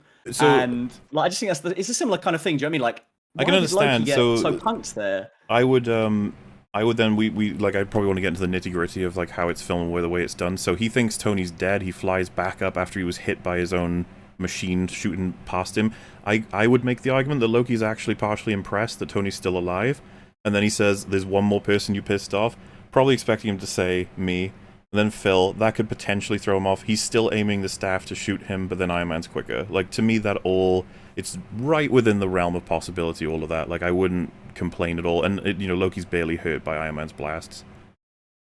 But I still feel like, I thought that was an eloquent way to put it, but, like, you look at, the way I just described it, I don't think, like, either way is invalid. Do you know what I mean? Like, I think you could easily go, he was probably surprised. Clearly more valid than the other. What I'm suggesting is, it's within the realm of reason, all of that. Meanwhile, him walking up to people who've just come out of a portal with glow sticks talking about there's a variant, I'd be like, so go invisible immediately. Like, you have no idea what's happening. These people have power you've never seen before. Meanwhile, he knows Tony Stark really well at this point. Part of the point in 2012 Avengers was to tear the Avengers apart. He's not intimidated by them at all. He thinks he's going to beat them. And I think that informs it as well. There's still time in the moment of the scene that he could react, you could argue. Do you know what I mean? Like, just as easily as you could argue that he could have reacted better on the train. Well, so yeah, The train were just dudes. Those were just dudes. so, with sticks. to clarify, right? But So they're aliens, aren't they? what I feel like They're just there's, dudes. I think they're just dudes with sticks. Like there's nothing They're special not- about them. They're not human, they- though, are they? It don't. What do they have to be? Humanoid. Like I don't. What I'm saying is I don't believe they have any special strength things, and even that would actually be relevant if you can just give me 1 sec. So, with Avengers 2012, what you're arguing is he wasn't at 100% effectiveness, and I would be like, you're correct, but I don't know that any character should be operating at 100% effectiveness. Meanwhile, on the train, I'm practically arguing he's operating at like 1 or 0%. He didn't even use a clone. But he's also drunk and like he's not very phased by them, is he? Like there's one moment where like they attack him and he's like, "I'll stop it." Do you know what I mean? So like I don't think it's not like he's giving it his all in this fight, is it?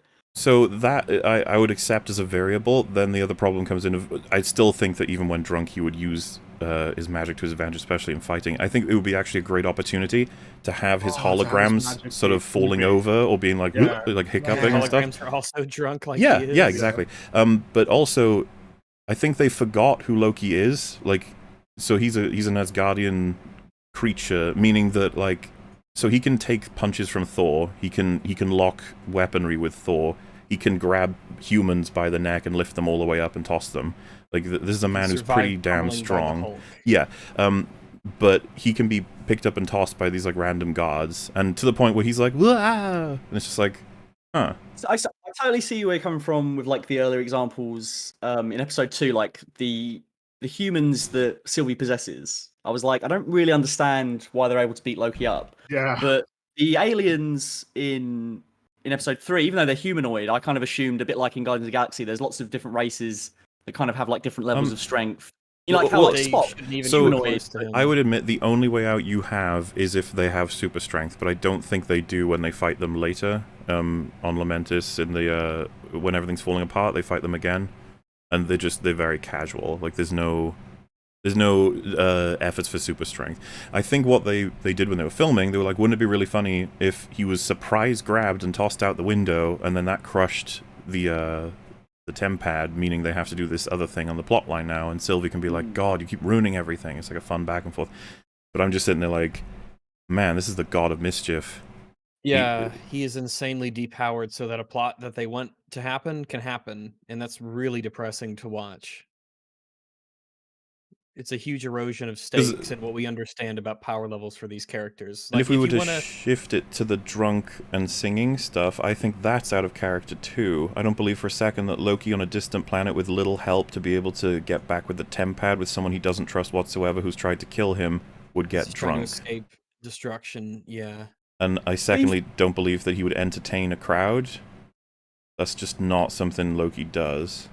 He would see all these people as being far beneath him that he shouldn't even pay attention to.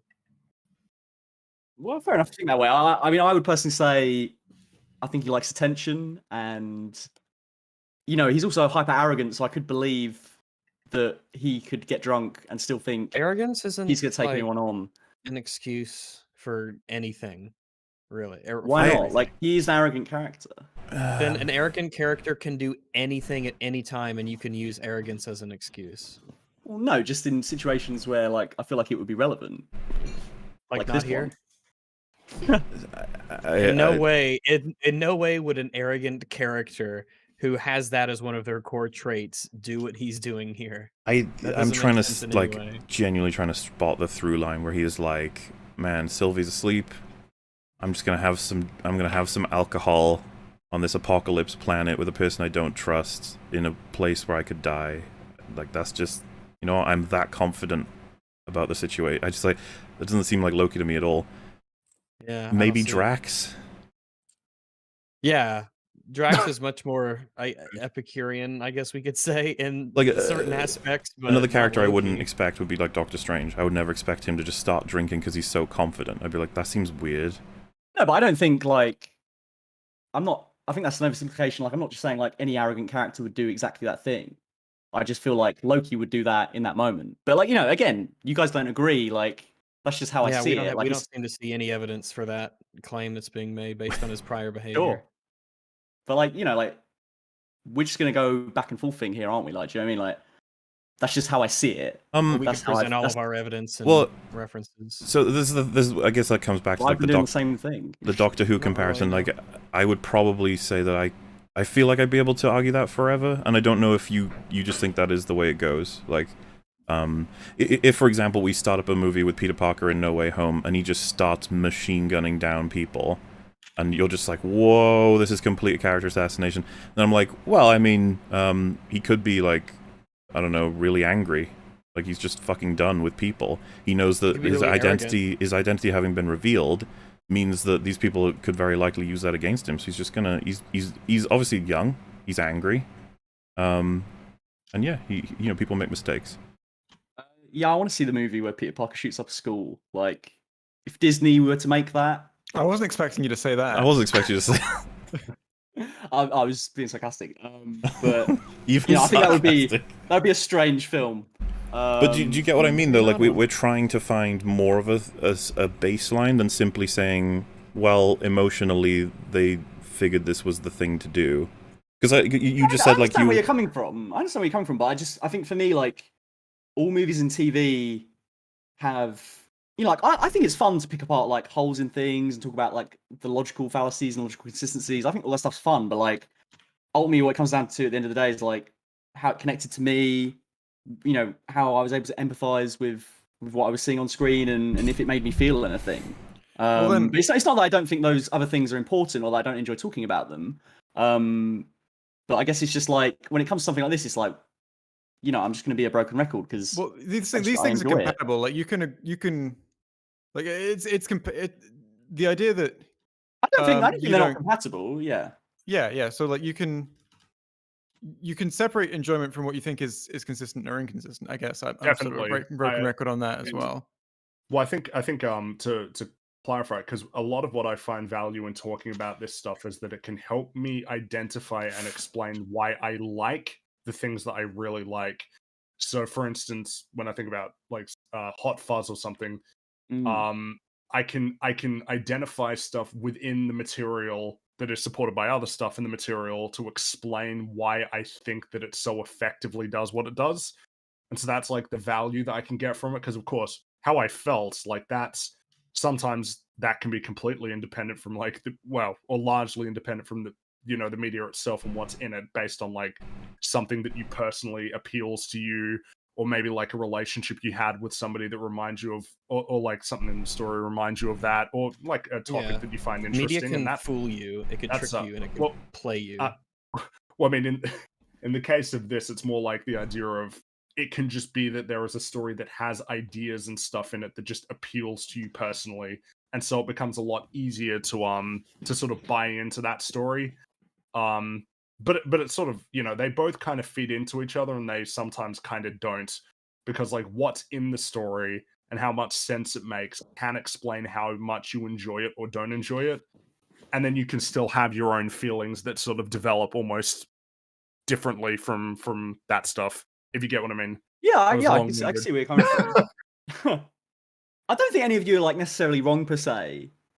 It's just like the stuff that you want. Would say probably like, different priorities, maybe like different priorities in terms of what you were going into to sort of get out of it. But also, like these, ultimately these things are. We watch these things because we want to get enjoyment out of them, and yeah, of course. This is how I derive enjoyment out of it, and like that's how you guys get your enjoyment out of it, and like I think that's fair enough. That's cool. Like, it's not because of course, like the goal has never been to get you to not like the show anymore, because that's like because of obviously whether or not people enjoy something, that's like totally subjective.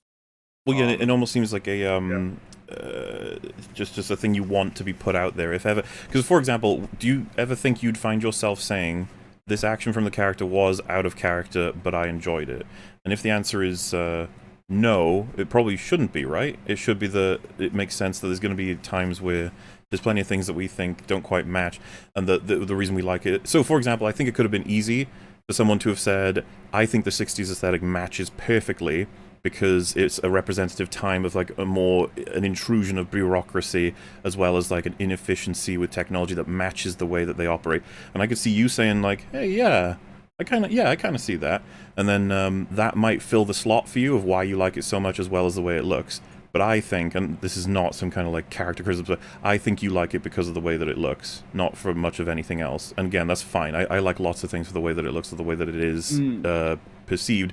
But the thing is, we can sometimes, again, not saying you're doing it, but we can attach a reason, and then we will not let go of that reason because that is the foundation for why we believe we like it, rather than maybe it was really just as simple and surface level as you thought it was fun. And that's, I have no problem with. I'd be happy to say that I just liked the TVA aesthetically. Because I think, you know, like, ultimately, like in terms of that part of all the other things we discussed, it's ultimately like it's quite a small part of the series, isn't it? But no, but like in terms of the aesthetic, almost. like, do you know what I mean? Like, there's loads of other things going on. I would say yes and no. Yes, broadly, but like in the sense that it can impede their ability to do X, Y, and Z because they aesthetically have to have the technology of the 60s. Like, to me, I'm just like, ugh. Like, I would have preferred if everything was like I said, to bring it home. We have it with. Do you know, like, you can buy microwaves that are like the 50s microwaves, but the technology of today. They look like they're from the 50s almost. There's a lot of like stylish. A lot of retro futuristic stylization. Really that's just housing modern components. And they could have done that, and you could literally have Kang be like, "Yeah, I mean, I like the 50s. I think they're really fucking neat." Or 60s. I feel like there is an element of that sort though, because like they still open up like portals and they travel across time and space, and they can like put you in prisons where you're just repeating the same scene over and over again. Like, do you know what I mean? Like, so they clearly like display power. Do you know what I mean? Like, I think the aesthetic is kind of like papering over. Like, the incongruence for me is drawn from that. If it were literally what it is, and that was it, and I'd be like, I guess that's just the way they are. But then it's like, also they can travel through time. Like, wait, so they have access to a future where, because like Tony Stark's already got tech above this, and they can go way further than that, and they have infinite resources. So now I'm very curious what's stopping you from having the technology you need rather than technology that looks neat. Especially considering the foundation of the organization and what.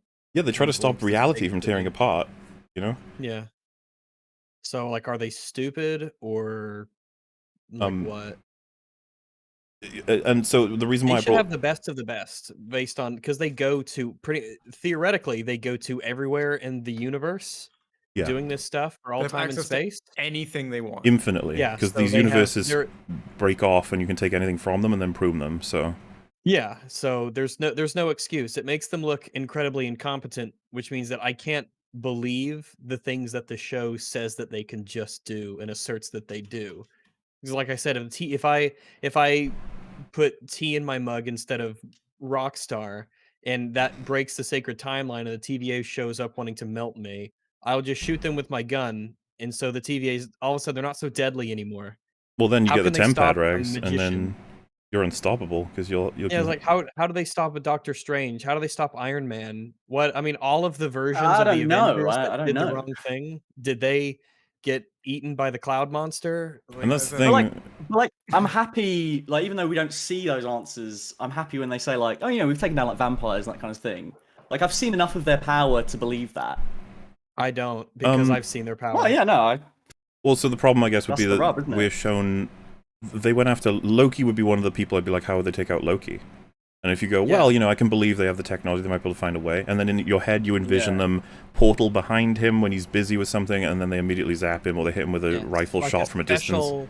Yeah. They invent something special because they know that Loki is special. Or they use the reality stones that they have. Or they just, just show up in front of him and hit him with a stick. And that's like, where I was going with that. Is the point I was trying to make was that with how we see them take out Loki, I no longer believe that they actually do anything special for anybody. They just appear and hope.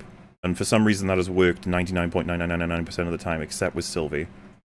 Like, what they want to do is, like, if you have a faction this powerful, essentially what you want their interventions with reality to be is just the thing. They barely even need to send anyone or anything. It's just they snap their fingers and the thing they wanted to happen happened in the universe because some operative somewhere was using all of the Infinity Stones combined into, you know, the all-powerful object and can do anything.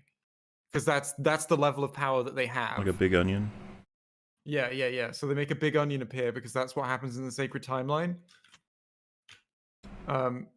And they can just do that. They can just manipulate reality because that's the level of power that they've got, and they have no reason not to make that choice. Rather, they're expending resources and risking things going wrong by sending like staff, which to them I assume is a resource. I mean, like, they shouldn't even be able to fail. Like, because if they did, for whatever reason, if they somehow failed, then they'll just go back in time Yeah, and try it again. but if anyone's gonna fuck with them, if anyone's gonna be able to fuck with them, it's going to be someone using deception and trickery, which was Loki. Exactly. He's not Yeah, not a brute force They character. are Yeah. they are essentially I'm forgetting which word is which. Omnipotent, not omniscient. They should be both, though. Would you argue And they're or at least close to omnipotent though? maximally- They're not quite omnipotent, right? Because they still have limitations. Yeah, Yeah, they but should be like as in- maximally powerful. they can do basically anything they need to in the physical realm of the universe. They can make Pretty anything they want mu- happen, pretty much. Well, in Kang terms of Kang equal definitely to the can. stone- equal to what the stones can do. Pretty much. But they can't. They don't know literally everything. They don't. Yeah, they have. Yeah, it's like they don't know everything, but they have the pathway to know everything that they need to know. Pretty much. So if always. anyone's going to take them down, it's going to be Loki who can deceive them. Yeah, which Yeah, would be, you'd which would have be to cool, have- by the way, if when he first met them, he outsmarted them and they had to do something else. Yeah, and because of their power, they just eventually, or like the time that they finally get him, it's like the 412th attempt, like finally after learning. Like And he's so they're all using- like, they're tired and they've just had so much of this shit and they're just so finally happy and they seem grizzled and beat up and bruised. Well, and how about they erase his timeline down to like is all the parts of it are flowing away except for the island he's standing on. Then they have a little portal open, so that's his only escape. He jumps through right into a trap that they've got set in the TVA. It's like they force him. They have reduced him to an impossibility. There's no way he can do this without getting captured. like what I want the first attempt of them to capture him to be like is he just gets scooped out of time, but then like the version of him that we see get scooped out of time just sort of goes, congratulations, you got my decoy, I don't know who you are, but I know you're trying to get me now, that kind of thing, that's a bit overt, Well, but that's no, the I know kind what of you message mean. that you want the dialogue to deliver. And that's the thing, throughout the show, he keeps getting subverted. Like, the one that Matt referenced is in the supermarket, there is a human who is possessed by Sylvie, and he tosses Loki around, like, several times, and it's very confusing, because Loki is, again, in a universe, he has his god powers and his magic powers. It's just a guy, literally just a guy. What are they doing? Tossing him around, picking him up by his back, and throwing him through, like, a pile of cans or whatever, and he's like, ah... Is it a decoy or something? No, that's Loki. Why And is he- he letting that happen? No idea. It was That's really a good frustrating to watch. question, because the people who wrote this are shit at their job and they just want things to happen. What do you think, because I'm trying to, I don't want to block you out of the conversation, Matt. What did you think about the fact that Sylvie used detonation grenades that prune timelines to create timelines? That was at the end of episode 2, right? Could you Yeah. refresh me on what? So she... That was her- when they were all set up, weren't they, in the supermarket? Yeah, her grand plan was to send back through time with her TemPads all different grenades that prune timelines to different places to then generate so many timelines that the TVA is so busy dealing with that she can get to the time lizards. Oh, I see. I mean, I don't think that's like a terrible plan. Like, I think the one weakness they have more than anything else is like their manpower and their incompetency between each other. So I think like if you were to divide and conquer, I don't think that's a terrible plan. So first of all, what I meant to highlight there was that she used timeline pruning grenades to create timelines. That doesn't but work. Is that like in the sense that she's That's dropped... what I they don't use to necessarily get rid of timelines. hang on. I don't necessarily disagree with you, but like, is it that the grenade is dropping into this place where it shouldn't have been, and it destroying like an area of that timeline is what is corrupting that timeline and making it different? So from what I understood, all the grenades she tampered do... with them in some way? All the grenades do is reset whatever they've been dropped into back to the sacred timeline. So if you were to drop 17 billion of them everywhere, it wouldn't change a thing in terms of maintaining the sacred timeline. But you drop them on things that are splinters. Yeah. Is that correct? So if you were to drop it theoretically on something that was meant to happen, would that fuck it up? Well, that's the thing. I assumed as the audience we would all be like, well, no. But then the show is just like, well, yes. And you're like, huh. I could kind of. No, I see where you're coming from. Depending I don't think it's consistently. clear. I don't think it's very clear. But I could kind of believe that the way the grenades work is that if you're doing it on a branch, you're destroying that branch. But like, If you do it on the main sacred timeline, timeline, it makes a branch. you're by fucking it up. Do you see what I'm saying? Because it's But- like they physically take things away from the world, don't they? They actually like destroy. Well, yeah. So if we treated the sacred timeline like a piece of string, and you drop a grenade on that instead of the branch that just cuts the branch and goes back to sacred string, wouldn't it just cut a chunk out of the main string itself? Yeah, and then I guess with the strands that you've cut apart start to unravel. Oh no, I was almost saying, wouldn't logically we expect something more catastrophic, like it starts to wipe out the sacred timeline, if anything? Maybe. I don't think you're necessarily wrong. Like, I think it's a confusing plot beat. Yeah. Yeah. 'Cause I'm But not sure. I don't think know. I don't think we've necessarily got like enough information either way. But yeah, I definitely agree. Like, it could be explained better. You know, like how the grenades work, for example. Yeah. Well, I think lots of things could have been given more time. They rush a lot in this. And yeah, obviously what I was trying to bring up with the aesthetic and the tools and stuff is like eventually you might conclude for yourself like it wasn't how any of it worked at all. It was just I really liked the look of it. And in the same way with that scene with Loki like drinking and cheering up everybody and stuff, I wonder if as far as you're concerned, it is the fact that you believe Loki would do this and you enjoy it, or is it that it's an event that you just enjoy in general, and thus you will defend it as something Loki would do? I think I believe that this Loki variant would do those things across this season.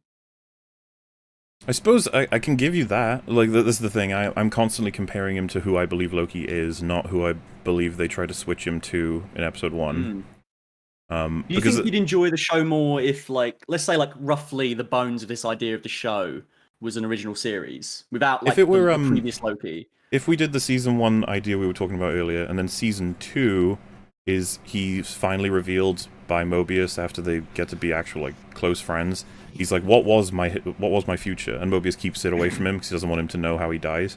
And then he shows him, and then he's like, and he's already started to change because he's seen the super evil Loki, and he sees, you know, all the worst results of all of his worst actions. And at this point, he fully believes he knows how the TVA works. He knows that this footage is real, and he knows that Mobius isn't doing this to lie to him because he asked for the footage. And Mobius was like, I don't really want to show you. And he's like, please. If it was all in that context, and then Mobius is like, I'm gonna go. I'll leave you alone with this. Like, I'll come back to you. And we just know that Loki watched everything that happened. And then you get a really important scene between him and Mobius, for example, talking about what does that mean, all the actions you would have taken, and where it led you, and what does that make you, you know, and then the season 2, I probably would try and change to be the significant season from changing him from X to Y. And that if we had that ending for season 1 finale being he sees the worst version of himself, season 2 he sees what he would have become, I feel like we're in a really good position to start changing him. Do you like want to do your own writing? Like, is that because I see, like, you know, I mean, obviously, like, you've got like these ideas of how you would want it to go. Like, is that?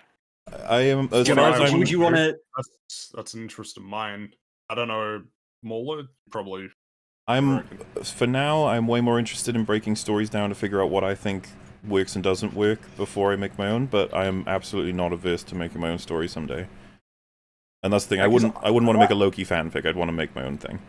Yeah. But I think that's the thing. Like, you don't really want to make fanfic of anything, even if it's like sanctioned by Disney. Do you know what I mean? Like, I don't know. As I was saying earlier, like, I don't know. Maybe. I mean, it depends. If Disney came to me and said, "Wow, Rags, you are so smart and handsome, and we're gonna give you a fucking free reign to make whatever Star Wars story you want. Here's a check. Just write any number you want on it.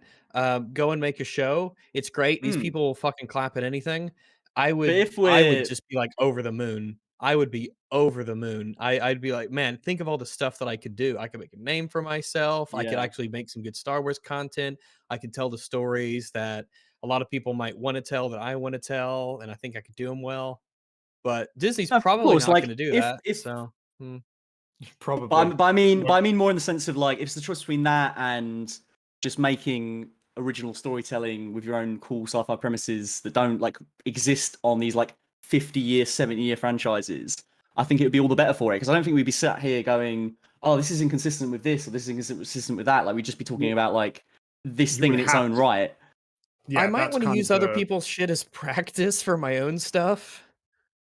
But Well, you could it just is the make your whole own stuff idea from that the start. Like, building from the ground up means that you have full control over these parameters rather than having to make your story fit into the parameters of the Yeah. story that Yeah, already Yeah, like sorry, I would want to so- learn how the process works and how the technology and the legalities and the actual film production stuff is, because I would want to get experience and practice before I say, all right, now it's time to make my thing. Now that But I what know if how you? the I mean, you craft can is still Well, I'm the practice. other You way can still write a around. practice story. You know, I'm you kind can, of the other way your around. I first don't story wanna- doesn't have I to don't be wanna the, mess- the thing that you're most invested in making. You could even go. You could even get someone else to pitch yeah, you that's one of their what- that's what ideas I'm and make that. That's what I'm saying.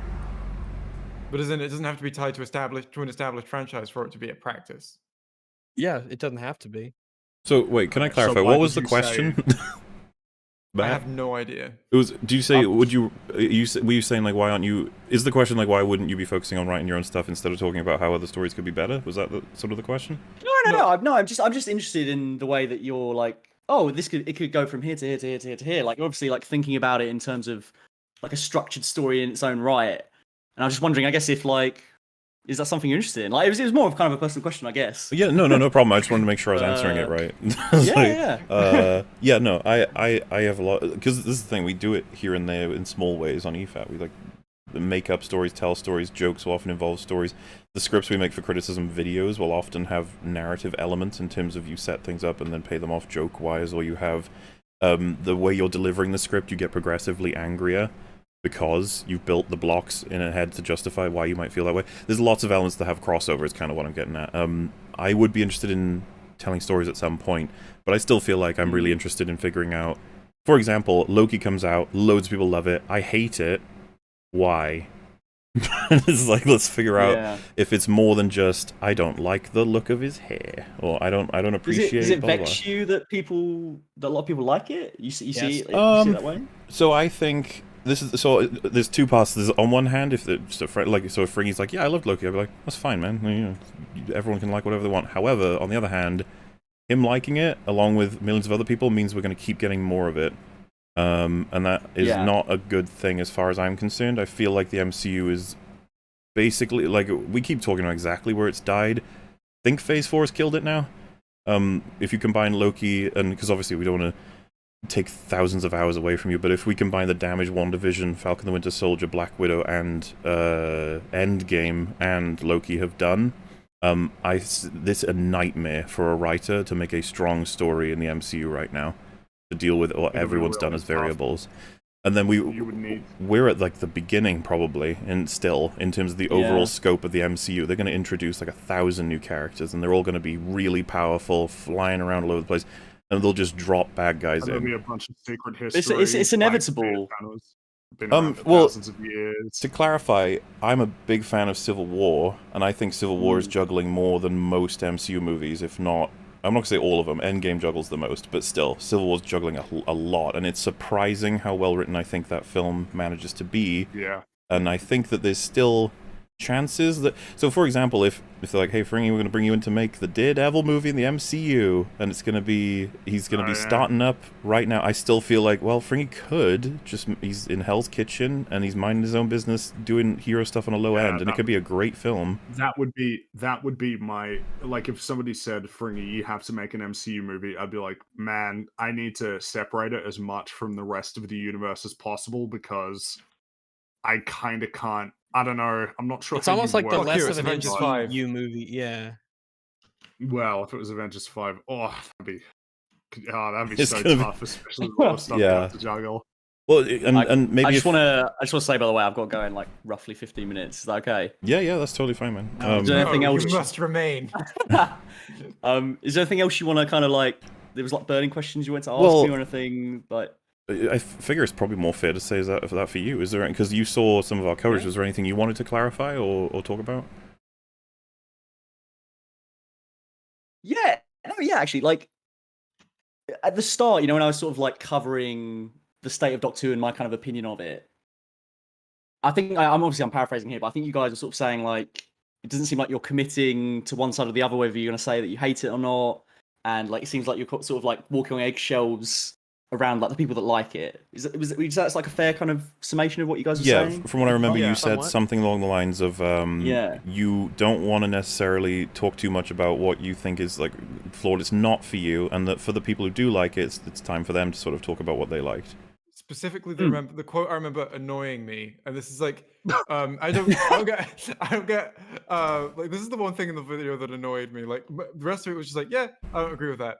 I got annoyed when you said that you didn't speak about it because you wanted to give people space to like it. I'm like, yeah, well, have all the space they have to, because that's the kind of shit that I get from people saying that essentially my video about it shouldn't exist because I'm trying to tear it down for other people when they have all the space they want to like it. It's literally the entire world that isn't when places my video is playing. I know. I like that's what bothered me is essentially I felt that you're contributing to that attitude that I find to be difficult. Difficult. No, I can see that. I guess the thing for me is, right, like I've been doing this. I'm not sure how long exactly each of you guys have been doing this, but like this YouTube game, it's fucking it's fucking exhausting, and sometimes the comments you get are exhausting, and it doesn't matter whether you said you liked a thing or you hated a thing. There will always be someone that has a problem with the fact that you liked it or hated it, like strongly to the point where it's vitriolic, and to the point, and I just think I've been doing this for a few years now. You know, like it's not the only thing I want to do with like my career. It's not the only thing I want to do with like my life, and like I just think I'm just so fucking fed up, guys, of this like toxic positivity and this kind of like I can't believe. Did you like, say you said toxic this about this positivity? thing. Yeah, I totally think that's the thing. Like it's Yep, it is a thing. Absolutely. like particularly absolutely with Doctor Who, I feel like there's this kind of there's this need to like that you're shitting on it, and that like you have this like you know what I mean, like this goal that you want to see it like burn, and it's like no, like I fucking love Doctor Who. Like I don't want it to be shit. I want it to be fucking good. Dude, you're talking to like the most suitable selection of people on the internet right now for this topic. I see. I guess I see what you were aiming for with that. I feel that I would have said something different in that. I feel that essentially what you're saying is that you're giving by saying that you want to give people space to like it. You're essentially telling the toxic positivity people that they're right, and that if you'd created a negative review, you would be wronging them in some way. And that's the I don't know. I get the sense that that's not what you meant to say, but that's what it meant but to me. I guess that's not what you meant to say then, by the sound of it. So in that case, it sounds like we actually like very much agree. Sounds like it. Yeah, I agree with you that toxic positivity is. Yeah, exactly. By the way, I thought it because like something we noted was like in the initial part there, you're much more. So if someone who loved Jodie Whittaker's era was listening, they'd probably be like, "That's chill, that's chill." But like later on in the video, I think toward the end, you at one point described like the writing in the Jodie Whittaker era as absolute fucking trash or something like that, and I was like, "Oh boy, the people if they're still listening, they're gonna be upset at this point."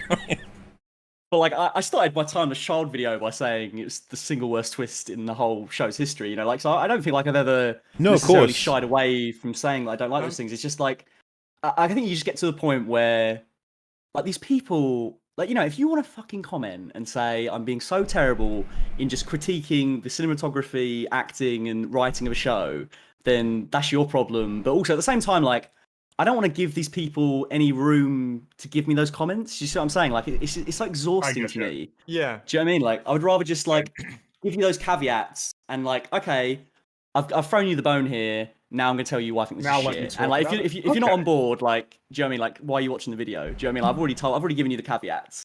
Do you see what I'm saying? Yeah, and I totally appreciate what you're trying to like. I totally appreciate what you're trying to do there. I guess I just have notes on how you phrased it, but you know, I think we're pretty much on the same page. And like, I like to do the same thing. Like, I don't know. I guess I attribute a lot of my audience to the fact that I'm willing to essentially extend bones to people, but also keep within my own principles at the same time. I think that's a very important thing for every YouTuber to do. Is to absolutely not leave. Is to make sure they're not leaving room for the misinterpretations and the people who just want to get mad. Don't leave room for those people to get mad in the way that you know they probably want to. But don't then also make the video entirely just if you're gonna comment this, then this, and if you don't want to comment, no, there's middle ground. And it's just like I don't know how you guys find in your own experience, but like sometimes like I find myself I'm writing things in a script for a video that I'm almost responding to the comments before I've even seen one, and I'm like I need to stop doing that. You know what they're gonna be? We've done that. I think the trick there is to not say something and then say the thing that is responding to the comments you're going to get because you said the previous thing. I always try to personally phrase the first thing in a way that doesn't allow the interpretation that those comments are going to be responding to. Like I always try to respond to the comments in the thing that I'm saying rather than saying something else afterwards. And yet you made a response to your video. Yeah, Jay. I did then make a half-hour video responding specifically to comments, but it's just like I want to just like I want to be constantly motivated to keep making the next video. Do you know what I mean? Like I'm just working for myself now. I do this full time. Like I used to do this with a job, and when I did it with a job, do you know what I mean? Like it wouldn't matter as much. But like now, it's like I need to feel completely passionate about doing this thing so that I can keep it going, right?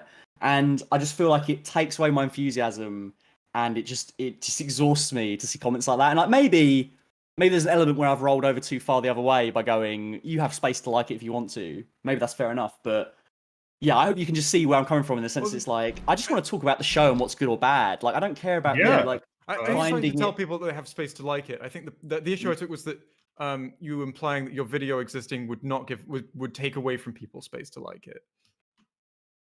That was the issue. Yeah. No, I see what you're saying. But yeah, I just wish like particularly with like this new era, like it just seems like the viewing figures are going down, the hype for the show is going down. Like we're not the only people that have criticized it, in a way that actually like targets the way it's made. And I just think like the way some people get online about this stuff, it's like I've not offended you personally. I've not said anything to offend you about the show. Like I've just criticized like the writing, like people get very personally invested in whether or not other people think that the writing of something is well made. Yeah, I think horrible things levied at me for saying like I just don't like something. Yeah, it's insane. And that right there should be enough to unlock the more interesting discussion tier of why does it make you feel that, and what does media do to you on like a personal level, and where do because a lot of people connect to it really personally without ever acknowledging that. They'll be like, "What? No, I'm just talking about how good it is, and you're shitting on it, so that's wrong." And I gotta stop you. Not to say that I don't do that at all. By the way, I'm just the same as anyone else. But also, like what I mean, if someone wants to walk in on this stream right now and say, "Here's like I've laid it out. Here's why I think this Jodie Whittaker era is good. I want to try and prove you wrong." I wouldn't be like, "Oh no, like God, this is just angering me so much that you disagree with me." Like say it. Like let's see what you got. You know what I mean? Like that's interesting. And like. The thing that would make me angry in that discussion is, and I would try to keep my cool. Like, I don't like getting angry at people on streams, and I don't think I ever have. Really, I don't know, maybe a couple. But the thing that would vex me isn't the fact that they disagree with me. It would be if they were being like incredibly obtuse or difficult. That would get to me, more so than just the fact that they have a different perspective on something. Oh yeah, I'll take honesty over honesty and stupidity over dishonesty and intelligence. Oh, I don't know. We've had conversations with people, and it's just like it's a work to try and just get an honest, earnest answer out of them. And it's the most frustrating and shitty thing. I feel like I know who you're referencing. The scenario that I'm like envisioning at the moment is that I try and explain the same point to someone like several times, and then they come out with so you're saying, and then something and that's an unfavorable straw man. That's the shit that. So you're saying you like hate everyone? Yeah, I do. Damn. It's also like sometimes people take things to such like extremes, like because you said you didn't like this thing, oh you must hate like all of this, and also you think women. this, and also it's just like get that a lot. Yeah. But it's like calm down. It's like I'm just talking about stories. Yeah, like it's you're preaching to the choir here. Mm-hmm. I We totally get that all the agree. I fucking think time.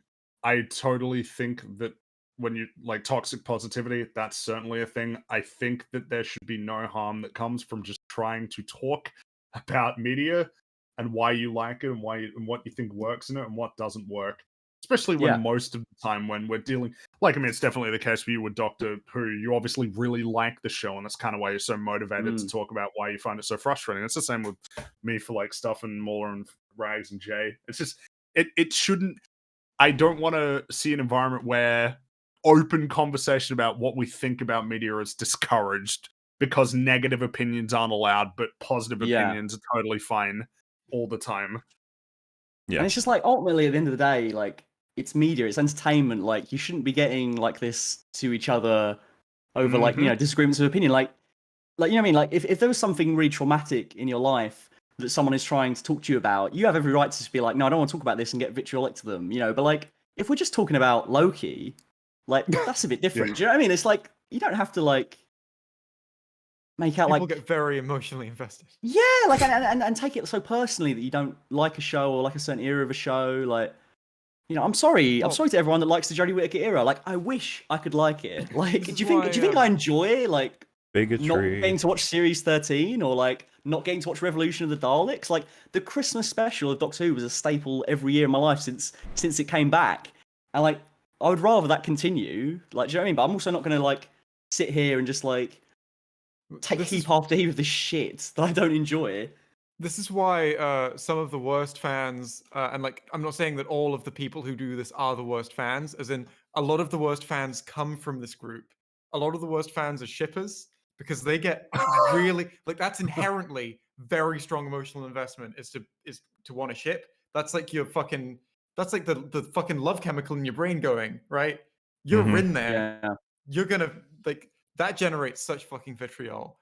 I remember like some of the worst shit I've got is when I just making it like, if when I made a joke about Raylos, like that was a day on Twitter. You fool. Oh no. And like, yeah, and a lot of the shit I got on Twitter recently after my Doctor Who video was was specifically coming from like lesbian 13th Doctor Yaz Twitter, who are like people who, you know, Twitter dedicated to finding the characters attractive and shipping them. Because there's so much emotional investment involved there, where you can't just it goes beyond like liking a TV show.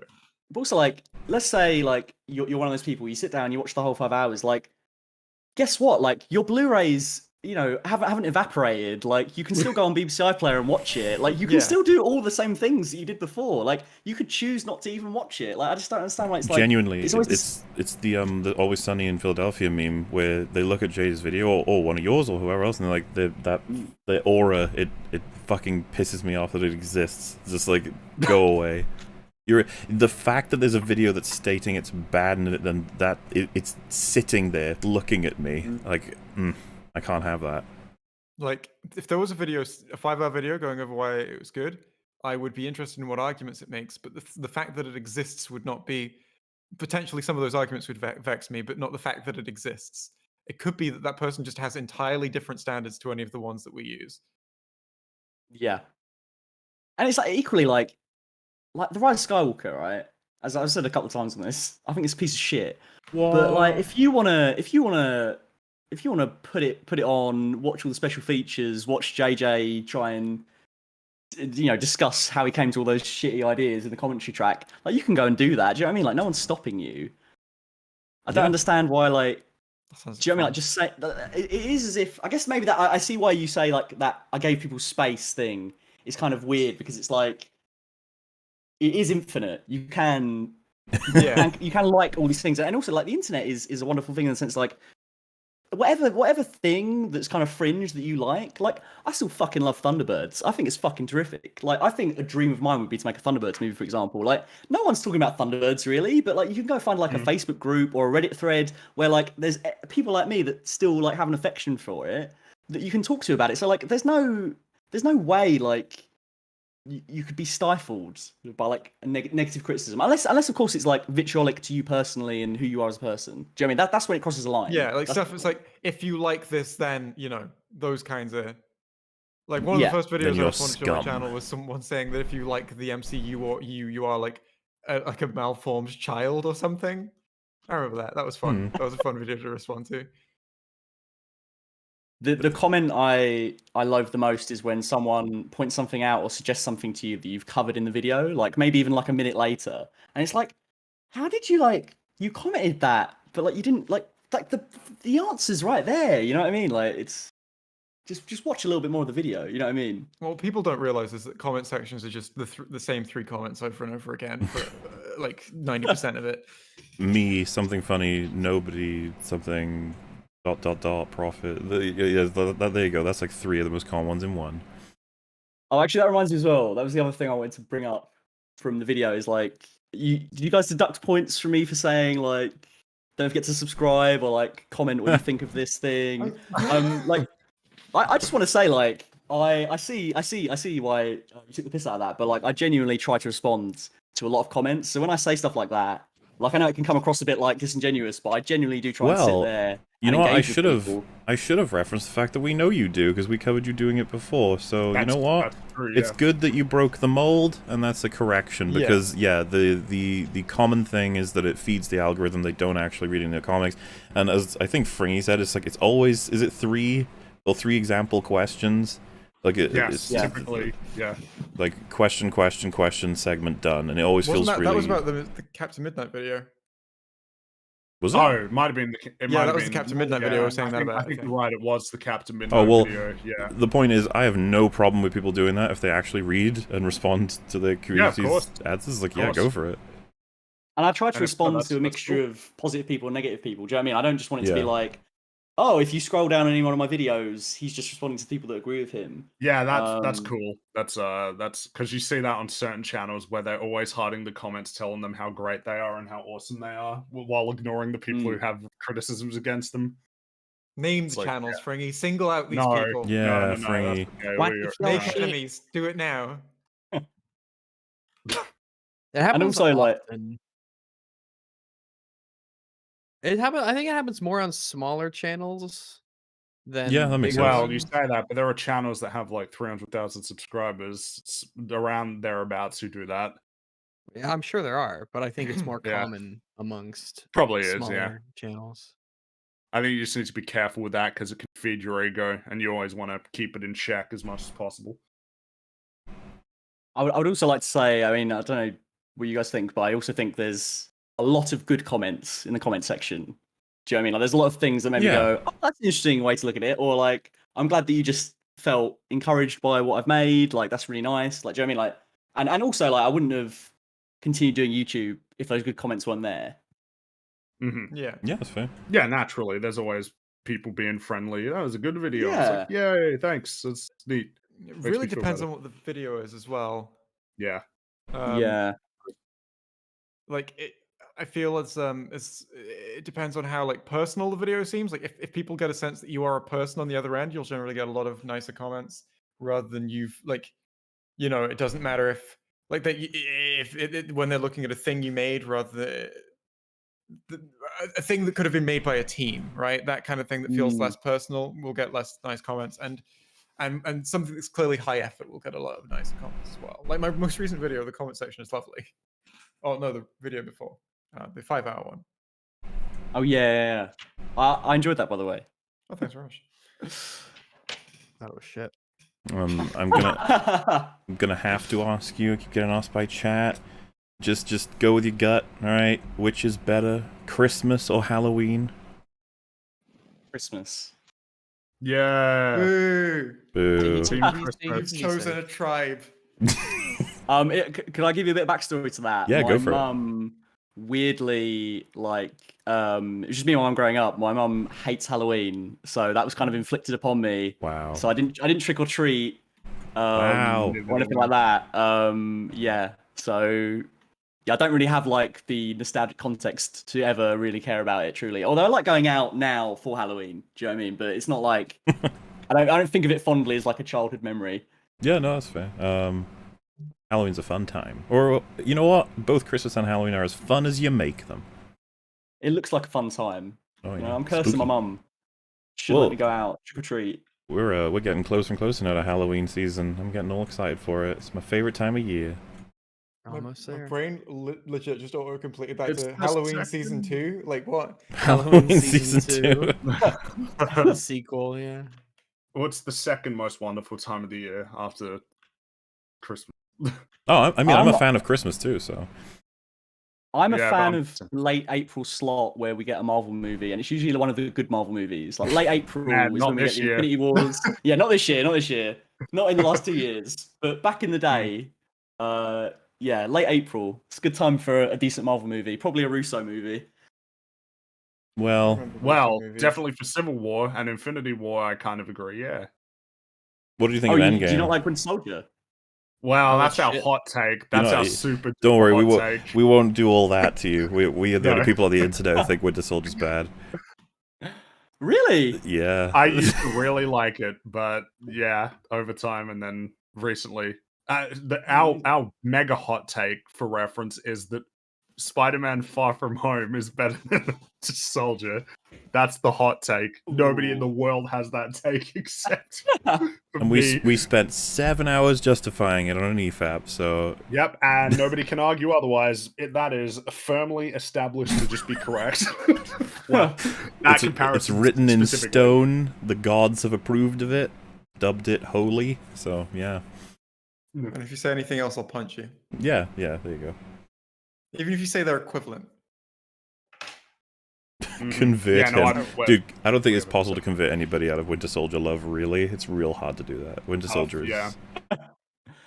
No, I do have a tremendous soft spot for Winter Soldier. I actually, Mhm. I don't love Endgame. Maybe some other That's- time we could talk Join about the it. club. That's totally fair. Oh no, yeah, I love 'cause Endgame, but I don't think it's like well crafted. I don't love it anymore. I think I used to say I yeah. really liked it, but I can't say that Yeah. anymore after thinking about it It's- so that's much. really- Endgame Well, frustrates me now. Yeah. Well, I Infinity stopped War is thinking about it. much Like tighter.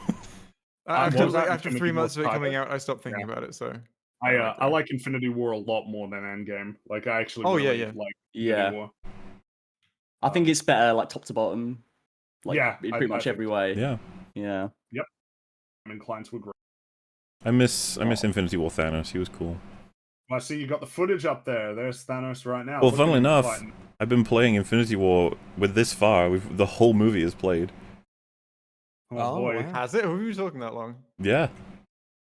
Well, I mean, Wow. we've been talking for nearly 4 hours, so Oh boy. Really? Oh, yeah. I was putting up like Doctor Who or Sherlock or whatever we were talking about, and eventually just sort of settled here.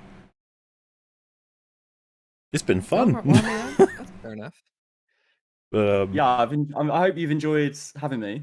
Well, Yeah, I hope you've absolutely. had. It's been great. Yeah, it went a lot better than I may have expected. You know, we've had a lot of guests on, and it doesn't always go as smoothly as you want, especially if they come on in the context of confrontation. Yeah. It can often go way worse. But I've had lots of fun picking your brain as well as just Yes. talking through Yeah, lots of this stuff. was a good one. I A feel great this was sport. a good one. So yeah. Oh, cheers. And if, you know, I never know with creators, but if you're interested in covering videos, I could invite you back someday to hang out with us and react to someone's breakdown of something. If you're interested, of course. Yeah, Otherwise, sure. Yeah, I don't know if it's my style, but yeah, I'll be off for giving it a go. And Or movies or whatever. certainly That's another one. before you leave, you should tell the crazy old people in EFAP chat what you get up to and why they should follow the link in the description to your channel and maybe hit the subscribe button. Oh my god. You should follow me because I really enjoy editing, more so than any other part of doing full fat videos at the moment, and I'm trying to get better and better at it. I'm trying to do more match cuts. I'm trying to do more action editing, and like, if you're someone that seems in any way interested by that, please follow me because I want to keep getting better at it. I want to call myself like a proper editor. Do you know what I mean? Like, I want to be able to not just edit video essays. I want to be able to like edit movies and learn how to do that. So yeah, so if you want to come with me on that, please go over there and subscribe. And also, I guess if you like Doctor Who, Marvel, Star Wars, films, video games, and you want to hear me talk about it, then yeah, go over there. Was that exciting? I feel like I did a terrible job of selling full fat videos. I feel like no one's gonna go over now. I feel like our audience is actually big into Star Wars and the MCU, so they're probably like, well-edited videos about them. Maybe he even changes your mind on some stuff, chat. Maybe even makes you think the Winter Soldier isn't shit. You know, it could be. We like the idea of discussion. You know, it's all good. We here at EFAP value high effort editing. Oh yes, very yes. much. We will point at people who are just like they've got a trailer loop as their video, and we'll be like, Yeah. Like I think the shots are just as important as what you're saying. It needs to match up. And and it can be layered. It can be subtextual. This is the thing. I get frustrated. I don't know how you feel about this, but when people I'm sorry, Chris. I'm putting you under the bus here. Chris Stuckman treats it as though being a critic and movie reviewer is lesser than being like a film creator and filmmaker in a significant and like every way. When there's so many elements that are shared, and I don't know if you remember, but he basically said like pretty fucked up that a filmmaker will spend years making something and then we will watch it and in 30 minutes poop out something and try to pretend like we're on the same level.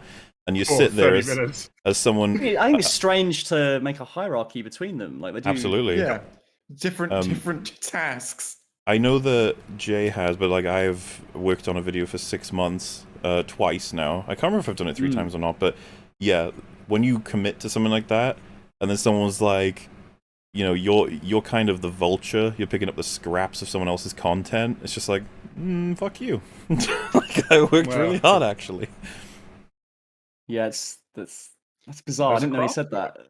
Yeah, it's something that really annoyed me. Chris Stuckman has a few choice quotes that are well, he's transitioning out into filmmaker now, so he needs to start making friends instead of shitting on bridges. Yes. He can burn his YouTube bridges. He needs to make filmmaking bridges now. But then once he burns those YouTube bridges, it'll just be like Mr. Burns when Homer crawls through that event. Well, come crawling back, eh? Yeah, well, unless, you know, he goes on to become the new J.J. Abrams, who knows? I'll take worse than death, I'm sure. Yeah. My girlfriend is consistently WhatsApping me to get off this, so I really need to go.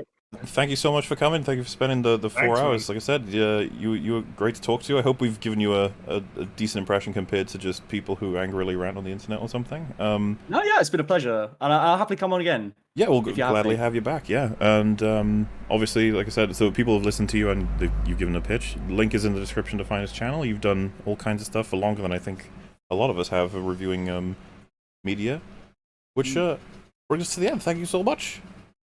Thank you. Cheers. I'm going to click the red button, and I think that's going to end my call. Yes.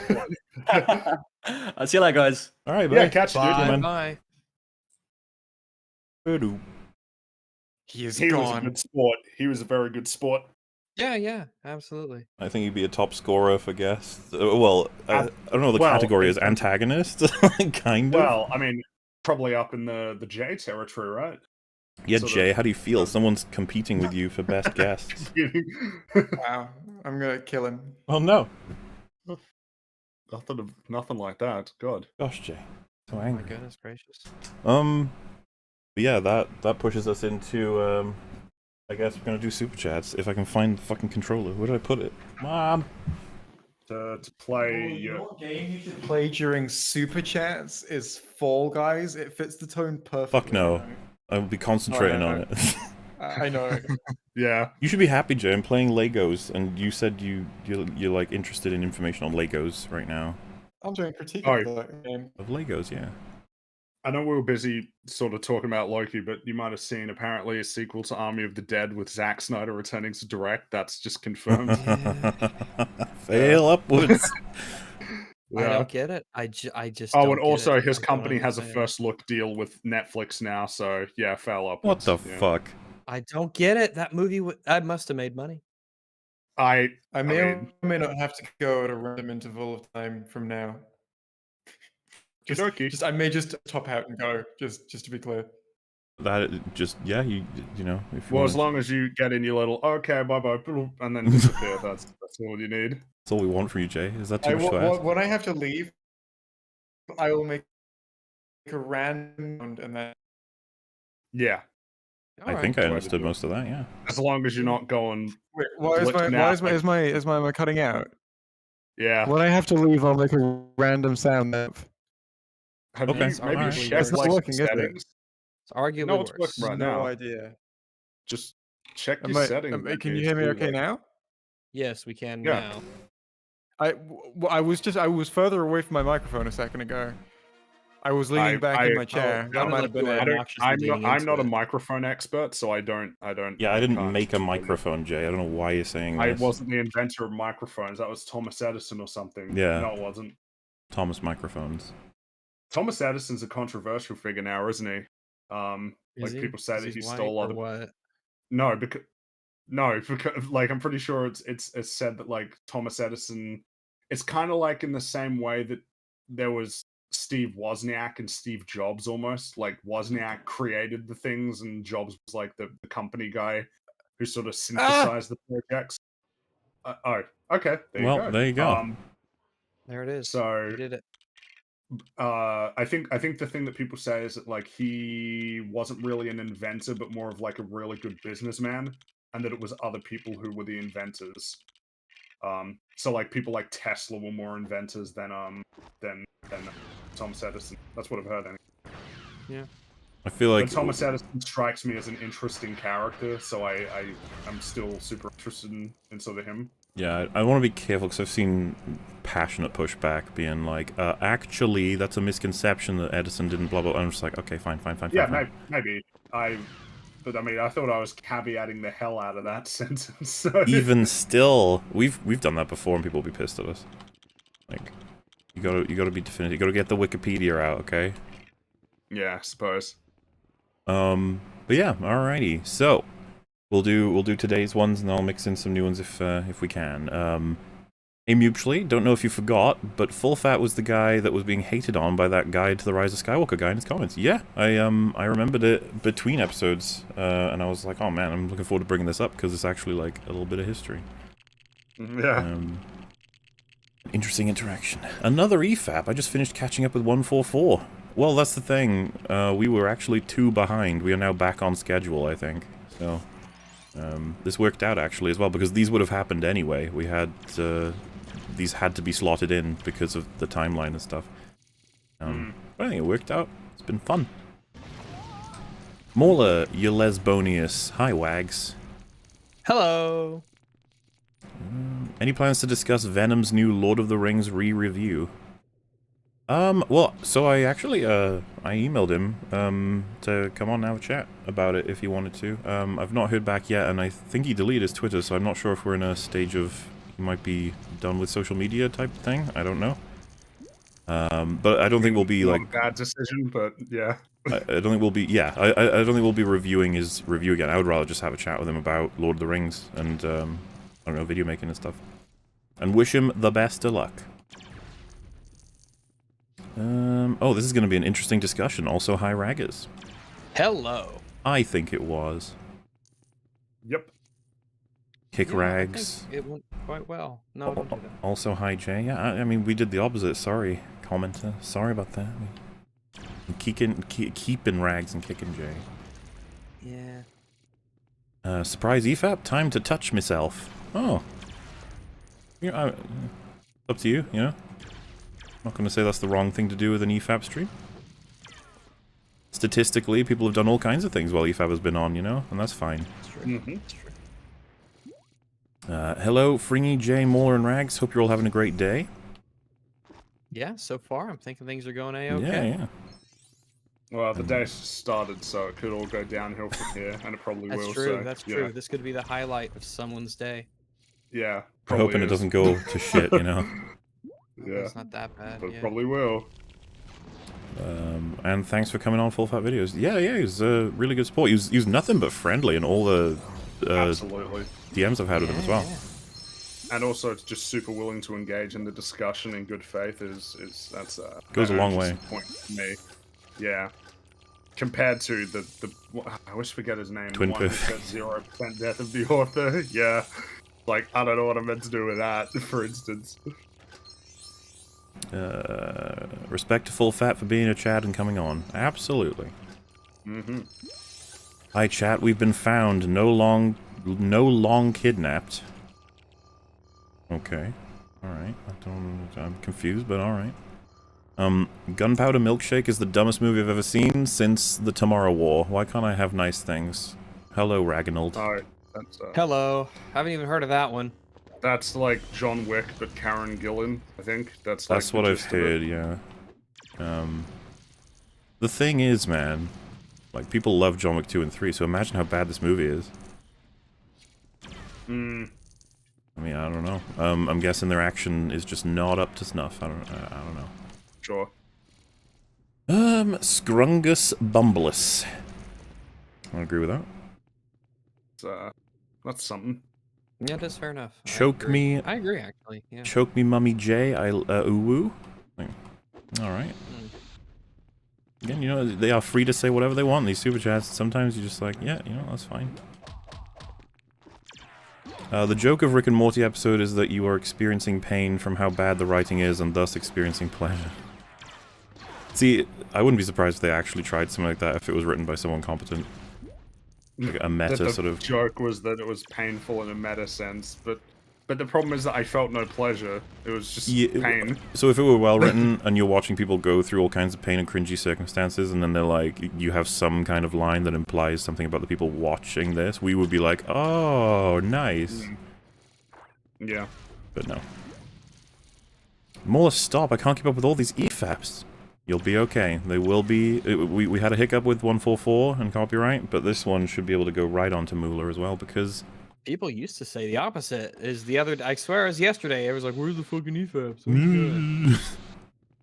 Well, that's... Yeah, the other way Well, around. 4 in 2 weeks is not bad, is it? Yeah, goddamn, you're getting your money's worth. And obviously, like, the thing that stopped me and delayed me with 144 was the computer stuff, but not gone above 75 degrees, even with Dolphin on, so clearly the panel being taken off was more than enough to rescue the fan being a fuck. That does wonders to take that side panel off. It's a big part of what cooler you're going to choose, is it's, or not cooler, but what chassis you're going to have is going to be the cooling. It's going to be a huge factor. A lot of people make really... Yeah. They go for aesthetics on the chassis. They don't seem to understand that cooling's a big deal. You can't not cool your computer. I remember I had a R290, which was a very hot card, and I just paid no attention to that, and that caused a lot of issues. And then with my new build, I bought a massive tower. It's huge. It's a Chungus. I've never had any overheating issues. It's just big, lots of air flowing through. Yeah, and so things should be alright for now, with, everything. Yay. Yeah, it's good stuff. Mutually, you flism. I haven't had the time to catch up on 144 yet, and you start streaming 145? Well, floomple my dangus, guess 144 can wait. Rhino milk. Oh, well. Poor 144, poor old us. Current us, outmatching them, apparently. Have you seen the lightsabers in the last episode of The Flash? It's hilariously bad. I've seen screenshots. Lightsabers in Flash? Yeah, can you fetch that screenshot for Ragsfring? Is that possible? It's clearly something I'm not... I can't remember if I should do in a group chat or in one-on-one, but oh my god. Yeah, we need to... I think you showed it somewhere. Oh, no. I think you might have shared it. Oh, here it is. Yeah, there it is.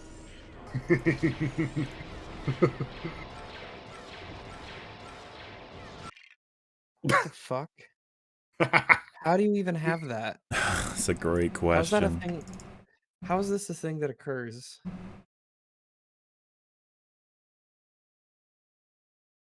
There you go, I got it on screen as well. Yeah, so Red Flash is fighting White Flash. Godspeed. Godspeed against... Flash, and there's another guy. And, I think that's Reverse Flash. So it's Flash versus Godspeed versus Reverse. And they all got little lightsabers for reasons. Yeah. So people tell me that this show was good in season 1. I don't believe you, and I don't believe that Arrow was good either. I don't believe any of you. Fringy refuses to be tricked. I'm not. No, I don't buy it. I bet Smallville was better than all these shows. Yeah, probably. Also, hi, Froggo, Jay, Longman, Ragu, and Full Fat. Hello. Hey. Molly, you and the boys need to check out All Tomorrows on YouTube. It is the greatest story ever told, and it has the best memes. Plus, it's free. It's a win-win. I have no idea what that is. Maybe. Yeah, me neither.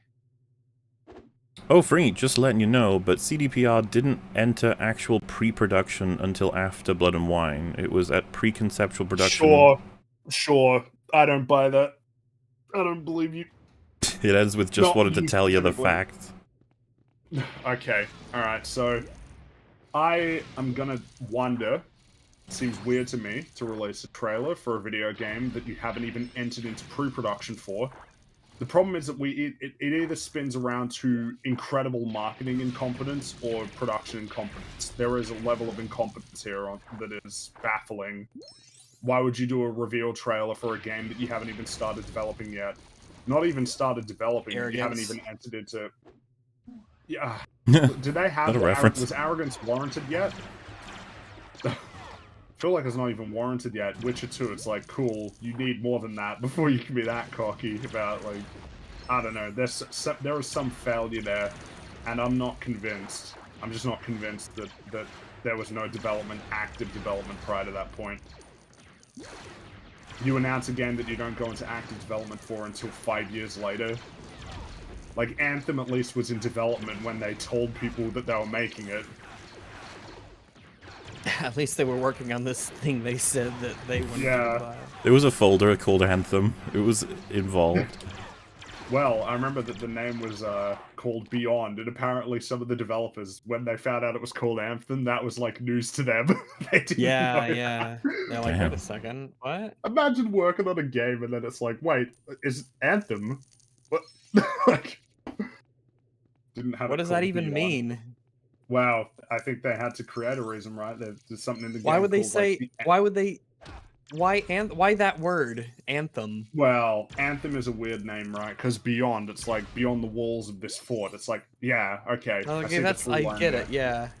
Destiny, like the great beyond, like, the far beyond, the wild beyond, the. But again, Beyond, you can't because there are plenty of things called Beyond. Like, there was that David Cage game is called Beyond. Yeah, I don't know. Anthem is just a fascinating case of just like, all these mistakes that you made, and a lot of it was BioWare's fault. I can totally understand being the CEO of like EA, and it's like, you've been working on this for 5 years and you haven't even started development yet? Like, what's going on? We gave you so much money. Yeah, like, what have you been... Yeah, exactly. Now, of course, there is a part of fault on EA for making them use Frostbite, which is not an engine for RPGs, but still, you knew that you were working with that engine, so... Hey, there's plenty of RPGs in Battlefield. Ah. Hey. Like the rockets.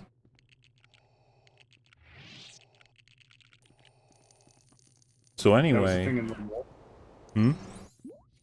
Just somebody saying the name was because there was something in the lore called the Anthem of Creation. It's like, oh man, that's some proper noun salad right there. It sounds fucking cool. I'm tired of your little, like, oh, I don't like it. As cool as Civil War 2, Mauler. How cool was... Yeah, Fringy graced me with like the summary of... I guess it's not even a summary, it's just the story. Yeah, of Civil War. The comic Civil War? Civil War 2 specifically. The comic Civil War. Oh, I gave him a summary of Civil War, the comic, as well, because I have it, so I read parts of it out. Wasn't very impressed. Yeah. But Civil War 2 is way fucking worse, I think, anyway. Oh, yeah, sure. Yeah. It is worse, because it isn't even a legitimate argument to have. Like, Captain Marvel is wrong. It's just fucking nuts. The whole thing is nuts. Yeah. And then, like, Tony flies in to try and kill her, or, like, beat her up. It's like, dude, why are you doing this? Why are you making all these stupid decisions?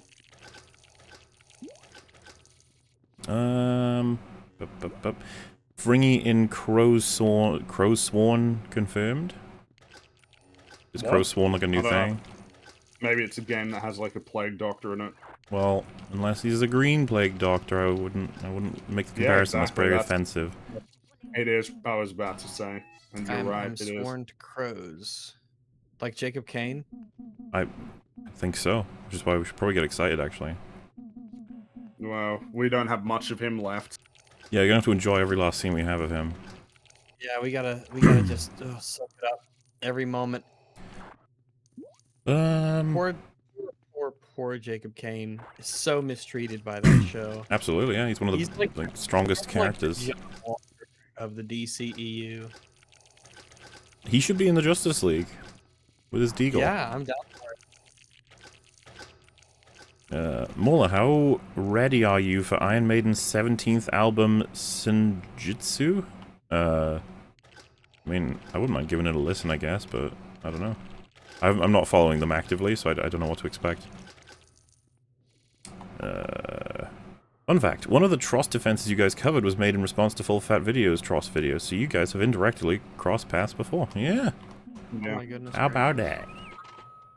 Hi Mola, hi Rags. Hello. Hi there. Titanfall 2's campaign was incredible. Thanks to the recommendation. Regret not playing it sooner since I got it for free on PS Plus. Glad you liked it. Yeah, that seems to be a consistent really recommendation. I think it's a Really good boy. is great. Oh yes.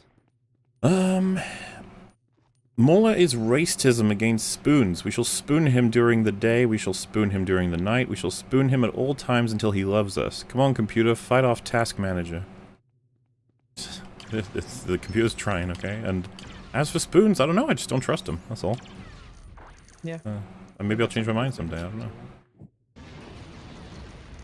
So... Hi. As I've said before, I've got full-blown AIDS. Is that a reference to Liam Neeson in Ricky Gervais? So. No, it's Maybe. Have you guys seen that skit? No.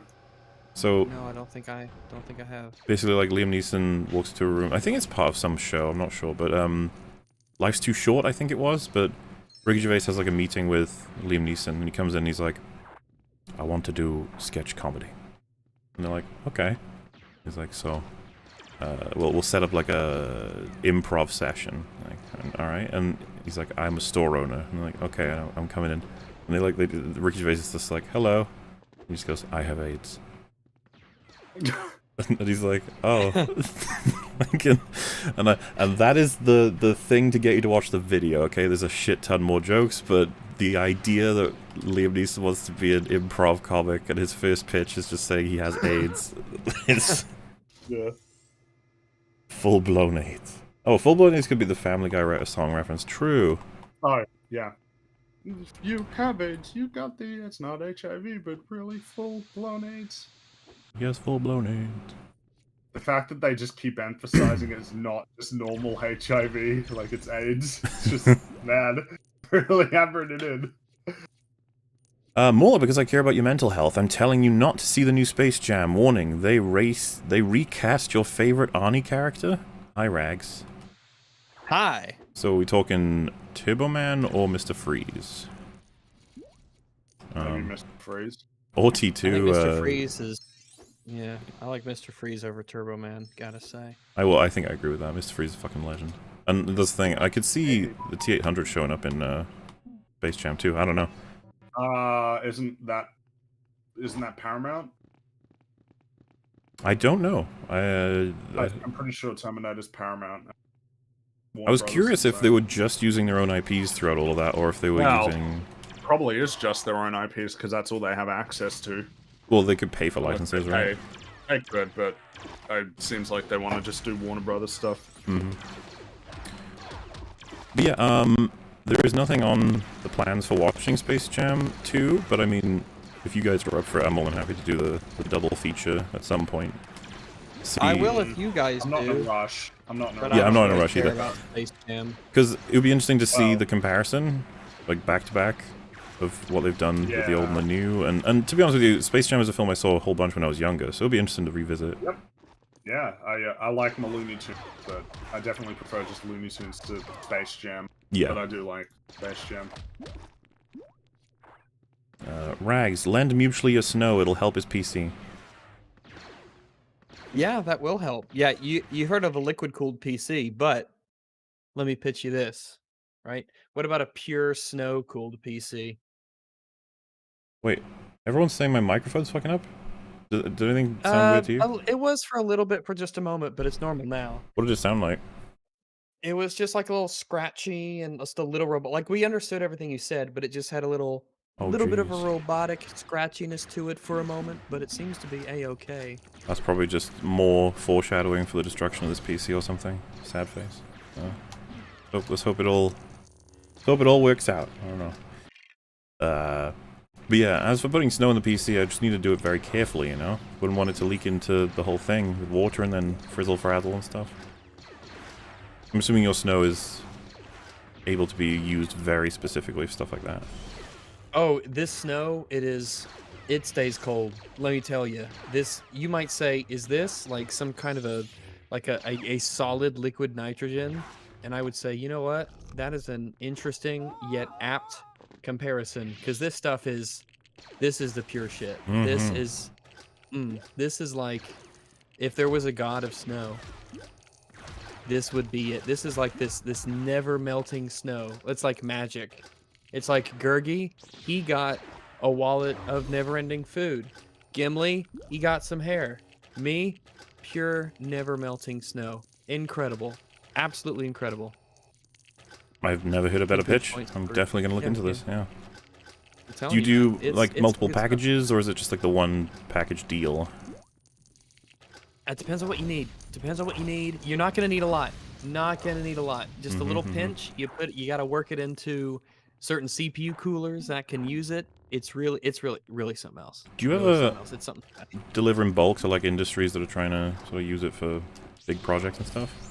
Well, I don't want to, you see, it's like, I don't want to draw too much attention to it. Don't know how much I'm really going to have overall.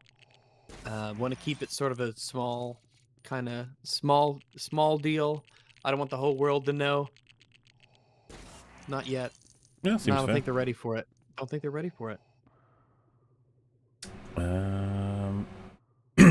My first experience with Doctor Who not knowing what it was the Family of Blood. The first episode I watched knowing that Doctor Who was Blink. That sure was a hell of an introduction. Yeah, those are two of the highest rated episodes that exist, so... might skew your expectations a little bit.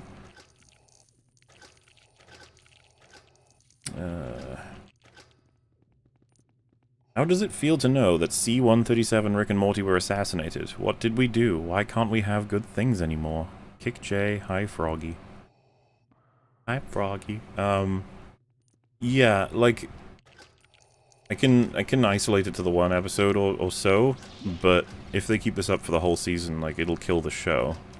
So obviously, really hoping we don't end up with that, but the past 3 episodes we saw, we were very disappointed. And just after standing so hard. Outrageous, that's what I think. A suspicious amount of EFAPs. Yeah, you could say that. What's going on here? Play more Among Us. Among Us. I don't know that we're ever going to be playing that again compared to just wanting to do, fuck, what is it called? Gartic Phone. Which, by the way, we are behind on. We should have another of them soon. As long as everyone's on board. Yeah, we need to play that again. I love Gartic Phone. It's been a while since we've played it. I think there's a plan to make a EFAP versus Friday Night Tights for Gartic Phone. I'll get them. It won't make any sense because it's a whole team effort, but we will make it make sense. Moffat is great with standalone episodes and 2-parters. He can't do series-long arcs. He can build up to the mystery, but the payoff tends to be weak. Sounds like J.J. Abrams, doesn't it? Though I think Blink is probably better than anything J.J. Abrams has made, so I don't know. What do you guys think of the RDJ Sherlock Holmes movies? Have you, I remember liking them. I don't know how, like, I liked them. I just can't... I don't know. I saw them a long time ago. I remember liking the first one more than the second one, but I remember being happy with both of them. Maybe a rewatch would illuminate more thoughts. I'd be down rewatching them. Well, they're making a third one, I think, right? Or at least they've announced a third one. I don't know if they've made it or making it. Interesting to see where it goes. I don't think Ringy's back yet. We'll hang on to that one. By the way, Black Widow should have been the Budapest where Hawkeye finds and refuses to kill Black Widow because she refuses to kill her target near civilians. Yeah, we all thought it would be like, you know, no one saw this coming. No, and this person said the target would be Loki. He refuses to kill Loki near civilian. I don't know why Loki would be involved if you were going back to Budapest. Maybe I misunderstand the super chat, but I agree. The thing that could make Hawkeye question killing her is maybe a decision she makes on her own, mission. That could be cool. But yeah, the film was not about what we wanted it to be about. Hi Rags. Hi. Hi Longman. Hello. And then it says hi Rags again.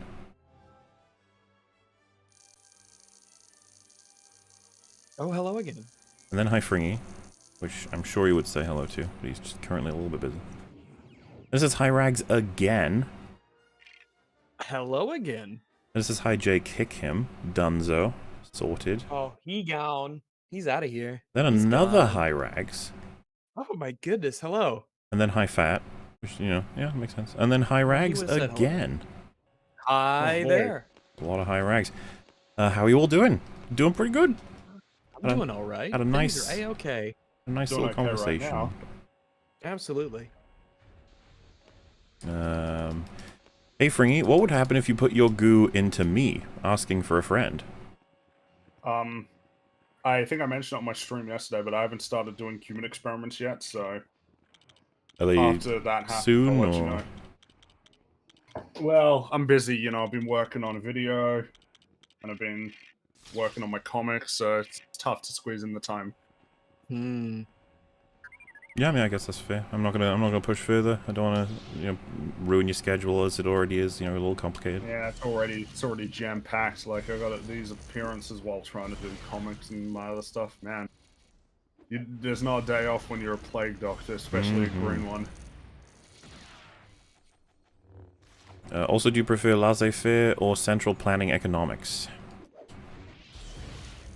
I mean, if I had to pick the two, I guess I'd prefer laissez-faire, but I don't really. Yeah, I feel between those two options, laissez-faire. I'd like rather live of under them. laissez-faire if I had to choose between the two, but not ideal. Yeah, Definitely not ideal. That's kind of my thing. I want something somewhere in the middle, not laissez-faire, but definitely not central planning. Yeah, I feel like laissez-faire would work better. Quotes everywhere. I feel like I have more of a but, means of affecting change on the laissez-faire system than I do in the other one. Yeah, I feel at least I could just. There'd be more. Yeah, I feel like there would be more opportunity for me to do shit. Oh, I mean, to just try and fix the system to make it more what I want. But in central planning, how do I make amendments to it? Yeah, if I'm not the big man at the top, if I'm not one of the oligarchs in charge or whatever you call them, you might be screwed. Totally, you just wouldn't be able to do anything. Yeah. But preferably neither, something in the middle. Yeah. The music in Black Widow is really good, by the same guy who did Mission Impossible Fallout, Assassin's Creed 3, and The Tomorrow War, and Terminator Genesis. What, was it Lorne Balfe or something? Who did Assassin? I think Assassin. Don't I remember don't the like the music, soundtrack not in Black Widow. Yeah, I don't remember it. Also, I'm relatively aware of it. One of the consistent leitmotifs they have is regarding Taskmaster, and it's this like it goes, then they go over and over again in lots of different ways. Oh, it is Lorne Balfe. Okay. Yeah, no, he's done some good stuff for sure. I like the soundtrack in Assassin's Creed 3 soundtrack is pretty fantastic. He did Modern Warfare 2 for the most part. Didn't Jesper Kide do a lot of the Assassin's Creed Jesper Kide did a lot of the earlier Assassin's Creed. He did 1 and 2. 2's soundtrack was kind of fucking banger. Oh, 2's is amazing. Great. It was. I really do good like stuff. 3's though. And this is the interesting thing is Lorne Balfe, he's done more than people give him credit for, because a lot of people think Modern Warfare 2 was Hans Zimmer. Hans Zimmer did the main theme, I'm pretty sure, and Lorne Balfe did most of it. And similarly, Crysis 2, everybody loves Crysis 2 soundtrack. main theme is awesome, but that was Hans Zimmer. Everything else was Lorne Balfe as well. So I don't know if it's Balfe or Bath. I might be mispronouncing it. No. Yeah, he did Assassin's Creed Revelations with Jesper Kidd. Is this just an infinite source of money? Maybe. That's a little bit lame, isn't it? I don't know. Maybe it is an infinite. Does anyone Lego know, is this just here forever? In which case, I guess you just wait, and then you can unlock everything once you get 99 gold and... Yeah, apparently it is. Okay, well... So I'm gonna drink, I'll be right back. But yeah, I wouldn't call the music in Black Widow really good, though. Literally none of it stood out to me. All I remember is boom, boom, boom, boom, boom, boom, boom, boom, boom, boom, and that's not anything at all. It's very normal to me for the most part. Well, it's just generic, sort of. It fits into the, it's just what. Yeah, there's no unique tone, which is interesting because I don't feel that way about all the Marvel movies. Civil War, mwah. Oh, I love the soundtrack. Endgame Civil War has a really good soundtrack. So does Infinity War. All the stuff that Alan Silvestri. I probably mispronounced his name too. He's done some good stuff. Guardians has a cool original soundtrack as well. Yeah. Don't get enough credit for that. Big Bang Theory is the only show that consistently makes me laugh. Please stop. Please don't destroy it. Oh. I figure you must be aware of its reputation. Like, it's not new for people to shit on Big Bang Theory? Yeah, I'll go with that. Well, because for a time it was #1 in terms of popularity. Well, good for it. The Loki TV show was utter nonsense, but at least the soundtrack was awesome. Keep up the good work, Muller and everyone. Yeah. The soundtrack is amazing. Yeah, I love the soundtrack for Loki. It was good shit. I hope she gets more work. Yeah. Keep up the good work, Muller and everyone. Your dedication and hard work is appreciated. Kick Jay, and also hi, Raggles. Hi, indeed. And, yeah, thank you. We will. On the topic of animated comedies that deal with high concepts, has anyone seen Xavier Renegade Angel? It looks like a shitpost, but it's quite clever. I haven't seen it. I have not seen it, yeah. If you EFAP movies the pirate movies, Filmento has videos praising the second for perfect plot. Perfect plot, alright. And the third for a perfect action scene finale. Man. I don't know about that, yeah. I'd have to, obviously, give it a little watch through. And, maybe. He's an interesting guy, that Filmento. Yeah, I don't know why people are telling us, nah, he's good. Well, I've seen much less of that after the 3 times we covered him. Which tends to happen. At first, it seemed like a lot of the... Yeah. It was just weird, that's all. I mean, you'd expect that with everybody, right? Because everyone we cover has fans. I guess everybody, yeah, to a certain extent, but it seemed like a lot of people... And you know, I'm pretty sure, like, the first time you covered Lindsay Ellis, there probably wasn't as much favorability there. Yeah, that would be interesting to see, actually. We haven't actually covered her, I don't think, like, an explicit video yet. I think we've mentioned her. Okay. Huh. But it would be interesting, if we pulled up a video of hers, I'd be curious if chat were like, you know what? Let her finish her point. Why are you pausing all the time? I love it when those come up. We were talking about High Top, but it was Spider-Man Homecoming. That was really great. Whatever, it's almost like you must be new, or you must be really protective over this particular creator. It's like, stop pausing them. Oh yes, thoughts on the clip of Nerdrotic's bad take on Southpaw and his take on Batman the Animated Series. If you haven't seen it, then maybe you can pull it up. Southpaw actually sent me it. I'm very confused by lots of what Gary said. One of the more confusing things was when he said, who's going to watch a 5-hour video essay? I was like, huh? So I'm pretty sure he has watched my stuff that's more than 5 hours, and then, it was in reference to Doctor Who, and I'm pretty sure he's seen Jay's Doctor Who video, so I was just confused. Then the defenses for, like, Batman the Animated Series, yeah, I don't think they hold up very well. Like, it's... So the problem when you say with, this thing was made in this time, And so to critique it from this, like, modern lens, it's just not fair. What does that mean for stuff that comes through despite being old? Do we just go, well, that's irrelevant because it shouldn't have, or something? We should talk about only what was good about it at the time. But if, it's, you know, and I guess it would just be, in that case, it's just separate the distinction between, like, you really like the show versus, like, what you think about its quality. And it may be that Gary hasn't watched it in a while. And that's the thing, I think Batman the Animated Series is one of many things where people be like, what are you doing criticizing that? You don't criticize that. And you just be like, huh? Especially if you're completely out of the loop, you'd be like, I don't understand, why can't I? And then I think people jump to a lot of defenses that they're not thinking through a lot of the time. Like, one of the ones most common is like, it's not even intended for you, it's intended for, like, younger audiences. Or, do you know how much it changed? Do you know what it did? Do you know how influential it was?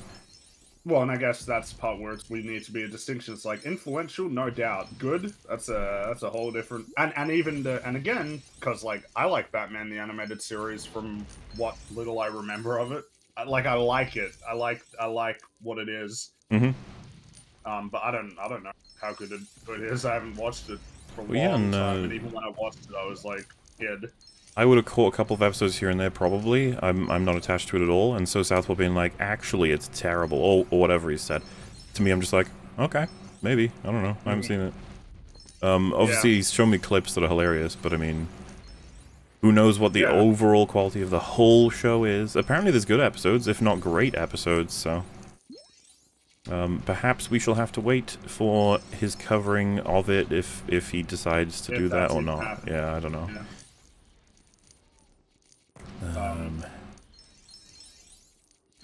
Fringy, for a meme, could you please say "hey hey" in your best Babu Frick voice? What does Babu Frick sound like again? He's like "hey hey," but like really high pitched. Oh, let me just look up Babu Frick. I'll try and get into character. Babu Frick, hey hey. Okay. Let's see. Give me a minute. Mm-hmm. He's up.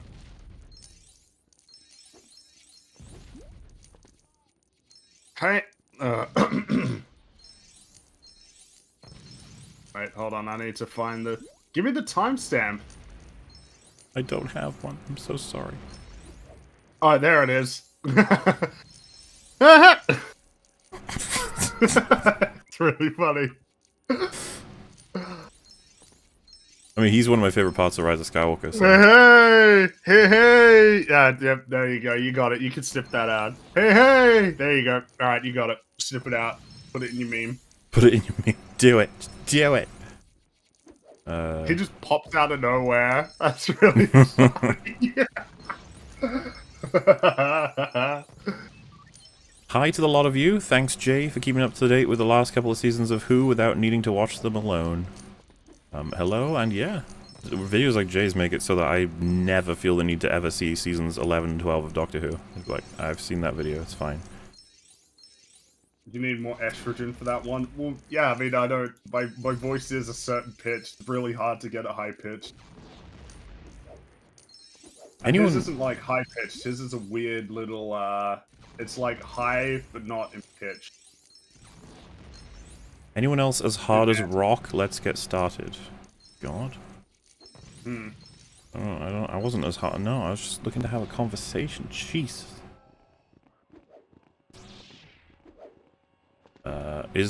Is Christmas better than Christmas? I feel like it levels out. I guess it depends on what type of Christmas. The war on Christmas.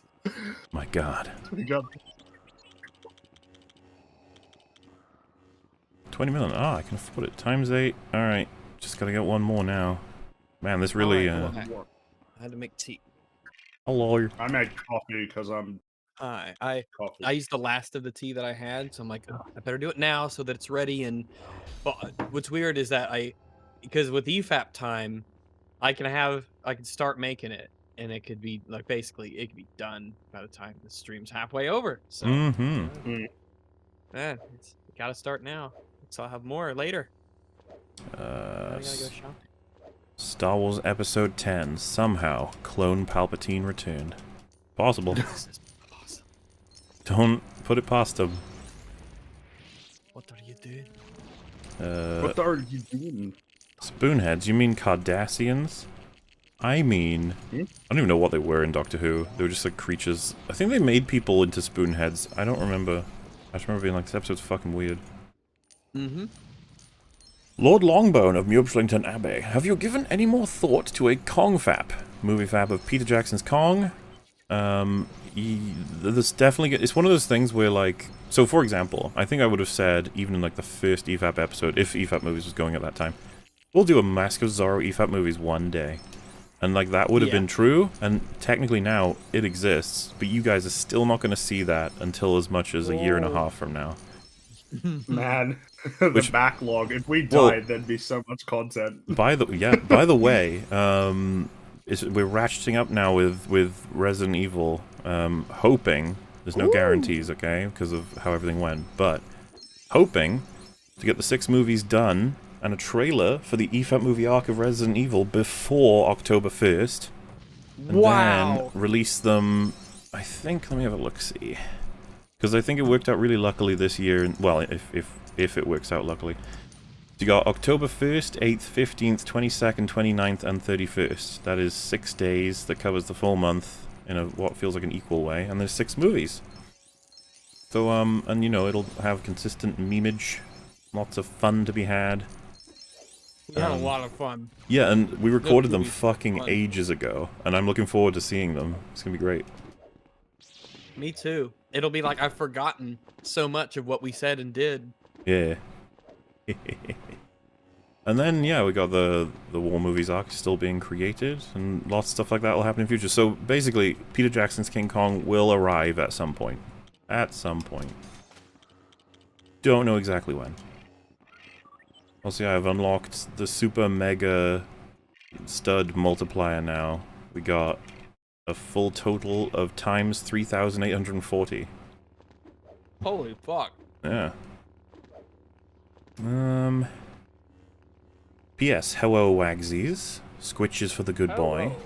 Long... Oh, it's very nice, isn't it? Long Kong, you could say, based on the runtime. Yeah. Maybe. That is the Long Kong. Oh my god, look how fast I make money now. Insane. With the multiplier in the 3,000s, I hope so. Yeah. Loki's changing character... Loki's changing character throughout the show hiccups a bit, like major skips in character development, then entire episodes of being the writer/director's soapbox. I'm closer to being sympathetic to the idea that if you accept the change in episode 1, the rest of it kind of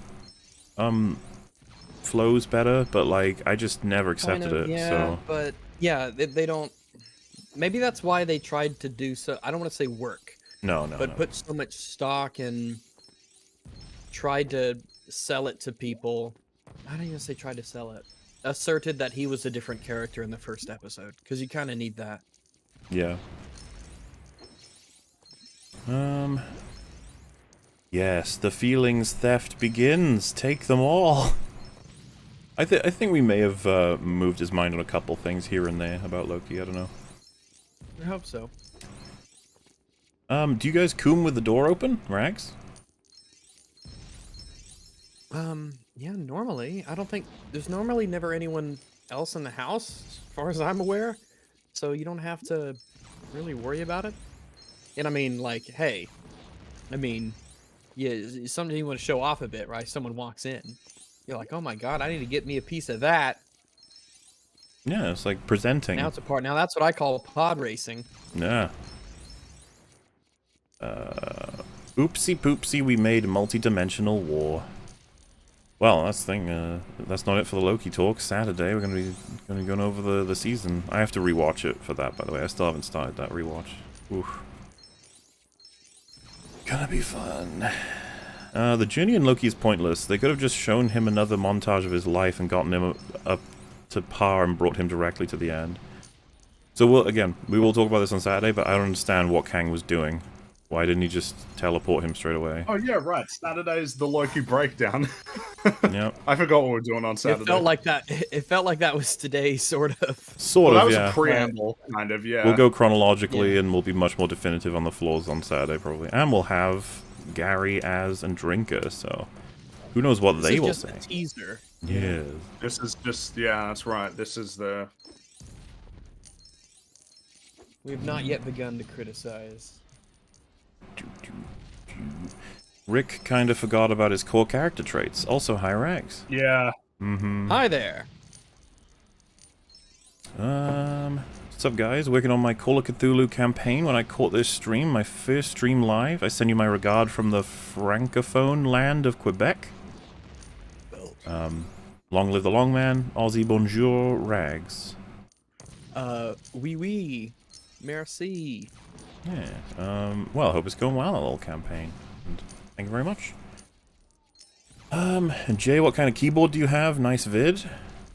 If you're looking for the type, or like model and make and stuff, I won't be able to get that. But his video his video shows his keyboard here and there, right? In the Doctor Who one. I think he's got like it lights up and stuff. That kind. Oh boy. Yeah. But yeah, not sure. This show can be saved by saying it's Kang's plan. He doesn't care if the multiverse exists, so why doesn't he let Loki kill him from the start? It's because the whole show is his entertainment. The TVA's incompetence, Loki spreading chaos, the multiverse war is all a game. This is a story about a depressed immortal who wants to see chaos. It would work better if he was just in the earlier episodes. I'm still not a fan of that. This feels really cop-outy to the point where everything happens because some guy is just playing with his puppets. It's like, cool. Again, like, Loki making any decision at any point, even if they frustrate me, becomes meaningless because it was just Kang doing it. Which, by the way, is still kind of what we're dealing with, so... It's so shit. Like, they just in the last episode, actually, it's this guy. Oh. Okay. Alright. I just got more than 1.2 billion studs. Oh my god. The richest Lego piece in the world. If the temperature doesn't go down, I'll be melted. Yeah. I mean... Yeah, that's true. That would suck. It is concerning all the melt that's happening right now everywhere in the All world. the melt. All melting. Well, there is a lot of melting going on. Ice caps freeze. Germany's melting. Well, Germany's flooding, but Well, yeah, there was melt somewhere. in the something sky. melted and made them flood. Yeah. I like Mola, Rags, Jay, Stefan Molyneux, Aaron Magruder, Michael Malice, and Stone Toss for political reasons. Who should I vote for in 2024?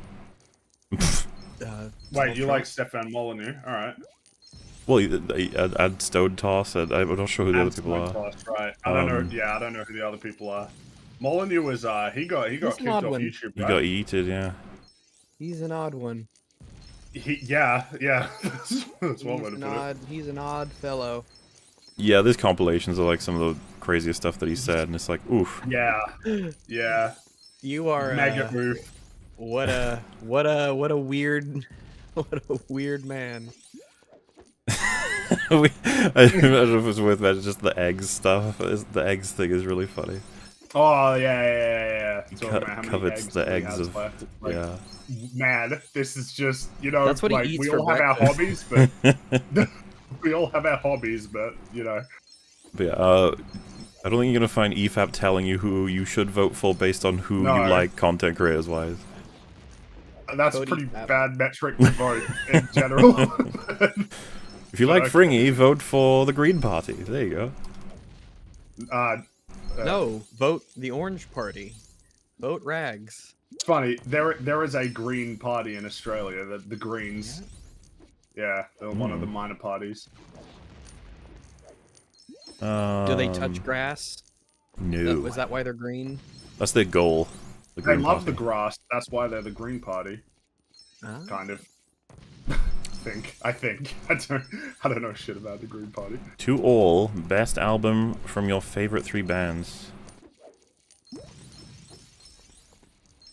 Best album? Yeah, which is the best album from your favorite 3 bands?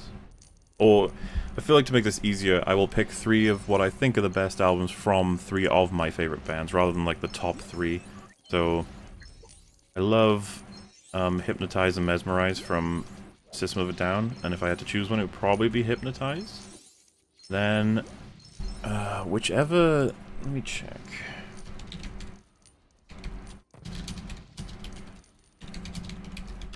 which song is this from? It might be Emerald Sword. Whichever album Emerald Sword is from, Rhapsody of Fire, I like basically the whole album the most. And then... Ooh, I'm not even sure with Avantasia. That's a tough one. There you go, you had 2 off me. You guys do the rest. I generally don't go by albums when I get music. It's generally individual songs from all kinds of different places. But there are some... But I think one of the reasons that Electric Light Orchestra is my favorite band is that they just seem to consistently put out all kinds of really great stuff. More so than any artist that I've found. So I'd probably say Time is the best album that they've done. There are some contenders. I really like El Dorado and Discovery a bunch, but they've done a lot of good ones, but I'd say Time's my favorite. As for, that's the thing, I don't really listen to like albums or like CDs, you know, it's individuals that I pick and choose. Same here. What other ones kind of come to mind, I guess, that have good ones? Does New World Symphony count as like, it's probably too small to be a whole album? Well, I mean, it's an hour long, but do we include symphonies in this? Because that's a good pick. I feel like it's fair. I feel like New World Symphony would be one of the ones I'd put on that list. If I had to pick an album as opposed to an individual. Was that his first? Wait, I mixed up his name, wasn't it? Yeah, that's right. It's one of my favorites. Really like New World Symphony. If I had to pick a soundtrack. Problem is when you say, because if someone says albums, it's like, oh, it's the soundtracks. No, I mean albums. It's like, oh, it's the soundtracks. That's all I got as reference, soundtracks. I always default to Halo 3 soundtrack. Love that score. I bought everything in the game. Life is meaningless. Dvorak. 100% boyos. Yeah, there it is. 100%. Nailed it. Best Lego player ever. That is incredible that you're able to achieve this accolade here on this stream. It only took 37 hours. It really just speaks to the passion of EFAP. That one of the hosts is he collects that many studs. Mm-hmm. One of the best time travel stories with no time plot holes is a show called Steins Gate and Steins Gate Zero. I don't believe you. Would love to see you guys cover that show. Is that? I think that's ER's favorite anime, right? Or is it's one of his ER favorite either anime. loves it or hates it. I can't remember. No, he loves it. Count Dankula thinks it's shit. Well, boring or something at least. Yeah. Oh well, you know, maybe it holds up. Who knows? Maybe. Wouldn't want to claim anything otherwise. Super EFWalk, catapults, bounty hunter rockets, super zappers, regenerating hearts, fast building, self-destruction, invincibility and self-destruction. Wow. Tractor beam, and super blasters, toe death star. How can you have self-destruction and also invulnerability? Well, that's just the power of this video game, Rags. Are you not impressed? I think that sounds pretty crazy. Sounds wild. Yeah. And I have regenerating health. So like even if the invincibility doesn't take for even a moment, I can regenerate. Even if you self-destruct, you can just reform. Drinking bleach is better than this idiot's thought. Oh, that's not very nice. Can we call the phenomenon of bad writers trying to fix another bad writer's mistakes a Johnson-Abrams cascade? It's Johnson Abrams Cascade. Funny thing is, like that's not a terrible name for it, actually. Yeah. Could you call what Johnson Abrams? Because like I feel like what Abrams did with the hyperdrive definitely was an attempt at a fix, but what Johnson did to like all of Abrams' setups, it's not like he was fixing anything. He was just like, this is my story now, bitch. I guess that's what I'm saying. It's a cascade in the sense that it's like, it's my story. No, it's not. It's my story. That's almost like a bounce. Like a cascade kind of implies that it keeps going and going and going. Yeah. You know? It does and kind of keep going in a certain sense, you know? So I feel this is like a bounce back and forth. Like it starts here, then it goes here, then it goes back, and then it goes back, and then it goes back. Like it's going to two things. It's like it's bouncing between a couple places.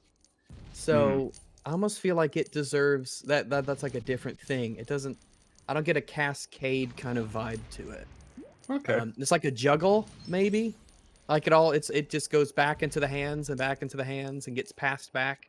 Like one hand gets them and they just keep rotating it back and forth and back and forth. It's like an angry juggle, or a, I don't know, the irascible juggler. I'm not sure. Well, either way, it was the most expensive bitch fight that's ever happened in history. Yeah. Flapping back and forth. Here we go. He wanted to fight the paperweights. Well, a lot of people do defend the paperweight thing. It is not a huge surprise. I hate it. I fucking hate it. Yeah. So much. Natasha died for something they have 9 of in a drawer. Yeah. That's just how it be. They think the Rian Johnson of the MCU, they were correct. I mean, they've dealt some significant damage. And yeah, do you guys kind of look back on the sequels as Rian Johnson was the one that dealt the most damage, even though Rise of Skywalker was probably the worst? Yeah. I think it's because it had the, dare I say, the privilege of coming last in a way, where it was almost shielded. Like, yeah, like people were already... The car crash happened and then you pooped on it. Yeah. Like, if a horrible car crash happens, and it's almost like, it's like a reverse BioShock in a way, where the second game is a better game, but it was the second one that came out, and it wasn't, like, new, you know? So it almost gets kind of overshadowed by the novelty of the first one. Uh-huh. So yeah, I think because Ryan's came first and it sort of really shook things up. And I suppose it would also be in reference to what kind of thing I'm talking about with damage, so like the brand or our perception of it, or Jay's back. Oh no. Jay, did you finish your tea or whatever you did? Yes. Was it good? All right. That's It was good. good. It was good. Yeah. What Jay, tea do you look, drink? I capped out the studs. I 100% of the game. I can't see that right now. What? You have You two 100% monitors. the I've entire seen game. them. How do you do it with that I little don't have desk? the stream. I don't have the stream up on either of them at the moment. I just turned on my PC. Why are you back? What did you miss about us? Wow, what the Well, we thought we you're were the one who rid of you're you. the one who knows what I missed. I missed it. No, I That said, is what did you true. miss about us to come back? Which smell. body parts in particular? Oh, I have been told I have a very pleasant musk. That is true. It is tantalizing yet Does it- not overpowering. Does it prevent people from killing you if they're close? Yeah, it does. It's a pheromone lock. Nice. This locks them right up. I don't understand what this is a reference to. That's because you fell asleep when you were boy, watching Jay. it. Oh, Jay, Oh, you and also I guess Jay hasn't seen Black Widow. Not all I've of seen it. the first 40 minutes. I fell asleep. Oh my I fell goodness. asleep after the last scene I remember is Red Guardian getting off the plane with everyone, or the helicopter, Yeah. and then like walking and talking about like I think Captain America and stuff. Mm-hmm. It's a really good movie. It's great. You should definitely finish all of it. It's great. It only gets better I would as say it so. progresses. I've It heard that. definitely doesn't get dumber. Everyone always says, man, did that film get better? People who say it gets worse and worse, they just hate women. Don't pay them any attention. People say It's it gets better with time as well. Like I've heard that it's now much better than it was when it was released. That's true because it came out. When it came out, it was a different time, but it was Yeah. really visionary. You know, I didn't think that Black Widow could really just predict the neo vogue of artistic creativity and that kind of zeitgeist. No, I mean within that literally the contents of the film has changed since it came out. Oh my God, wow. Like when they removed the Oh cut my from God. from that Game of Thrones episode. Oh no. But like no one knows who's doing it. It's like it just seems to be happening on its own. It'd be so interesting if they did that one day. They release a maybe it would have to be animated, I suppose. And the people behind it are like, you can vote on how the story went, and then we will update it or something, just as an experiment. But I guess it would be too susceptible to trolling. But like, imagine they just try and craft a story through public voting over years until it's like, and then it's like, hey, have you ever watched it? And it's like, it's pretty cool right now.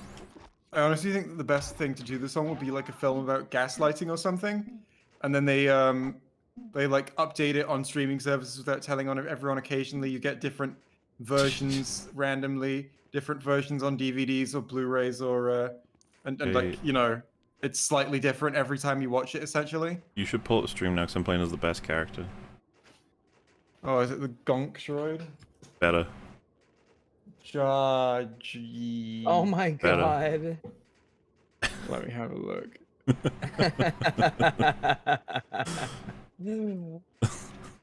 It's not fair. Oh my god. That's incredible. I would have never guessed. I'm having a look. What the? How many? How many? Oh my god! I can play as the little Womp-Rat. Mm. You have a mustache. I do. Do you have a mustache Yeah, as you Carbonite do. Han? No, that's sad. Wait, is that a rat? Yeah, it's a Womp-Rat. Let him No, go. it's a dude with glasses.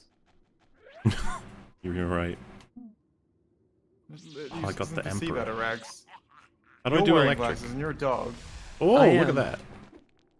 See, I'm gonna still be interested in the new Lego game when it comes out. It's pretty The funny. Lego game's gonna be like, I'm gay. Hopefully. The Yeah, because coming out. I'm very Because funny. SJW woke agenda, that's why, Jay.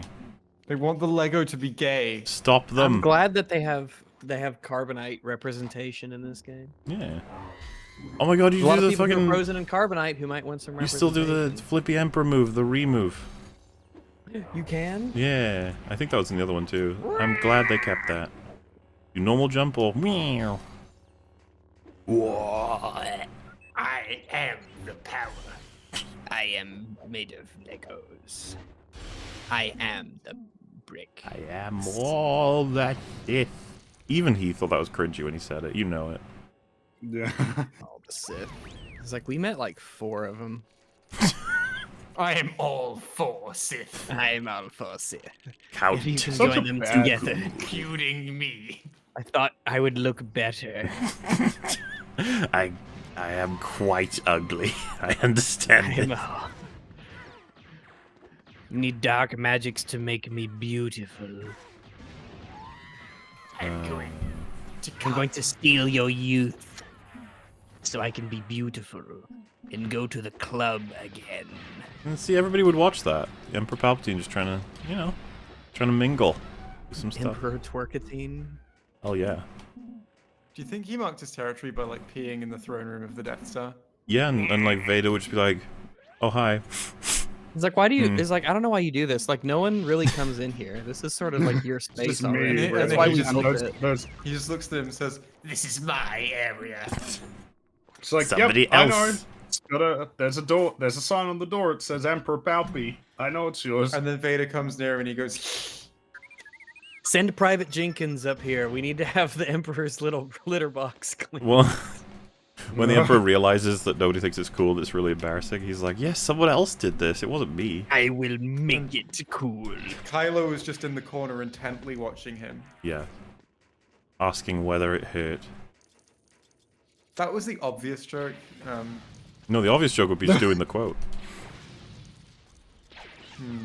Got ya. It wasn't obvious to me. Oh Like a yeah. custom little character. Let me see your custom little character. Well, I haven't actually made any. You know what? Let's go do that. That sounds like more fun. Yeah, you have to make the ultimate. You have to make all the Sith. Completely unrelated question. Do you think Kylo Ren's story is a crappy retread of Anakin's? Masters attacking them, losing faith, fallen Jedi, etc. I mean, Weird. I never saw it as a retread of Anakin. That's just yeah. I can see how you could possibly draw some connections, especially when you just broadly look at the character, but... I can't believe I'm saying this. I'm almost like, well, but Anakin's was like a whole story. Kylo's is like a fucking casual memory that we're told about briefly. Like, yeah.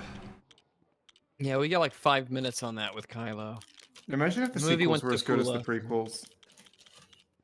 That would be interesting. Man, I don't have a choice of that many hats. Dude, imagine if the sequels came first and then the prequels came out.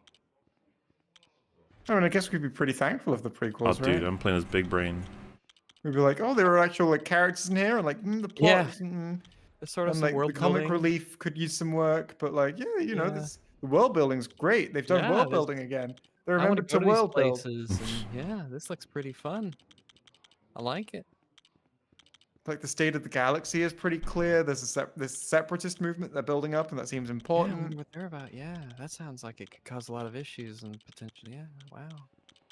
How about that? Wow.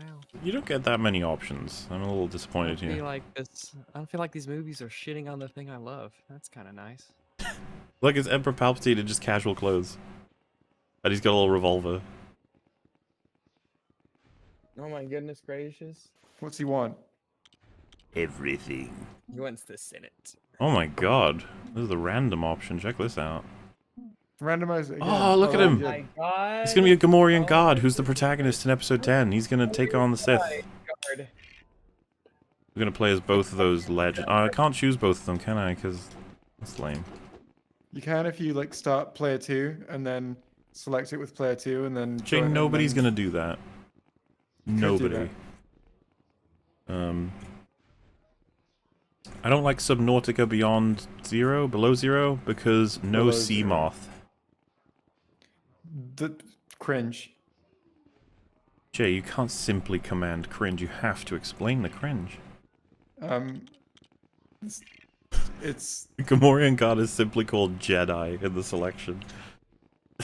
He's got a little Yes. silhouette. I love it. Hey, a Jedi can come from anywhere. No, it's just like I believe it and I want it. Give me. I want this story. And they just want to guard things with the Force. Yeah. You mean I can use the strange space magic to help guard things? That sounds great. Teach me. Look, right, look at him with his little cape and he's got a pimple. Oh, this guy's kicking ass. We gotta see his story. That's what I'm after. Let him go. Gamorrean God Jedi, a Star Wars story. Oh, he builds so fast. That's just who he is. Good offense. Whoa, look at him go! Why is he so speedy? Because I've unlocked all the things. He sees something to guard over there. He's got to get to it quick. This is the character we needed in the sequel trilogy. He would have solved all the problems. So yeah, what is the moth thing, Jay, and why are they right or wrong? Oh, it's just like I don't think it's a serious opinion. If it is a serious opinion, it's kind of cringe. But it's a vehicle that's in the original game and it's not in the sequel. But the sequel has like an entirely different selection of vehicles. So it's like the sequel has like different vehicles that you can use, and they do different stuff. All right. I don't like. It's a strange reason to not like the entire game. Sherlock is written by a bunch of idiots who think intelligence is a form of magic. It's both garbage and a garbage adaptation. That's very true, actually. I think so too. It's a very pertinent criticism. Yeah. Nice. It's like using intelligence as an excuse to just like he's smart, and that's like the excuse to just have him know things he has no reason to know. Yeah, it's really annoying. Hey Jay, I watched your Doctor Who review while on a treadmill. Help me burn over 1,000 calories. Please clap. Yay. Congrambulin. That's not the word, but I'll accept it. I feel like it was just on the edge of being far enough away that you didn't know what the fuck I was trying to say. I could understand. I Like, invented as in, the Florm language, so I can pick it If up. I moved it any further away, I think it would have been indecipherable. Man, I had to swap to Boba Fett before killing the Gamorrean guard because my Gamorrean Jedi just doesn't have the heart, you know? To execute other Gamorrean. Wait, maybe he's okay with it if he strangles them. That is the only way he'll do it. That seems like a strange standard. Why is that his motivation? Okay, fine. He's okay with cutting him in half with a lightsaber, but that is the only way. No strangling. Yeah, that's better. Very dark times on the sun. I think this is in reference to that solar thing question. Thanos wouldn't know about Earth if Loki didn't bring it to Thanos' attention. All the big effects are from dominoes. Loki pushed down, kick Jay, high rags. Hey there! He must have known about Earth outside of Loki, right? That's where lots of the Infinity Stones were. I mean, that's one of the things about the MCU that doesn't really... It's kind of stupid. Like, across the entire universe, 3 of them are on Earth. It's like, that's weird. Yep. I mean... It would almost be like one of them being on Earth is a little bit like, huh, okay, but I'd accept that. But if you're gonna say like, well, what if they were brought to Earth for a reason? It's like fair enough, but like I don't think we get that. We don't get that, but it's not like inconceivable. Like someone collected 3 of them and came to Earth or whatever, and that's why 3 of them are there. So the Sorcerer Supreme with the Time Stone, all we know. They've just always had that. Yeah, they've just always had it. Then. Well, there must have been a time before then. Are you saying like as long as we don't know for sure how it originated there, then it could always just have been brought to that planet some time? I don't know. I'm not married to this. I'm not making it as an argument. I'm making it as sort of a like this is what my brain is doing at the moment. I'm trying to figure out if I like it or not. Jay, when you have all the multipliers and then you go to a double score zone, I've got times 7,680. You got a lot of money. Oh, if you press B as any droid, you self-destruct. Nice. B for blow up. That's a useful feature. Yeah. Why is that in the game? Well, you can blow up on an enemy and you can damage them. Man, Leia doing some pro moves. That was a pretty pro move. I'm watching Buffy, really loving it. Thanks for the suggestion. Currently through halfway through season 6. Oh no. Good luck with that. Your episodes away. No, that's the best one. And if you're halfway through, that means you're very close to certain things happening that well. Yeah. Maybe if you watch it with a friend, it won't be so sad. That felt like a spoiler. I'm more than willing for you to know that which seasons are good, which ones are bad, and where in season certain things happen, because Buffy's just gonna surprise you regardless. Ain't no way you're gonna see all the stuff that happens in that show coming. Loki's disguised as a horse, got fucked by a stallion and birthed an 8-legged horse. Loki also slept with a giantess, and she birthed the wolf Fenrir. Ah, that's where it's from. Yeah. He gets around. Yeah. He does. The man. I mean, if I could change my shape, So like giantess, I'm thinking like, how big would a woman have to be before it would be impractical to sleep with them? Well, couldn't he just turn himself into a giant? Can he do that? I mean, in the original. You could change yourself into a horse. I guess you could change your feel size like to some degree. Yeah, like in mythology, he's probably got very few limits. I don't know. I'd sleep with as long as she wasn't like morbidly obese, just big. I'd sleep with a pretty big woman. Yeah. I'd be down for that. Yeah. Like, I mean, like. I just want to go with 16 that, feet tall. Give her a bit of the sausage now. Yeah, I'll see what we can do. We'll see what we can do. Put it in there, see what happens. If it doesn't work out, stir well, around you know, like soup. no harm, no Yeah. foul.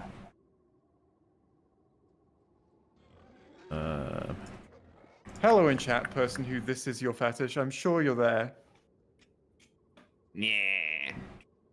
A genuine friend in Mobius, the guy who enslaved him. So that, I've seen a lot of people say that. I never believed that when watching the show, that those two are somehow great friends now. It's like, I don't know about that. That came out Like, of nowhere. being as good faith as possible here, I just don't see it. He barely knows him. He doesn't even understand the place that he's from or who is controlling his strings, and then also he kind of fucks with Loki quite a bit. And to be honest with you, not gonna have favorable views of the person who put me in the torture chamber for a while. Yeah, fuck that. Gonna be a little bit annoyed at him. That guy's a dick. And then it's like, could you call me a friend? Or some shit like that. And it's just like, go away. No. You're dead in the air nut. Get an asshole. Norse mythology funny. Now play DDLC, Dumbos. How dare you? FIO. Doctor Strange Multiverse of Madness will be Doctor Strange channel surfing through Disney Plus. I expect setup for another Simpsons movie in Doctor Strange. I feel like we'd be lucky if that were the case. If it was the whole movie with him watching TV. Because I feel like that is the only way to make it consistent. But we'll see. Who knows what they come out with. Fringy, have you listened to any of the Liquid Richard albums yet? If not, hop off the call for 2 minutes and listen to Pistol Grip. It's a modern modular banger. I've not listened to that. Alright. Also, Mola, you're gay. Sorry. That's okay. I'll be gay for a bit, that's alright. Oh, by the way, EFAP 85 from 73636 to 737. You guys say something that I don't think you'd agree with anymore. Thoughts now? Hi, Rags. Hi. And he's got in brackets Southportism's Kappa. I think we made a rule like a few EFAPs ago, right? Like we're not doing any hunting down the timestamp stuff anymore because Could you just put the quote or something maybe? Just tell us what it was. It's so much easier. Oh man, look at this. The Gamorrean gods ground pound move, Jay, it's so powerful it creates the same effect as the lightsaber. Damn, I bet he's a chonky boy. That's why it just like Look at that. makes the earth light shake and axe. shatter, just the sheer weight. Yeah. It is a lightsaber axe. Alright. The more you know. Is Like there a any 3D hope for thing. Dune? Also, hi Frog Daddy G. Hey, I don't know. Dune could be cool. Yeah, I've got no expectations for it. Like Denny, what's his name? Who's a mixed bag? Villeneuve. It'll probably look great. That's something that you can Yeah. almost be certain of, that it will look amazing. Probably have a great soundtrack, great actors, but we'll have to see. A-Team reigns supreme, which is an Adam and Sitch meme. I know that.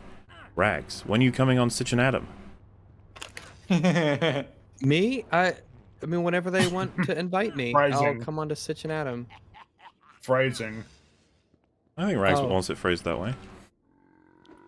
Yeah, I mean, what's the issue? Oh, there is no issue. I just said Can I not phrasing. come on Sitch and Adam whenever they invite me? Mm-hmm. Phrasing. there's- Rags doesn't understand sarcasm. Ho ho. What do you mean? I said phrasing. You don't seem to understand. No, I don't know what there is to misunderstand. I mean, I don't know what's wrong about coming on Adam and Sitch when they invite me to. I think phrasing's great there. I love it. I think it's great. Yeah, I mean, what we've discovered is Rags is pro-phrasing, Fringy's anti-phrasing. Yeah, it's kind of bothersome, but you know, I'm not anti-phrasing. I'm pro-phrasing. That's why I said think- phrasing. Well, it seems like you agree with Rags then. Yeah, he's caught up in a web of his own lies. Oh yeah, the web. Spider web. The spider web. There's super chats about it every Sunday. Oh, and Mauler. Sitch said that you're wrong about Soma being good, Star Wars is better than the father, and Loki makes total sense. Totally not lying. I reckon you're Oh my lying. God. I reckon that's a sneaky Yeah, little lie. Star Wars. I mean, it is better than the father. Though. Well, I mean, you I'm have pretty sure lightsabers, explosions. Darth Vader could beat Space battle. Anthony Hopkins in a fight, I think. So Yeah, I think so too. Yeah, I think Babu Frick could beat Anthony Hopkins in a fight. I'm gonna be honest. wakes up one day, opens one of his doors, and there he is. And it's just like, oh my god. That would scare him enough. Somehow Anthony Hopkins returned. Today. You know what, chat? Sorry. I'm just seeing people like, oh, you're wrong. It's like, oh, yeah, wrong. In what way? I said phrasing. If you don't get it, that's your problem. It's a shame. It's a real shame. crimes have been committed. Crimes have been committed. Today I learned of a character called Spiders Man. He's a mass of hive mind controlled spiders taking the form of a human who's been brainwashed into believing he's Peter Parker. It's like Million Ants from Rick and Morty. Spiders, man. Spiders, man. Million spiders. I would not want to touch him. No, no. I don't want to touch million ants. I would be Either. more happy to touch million ants than million You spiders. sure about that? Yeah. Unless they were the kind of ants that bite. I mean, yeah, because the answer to Well, this question I for mean, me is just whichever one is less threatening. It's like yeah. Like assuming guess they're what I'm saying- assuming that they're both non-harmful or equal levels of harm, I'd rather touch the ants than the spiders. Yeah, because I guess million ants are smaller. Maybe. That's true. But But like, Than it's a just million spiders. I prefer touching. Like, if I'm gonna find a creature crawling my body, I would rather it be an ant than a spider. I just don't like spiders. That's true. I don't like as spiders much. either. I guess I'm just saying, like, a million ants. Some ants can be scary. like bullet ants are one of the like aren't they like really high up on the pain scale or whatever? Yeah, I think Certain so. ants are If really it was, high up, if it yeah. was million bullet ants, I probably would prefer, and like versus million house spiders, I would probably go for the house spiders. Oh yeah, you should definitely go for the house spiders at that point. But I think one of you said like if it were equal levels of like threat, I guess. Yeah, if there were equal levels of danger, like and pain, I would go for the ants over the spiders.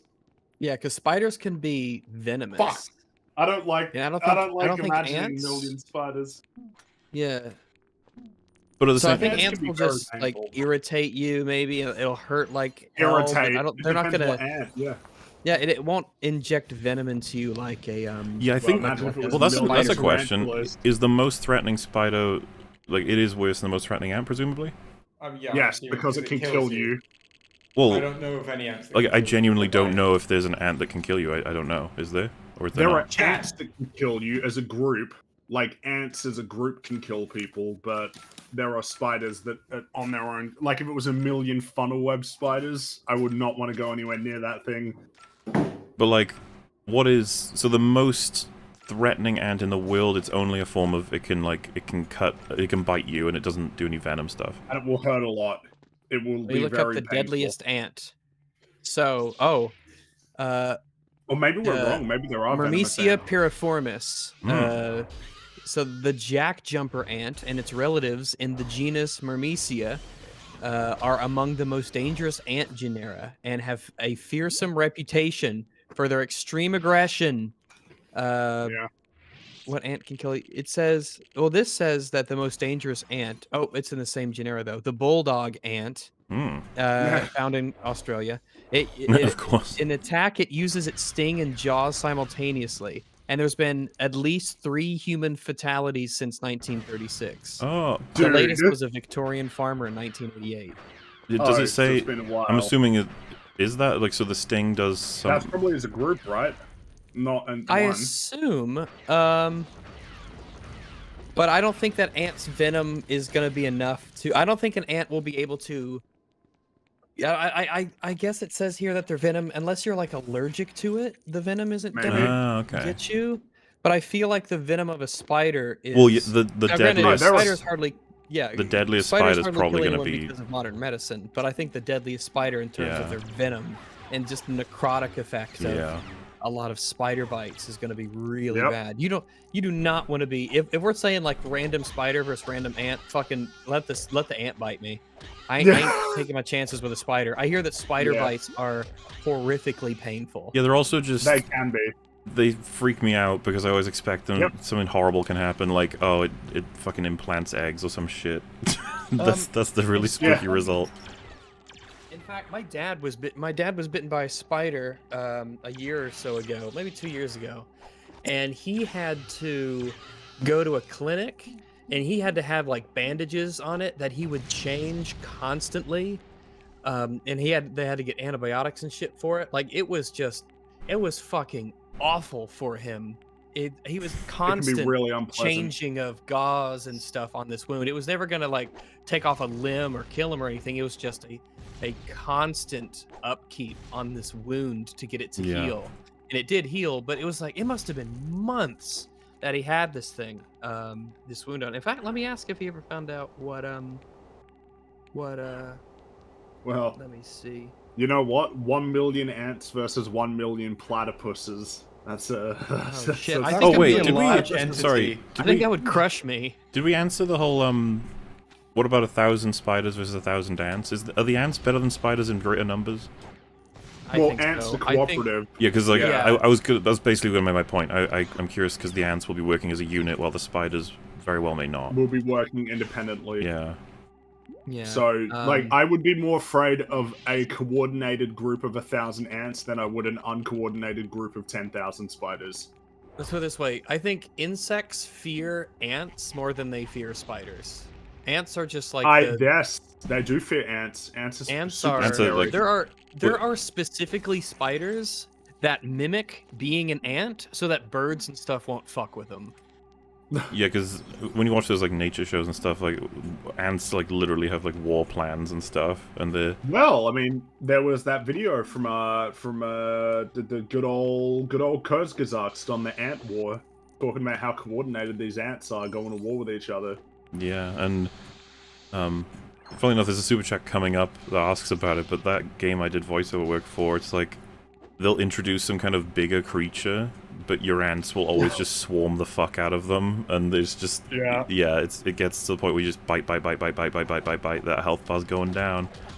Well, that's the thing with ants, especially because they are such a unit, and it's not really about the preservation of any one ant, Yeah. but rather the preservation of the whole group, which makes them a lot scarier than human beings, because humans don't tend to work that way. You know what's really fucking funny is the next question is ask the tiger or bear question.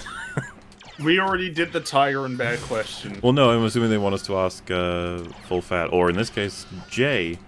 Gut response, alright? Who wins? Siberian tiger or grizzly bear in a fight? I don't know this. I don't know what the specifics of a Siberian tiger are. They're the biggest one. Probably close to how you imagine a tiger looks. Yeah. Let's just get images of both. Google them. Go. Right, Siberian tiger, grizzly bear.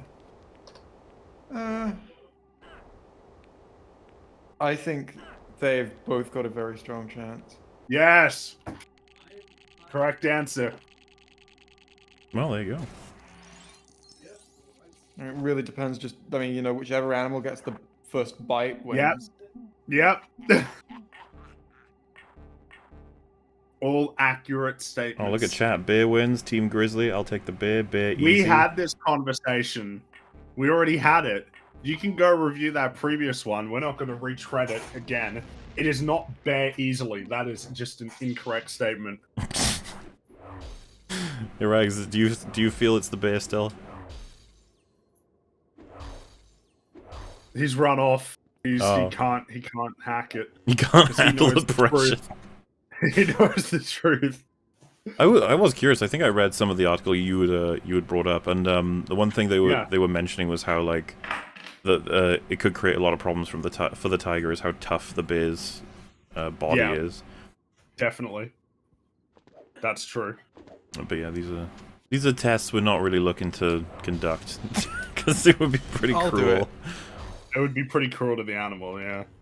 Why? Well, making them fight to the death just for our right. amusement, like, that's a little... What's wrong with that? Yeah, I actually think that's great because if we're doing that, then it probably means that there's just so many of these animals now, we just don't know what to do with them. The And we fuck? probably just have to cull the groups. And so we're just like, man, there's just so many of them now. They're not endangered. They're the opposite of endangered. There's too many. Let's force them to they're fight to the just- death for our amusement. Yeah, let's Isn't force it them to wild that fight there to have the death. literally been you know? cultures in which this is entertainment, or like even humans fighting these animals is just considered just entertainment that you go to see? Yeah. Yeah. That happened in history. Yep. You're just Oh, like, yeah, you go that's down. not even- the- Dude, there's probably parts of the world that's still happening. Oh, I mean, bullfighting. yeah. What is bullfighting except Oh, I killing meant a little bit animals for more fun? gruesome than that. Oh, But yeah. Yeah, probably. Do you want to go down the fucking? Oh, what's the name of the building? I can't remember it now. the big Gherkin. round building. The Shut big up. Coliseum. That's the one. So you want to go The down? big round building.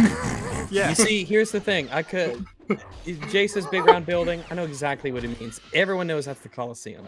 Good So again. you just there was just a time where you could have lived in you could have just lived, and you could have gone. I want to go down the road to the round building. Go down the road and see the. Do you want to go down the road to the round building and watch a gladiator fight a bear to the death? Oh my god, Ronnie's Yeah, doing that'd it be this fun. week. And you're like, really? Wouldn't Ronnie? spend He's the like, yeah, he stole a Ronnie, man, gutsy. No, he's, Bucks, Was he it, doesn't make was it it. a Shout was out to Titus Vespasian. What was a bro. it was a criminal justice like penalty, right? Yeah. I mean, it depends on what culture we're talking about, but I think the Colosseum, it was sometimes gladiators, and some of them were voluntarily. Yes. Well, they're all gladiators, but some of them were voluntary. like for the glory to a degree, I imagine. Yeah, exactly. I wouldn't want to Yeah. do that. Well, yeah, Well, you'd make sure. a video about the fall of the Colosseum and about how it's not, it's encouraging negative. Well, I Yeah. wouldn't want to climb these skyscrapers that these Russian kids always are climbing, but like, Oh, I you know. love those videos. Just Well, I always get worried, right? Because like by watching them, it almost encourages them. And well, that's true. There is a I film mean, about this. Not that Is there? specifically. Yeah. It's they're just called wild, bro. Untraceable. Do you know what I'm talking about? no. So the premise is there's a guy who sets up saw-like traps. So for example, someone will be in a tank of water, and slowly it will introduce acid, like very, very slowly, based on the amount of people watching. And, and so it'll be uploaded to a site, and the whole point of Untraceable is that, it, you know, for the contrivance of the thing, it can't be shut down by anyone.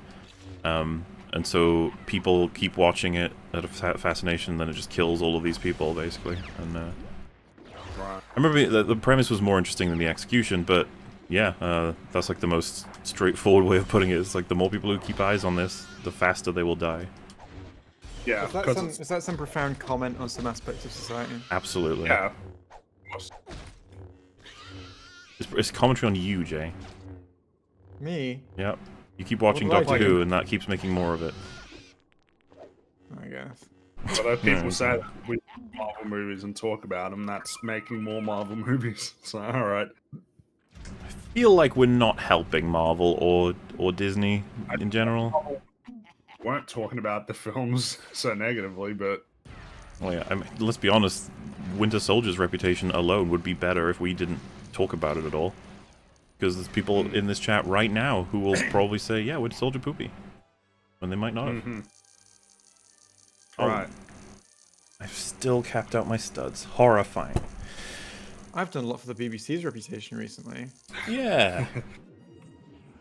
Ding, ding. Ask the C versus H and bathwater question, Utism. I think we've retired the bathwater one. But Wait, what? You know about that one, right, Frankie? If you drink someone's bathwater, do you deserve to get herpes? I am. Oh, back. Are we talking about right. this now? Have you answered that Well, question we're not before, Frankie? No, we're just remembering what the question was. Good. I don't know that I have answered that question. Well, go ahead, answer it. I don't know that you deserve it. It's more just that you shouldn't be surprised if that happens. Yeah. And Well, I don't know. you I feel probably- like you could still be surprised. I feel like man, I don't know. And I guess the big thing as well is like, don't do that, and you know, play stupid games, win stupid prizes, right? Like, don't do. But I don't think you deserve to get something happen to you because you made a stupid decision. God, my phone. I had to step away when you were talking about gladiators real quick. Lindy Beige has a great gladiator video, and you all should watch it. It's Well, really maybe what? I will. What are you gonna do if I don't? nothing. Oh, What are you gonna do if I do? I'm gonna appreciate you Hmm. taking Aw. my advice. And I'm gonna be glad you enjoyed yourself with his video. Another pick for the Christmas Chads. Christmas all the way, you Halloweenies. I mean, you know, Christmas has its time. I'll allow it to exist. Christmas had its chance. I could see him saying it. That Superman, I could see him doing it. He's that crazy. He says that on Boxing Day. Dude, there is something so satisfying about seeing a super battle droid with the fucking disguise mask on. Disguise mascot? Yeah, look at him. Like, nobody can tell. I'm a human. Hello, fellow human. Mascot covering up the screen at the moment. Will you be mowing your lawn today, fellow human? I will. Watch as I walk like Yeah. a normal human. Look at this walk. Do. I am off to the store. I will also maintain vegetation altitude levels within acceptable parameters, human. Oh no, they have discovered me. Oh, that's a great walk. The run is good too. Oh, I can't even climb Muller- stairs. In this game, can you be like multiple womp rats inside of like a coat No, but you should be able to. and get into movie theaters? God, if no one had context for this game, they just saw this, I feel like they'd be like, what the fuck is happening? Look at... What is that? I'm just a womp rat doing my thing. Especially if they don't know what Lego is. They've never seen Lego Yeah. before. Oh, it'd be really Or weird. Star Wars. Is So this the- that goose game? Oh, they gave the disguise to the gonk droid. That's good. Nobody could tell. They added a new English version of Hexagon. Good? Where the tiles dissolve slowly over time. Like you can step on it once and it Good. cracks. You can step on it again and it cracks again. You step on it a third time and it goes away. Good. Oh yeah, you've been playing Fall Guys. There's also snowballs that run over the map and try to crush you. Good. You know they're adding a new season tomorrow. Hmm? They're at new season tomorrow. Is it? Yeah. My goodness. I thought the new season just came out. No, I think the new season's coming out tomorrow, and it's going to add new stuff. I guess they Season ramped 6, it up. that would be? Yeah, 6, I think. Holy shit. Yeah, I More. know. Talk about timing. More Well, like, content. season 5 just came out. Like, I swear, me Oh. reacting to the fact season 5 was out is why I started playing it again, and that was 2 days ago. Hmm. Like, Let me hang on. maybe. Let me I'm gonna see. check. I'm gonna check. Oh, the Fall Guys season 5 release date set for July. Right. Huh. Maybe I misread. Maybe it is. This is the news. Yeah, season 5. You're right. Meh. Wow, you pissed Jay off. Pretty nice. I wanted more Fall Guys content. You just got more Fall Guys content 2 You days ago. greedy bastard. Even though I raised your hopes and dashed them profusely. Yeah. Well done. Fuck you. N- Die Hey, immediately. You're tearing Hey. EFAP apart. hey. Good. It deserves. No. Even the ATST has a mustache. Yeah. Ain't it great? Really big one. Best Well, guest. you should grow a mustache. Hashtag Christmas Chad. Oh, there's room for Halloween and Christmas Chad. Celebrate them all. I love how happy your Fall Guy gets at the end of a round. He's so 'Cause he's cute. done. Um, He's like, please, no more. Thank God it's over. if EFAP wants some decent TV shows, Line of Duty. God give me strength for the wait for season 7. I've heard that the last season was bad. I've never even heard of it.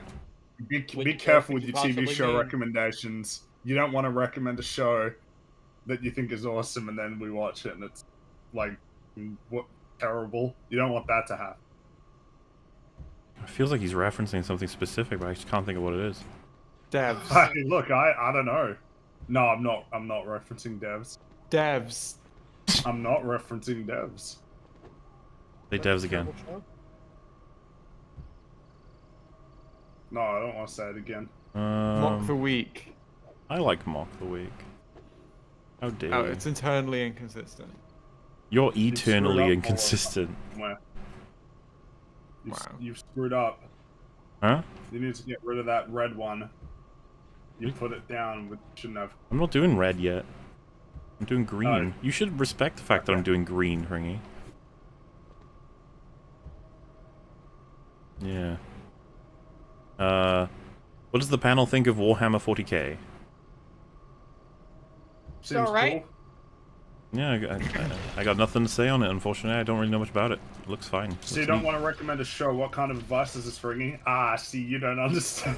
That is the sarcasm. advice. You don't understand sarcasm. Oh no. Damn, I'm freaking slaughtering these people. Ultimately, if you recommend a show via a super chat, it will, at best, go to the very long list. Like, Yeah. What will it happen? What will at worst happen? It won't even make it to a list. Oh. Because like I feel like people recommend shows. I mean, I appreciate the spirit, but like if we were going out and watching all these shows we get recommended, I don't think we would have time To do EFAP? Probably not. The list is so long. I'm totally fine with recommendations. It's just that, yeah, I hope I hope they do it knowing that very little chance that anything will actually, because like I don't even fucking follow my own recommendations list, as in, yeah, I know what I want to see, and then I don't even see that. yeah. Like I'm gonna get my own list first, and then Yeah. Oh my God. unless there is something Working on- very like unless there's something very specific about it, like it falls into a category of film that I want to see more of or something. Like if you recommend me a space archaeology film, there's a good chance I'll go watch it. Oh, like I was about to laugh at the idea. as in like a sci-fi sci-fi film that's like about uncovering old old stuff that is science fiction. Old space. Old space stuff, like an ancient crashed spaceship. That's my crack. I love that. That's how I Yeah, found that's the good movie shit. Sphere, which I thought was pretty cool. Fear.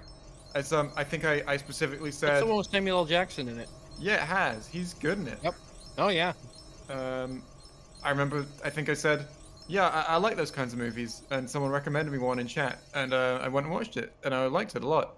So yeah, that's the only way I'm likely to watch a recommendation. I think is if it's something I'm specifically looking for more of. Alright, Jay. Yes, reading out the sycophantic messages. Flat, cold, dead voice. This is my favorite part. Oh, yeah, I have to go. This is my favorite part. We keep forgetting about the sycophant thing, but like, yeah, that was really amusing. What is this? Oh, are you not familiar with that story? No. Oh boy. So, we did about 4 Super Chat catch-ups in a row. And... Oh yes, no, I am To try familiar and with catch this. yeah, Yeah. Oh, yeah, were you there when we read these out? I think Oh, you you were. might have been there. Yeah. Yeah, I Actually, was yeah. there. I forgot the word sycophant, and I'll be honest, I'm not entirely sure what it means. It's like Oh, you you're basically just you're a fanboy kind of like you're blind just obsession mindlessly- follower. Yeah. Yeah. Someone in chat asks, Jay, it's not in space, but have you seen The Dig? I have not seen The Dig.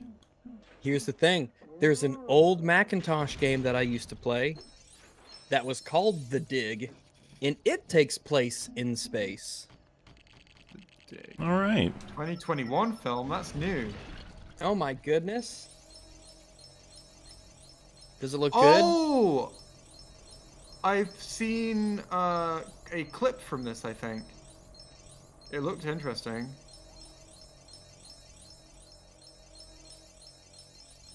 Yeah? All right then.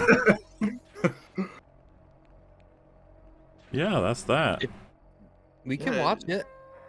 Yeah, that sounds like fun.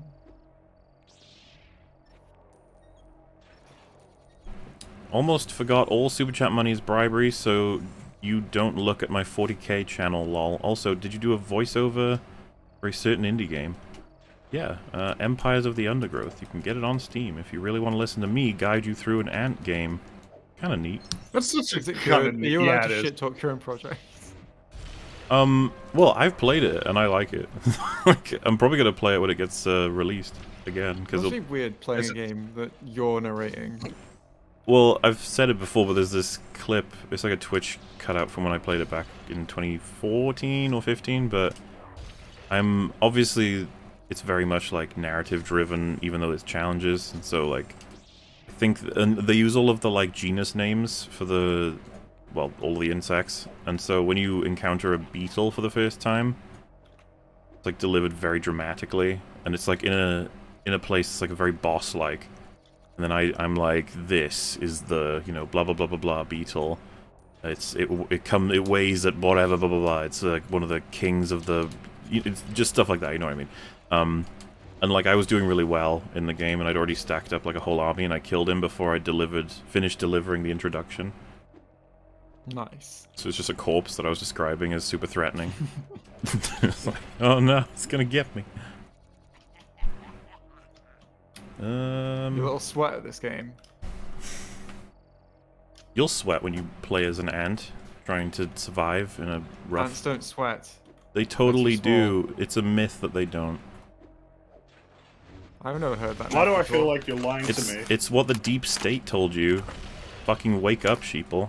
What about shallow state? What are they up to? They're like the post office. No one cares. That is what they are, really. I guess if anything's gonna be the shallow state. Post office, yeah, they spin some lies here and there, but it's nothing big. You know, yeah, we lost your package. We didn't open it. And fucking piss on it. And take all of your schleems. Woof. I wouldn't joke about that if I were you. There's a lot of people in the audience who are very sensitive about that. Fuck them.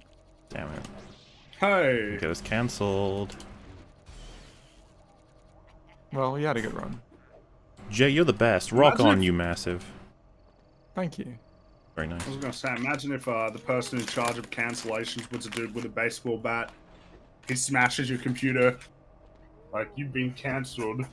And then once you try and buy more computers, he freezes your bank account and then he starts throwing bombs at you. Damn. As you just walk down the street so that you have to run off. Oh, that's my doorbell. Give me a sec. Oh god, he's coming for Jay. Ah! Cancellation, man. Oh. Well, as we said, Jay had a good run. Hi, what do you think will happen in MCU Phase 5? I don't know. Okay. I get the tone of that delivery was, who the fuck, like, it could be anything, and nothing in terms of ideas will tempt me to watch. That's, like, the saddest part. If someone says, man, are you looking forward to Doctor Strange 4, where Star-Lord and Doctor Strange have got to take down a rogue WandaVision, or Wanda or whatever, I should be like, I mean, they're gonna fuck it up, so... So is James Gunn doing it? No? Alright, well, it was yeah, alright. Man, I wonder what Guardians is gonna look like without him. I wonder if he can pull it off with the Suicide Squad. I really want him to. Well, I hope so.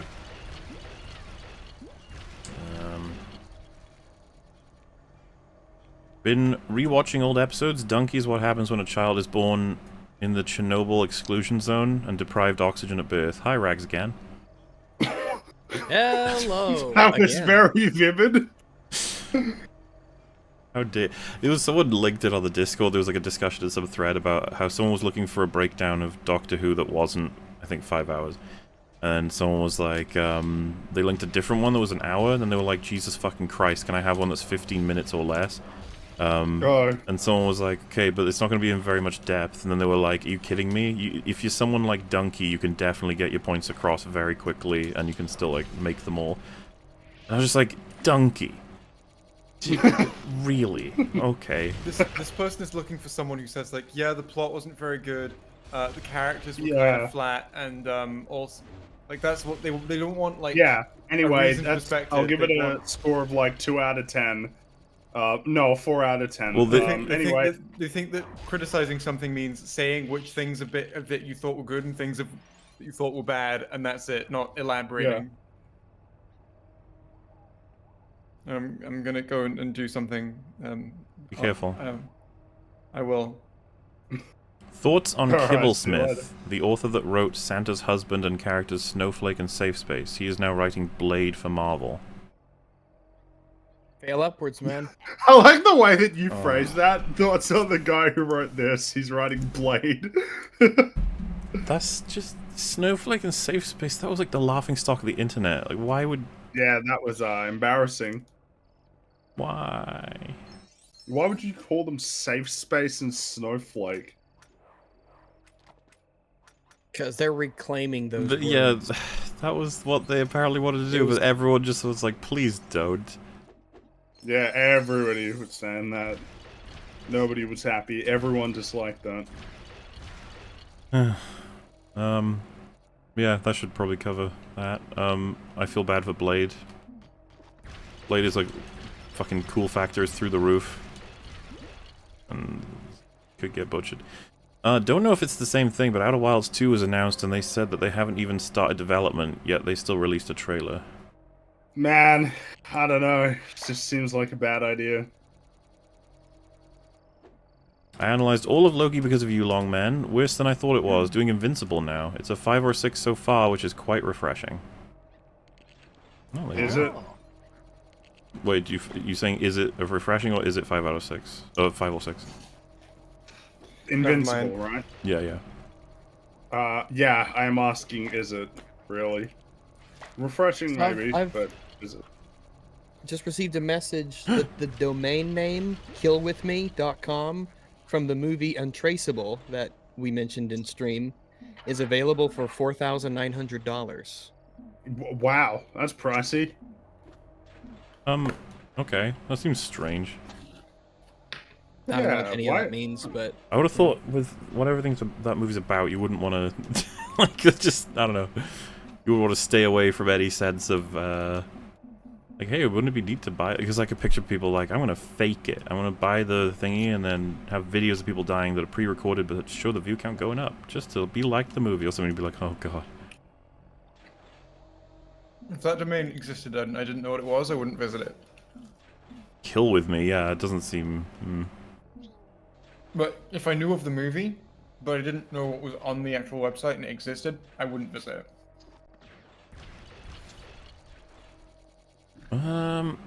Can Gamorrean guards be lifeguards? Does that count in their society? I need to know where this fits into the law. I think they could be lifeguards, coast guards, all sorts of... Yeah, I think they would call themselves Gamorrean guards when doing it, but guarding is the important part. Yeah, as long as they're guarding something, that's really all that matters. That's what it means to be a Gamorrean guard. That would be the arc of the story. It's not what you guard, it's that you guard. Yeah. That is enough to be a Gamorrean guard. that is enough. And that's, Yeah. that's honestly pretty beautiful, I will say. Yeah, it could be. It could. You could tell a story out with that. Okay, so I'm just gonna read this one out, alright? Okay, this is just gonna be read out. You know. Yep. I bet Okay, the way I'm ready. I bet the way Atla ended, how it assassinated Aang by having him care more about his morals than millions of people's lives, inspired a lot of writers working now. Oh. That's the spicy meatball. You Say that one more time. They are looking to piss Chad off, I'm thinking.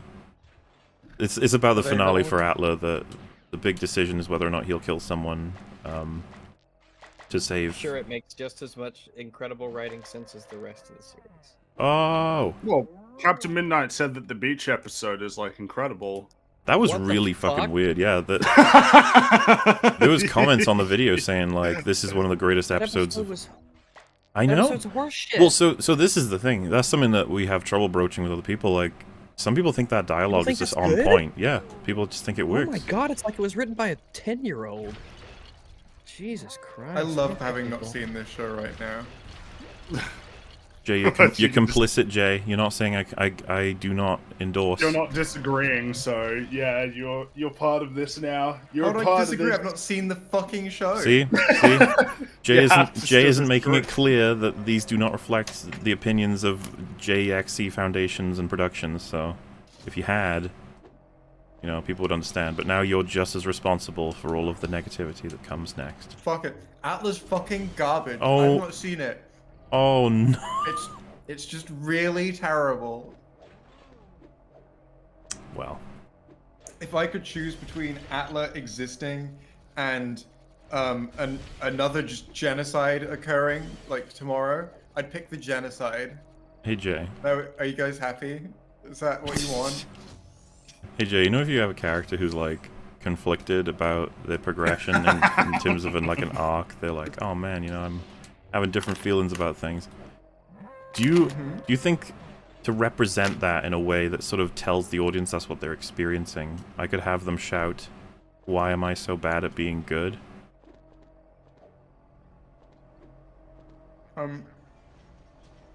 The emo. An emo. 'Cause Wow. I think that's an important part of the. Are they a part of the? Are they a part of the emo subculture from like the early noughties to the late like 2010s? Obviously, yes. Okay, then it's fine. Yeah, that's what I thought. Thank you. Why am I so bad at being... when you showed me that for the first time. That's the thing, I had no bias in favor or against, so I was just like, what am I watching?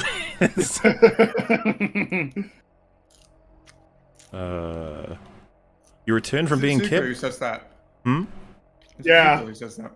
Yeah. He's like the character who's widely cited as like one of the best Yep. redemption arcs of all time. Yep. Yeah, you hear that a lot. Oh god, shush. Gonna piss You know what it everyone. reminds me It's of? gonna be Reddit Like threads. Tenpenny.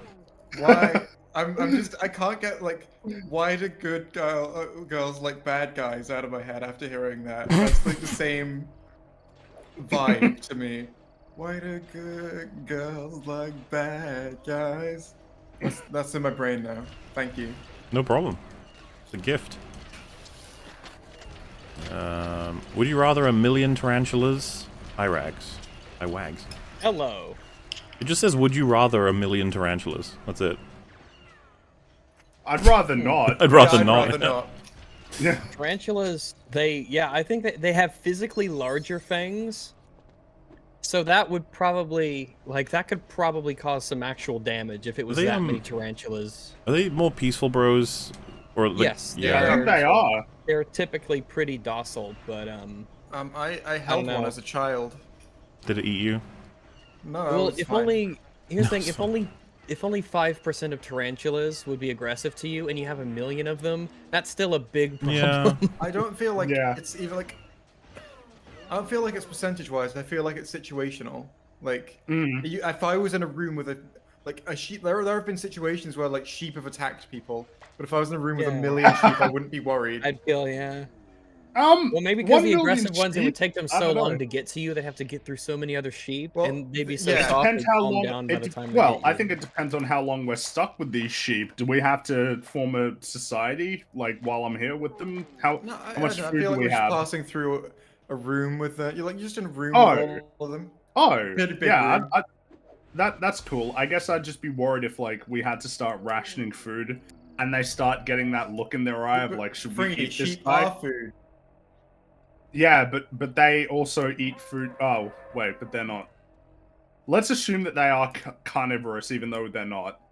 I would not want to have to be the person there, because one sheep just needs to say, eat that guy, and all the other sheep will say, yeah, that's a good idea, guy. Oh, because they're sheep. That's right. What about a million dogs? Oh, a million. It depends what type You of mean dog. a million friends? Well, yeah, exactly. Like, Well, thing- it depends on I what feel type like of dog we're talking about. statistically, like probably there's a percentage of dogs that would attack you. Well, I feel like I other said, it dogs would be depends like, what Jerry, dogs. what the fuck? Calm down. It depends on what dog they are. Some dogs aren't so nice. They are to me. Yeah, I'm like the friendly shark dog. dog or the panda dog. They're like very. That's true. The Tyrannosaurus dog. I Mhm. know those have been pretty. The Tyrannosaurus dog. Yeah. It's just a giant furry Tyrannosaurus Rex with its little flumpy arms, but like a something. Nailed it.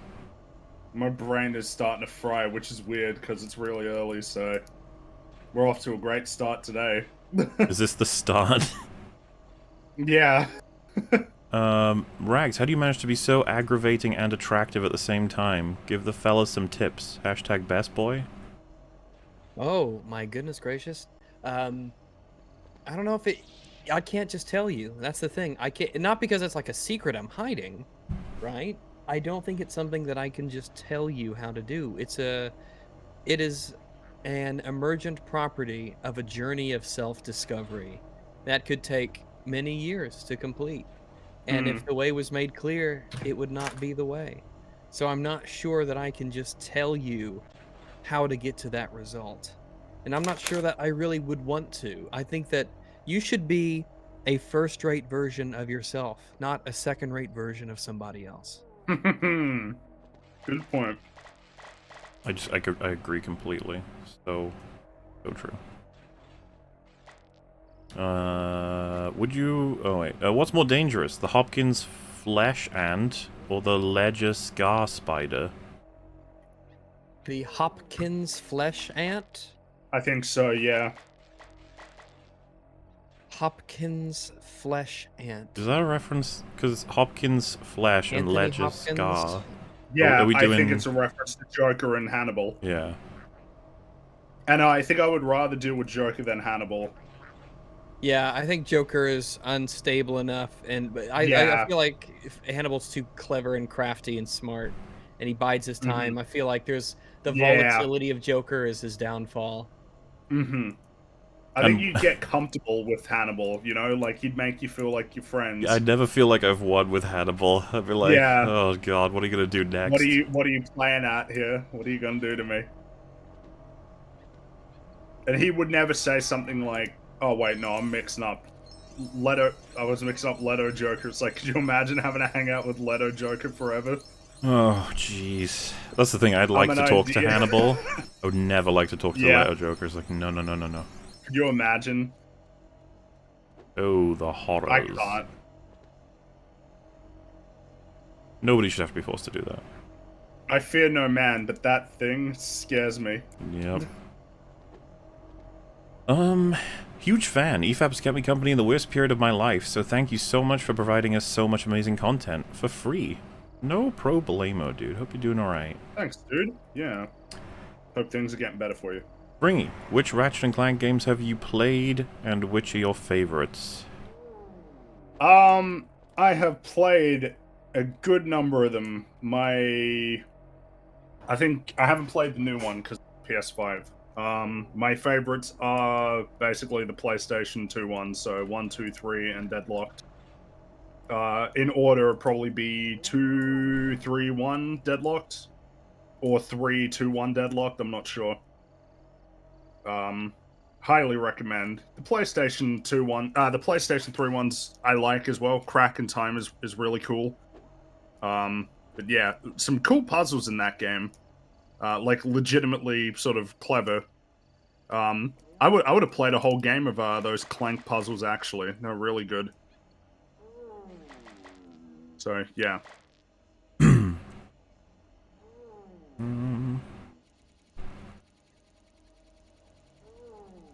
Return from being kicked? Impossible. No one can have this level of power. Kick him again. Do it now. Look. Do it now. Jay's half kicked. Muted. That's like being kicked. That should suffice for now. I'm unmuted. I finished my joint. Jesus. Oh my goodness gracious. Shibbly Christmas. I'm really annoyed because I wanted to have my joint like just before my delivery arrived, my food. But the order tracker wasn't working, so it was like 20. Like it was like, your order has been confirmed. We'll let you know when the driver's on the way. And then my doorbell rings, and I'm like, well, normally this would be great, but I wanted to schedule something around this. They're like, can we help? Can you tell us what it was? And you're like, no, actually. You were too fast. Do not fail me again. Boop, boop, boop. You did an amazing job on that game, by the way, Mola. First time I played it, because I was listening to the Soma video for the millionth time. And I'm sorry, wait, I need to read this again. You did an amazing job on that game, by the way, Mola. That's a full sentence. I don't know if they're referring to Lego. First time I played it, because I was listening to the Soma video for the 1 millionth time, and the ants must protect the nest, and I was like, what the fuck, lol? Oh, that's something I say a lot in that game. The ants must protect the nest. Because I think if you lose the nest, like you're fucked. You must build additional pylons. I had to record a whole bunch of lines because I think... pylons. I'm sorry, I'm not enough of a nerd for you. I'm not a nerd, I just have a good memory. What's that, Mola? I had to do like reading the line more intensely every time because it all leads to like I think the last one I recorded was like, you have lost the nest. It's just like, no. Oh man, that's terrifying. Oh yeah, the game's very intense at points. Because I want to play this. Well, as far as I know, they're still working on it. So give it time. It'll get a full release, and then you'll have a big ant game with me being all dramatic about you not taking care of your ants. It's still being developed. It's not been fully released yet. Yeah, it's early access. Been working on it for ages. They got like a whole 2014. I believe so. That's how long they've been working on it. Like the big major project. Passion right there. Yeah. Yeah, and they obviously they're an indie studio, so they're just trying to get like they release as they create, and they're just like fund us, and we will make more. I'm surprised that you've never been required to. If it's taken that long for development, they must have like really planned that well. Because Have you never had to record like additional voice lines for it? I've done 2 major sections. I believe a third might be on the way. Oh, Oh cool. boy. I didn't know that was ongoing. When was the last one? That was a while ago. I want to say like, I think it was late 2018, maybe 2019. Oh boy. Yeah. Hopefully, my voice doesn't sound too much different. Like I'm like 50 years later, and they're like, "Can you do it?" And I'm like, I guess so. The ants must protect the nest. Oh, I'm sleepy now. Oh, that's probably what they meant by "you did an amazing job in the game." They probably meant my voiceover. So thank you. Movie Bob crashes through your room via portal. He reaches his hand and says, "Please, come to the real world with me." Do you do it? Fuck no. So, say that one more time. So, Movie Bob crashes into your room via portal, and he reaches out his hand to you and says, "Please, come to the real world with me." I mean, my first thing would be to ask follow-up questions to make my decision. Well, if I'm only allowed to decide yes or no, I'm going with no. I don't know what this creature's trying to trap me into doing. Yeah, I feel like my no is the default, but you have like, why would you, if you can make portals and you're Movie Bob, why would you does he find me worthy of coming to his beautiful new world, or his version of what that would be, or why? If he's saying come to the real world with me, I'm assuming he's like someone from like beyond this reality in some way, like, you know, it's a Matrix situation or something. Like there's another layer of reality that my reality exists in. So I assume that it's not Movie Bob from this reality, because he's from this reality. Yeah, it could be a worse one. Unless he has avatars in like, unless that's his like avatar in this reality, I guess. And like he regularly hops between the two.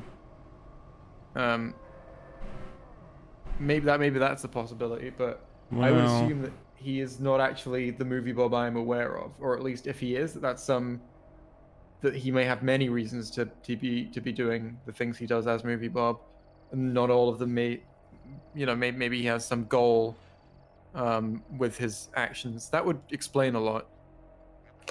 See, I think that if it was pertinent or super important that I come with him, then he wouldn't require, like, my compliance. You just open a portal underneath me or something. So the fact that he needs my permission makes me think there's some kind of weird juju going on where he needs my permission in order to do something. And, you know what? With no further elaboration, I fail to trust this. Maybe it's like Morpheus. He just wants to know if you're up for it, you know? Yeah, well, you know what? You can make that clear. In fact, Morpheus gives a whole explanation before that. But all we have is a giant Movie Bob in our room, and I'm not gonna trust it.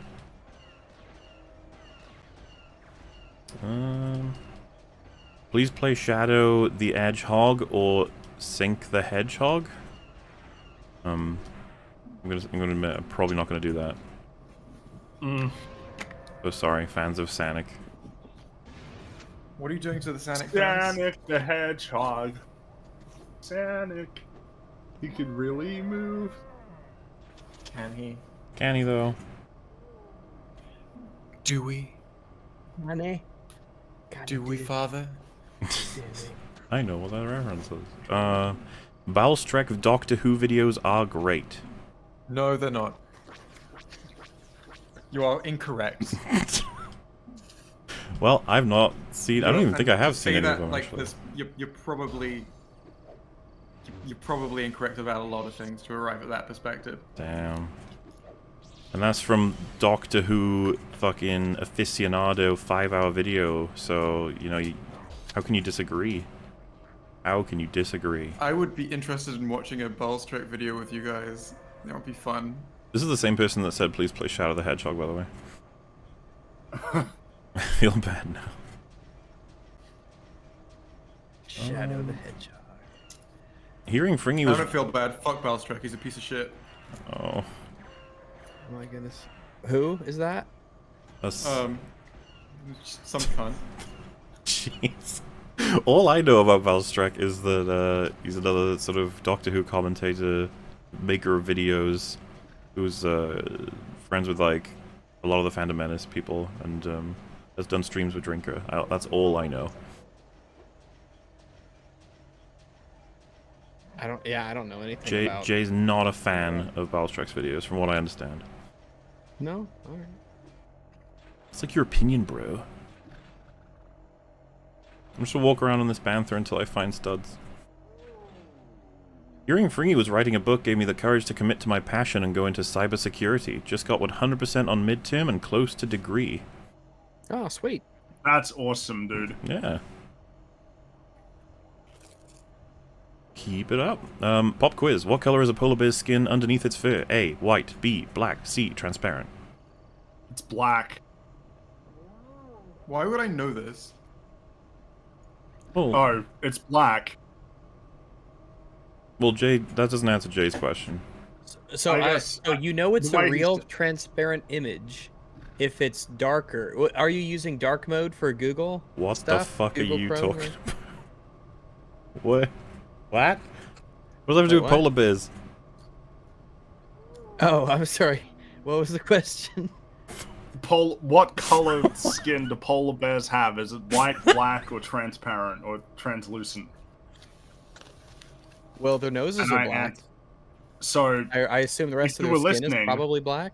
If you were listening, yeah, you have the answer already. It's black. How did you? I knew that. I knew that already. Oh, I really did. Yeah. That's okay. I actually sure. really did. Yeah, it was one of those just little fun facts that I know, because polar bears, they have white fur, but underneath. Yeah, I know that. I think that's how I remember it, because it's like you wouldn't expect that, but yeah. You really wouldn't. I thought they were pink-skinned. Safe funny. assumption, I think. You look at polar bears, you're like, oh, cute, and it's like, but you really don't want to be next to one. Like, that's... You really don't want to be anywhere near it. Polar bears, despite their pleasant demeanor, you should be scared if you can see one. What if it's a friendly polar bear? Well, the problem is that, like, what does it mean to be a friendly polar bear in terms of relative to, like, antisocial polar bear? Like, what does an antisocial polar bear look like? I don't know, man. It just feels a little bit racist. I'm gonna say that. Like, you're like, oh, see a polar bear, better stay away. Statistically, they hurt people. It's like, damn, okay. I think there's some friendly ones out there, and you shouldn't be so prejudiced. There probably are some friendly ones out there, yeah.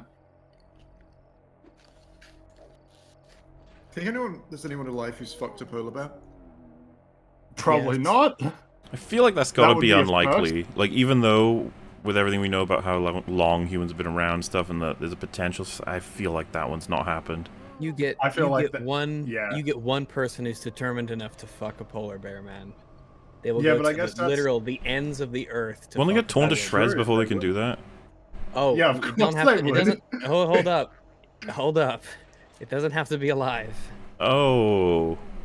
Oh no. I feel like even then that's never happened. Like, you would be the first person in existence to have ever done it if you did it. So, chat, if you're listening, you can be the first. I don't want to encourage people to do it. So, I think that in all of human history, with all the polar bears that have been shot on expeditions, potentially, one of those guys was crazy enough to just go and fuck it. Just to say that he did. Just to say that he did. I don't know. Is this a Googleable question? I don't know. I haven't Googled it yet. I can, though. Because why would somebody boast about that? Well... Who knows why madmen do the things they do? Yeah. I feel like if you're at a point where you're doing it, you may be at a point where you're boasting about it. Like, right? Because I feel like if you're strange enough to do it in the first place, your priorities are far enough removed from what I understand. Momentary lapse in judgment, We've all done it. You just sit there, you're looking at it, and you do it, and as soon as you finish, you just like vomit, because you're so upset. Like, why not fuck it? That's what the brain does. For some reason, you just can't argue back. Why not? The nearest woman is 500 miles away, and like an ocean and several and lots of ice. I'm fucking this polar bear. Do you guys ever imagine you'd see this image in Star Wars? No. It's, look at that, yeah. Flash. Poor ATST wild. just That- wants to play. Oh. Just wants to play. Reminds me of that video with the deer that goes over the slide. This is George Lucas's original vision. Oh yeah. It's better than the sequel trilogy. Wow. If the sequel trilogy was this on loop for the duration of all 3 films, it would be improved. Yes.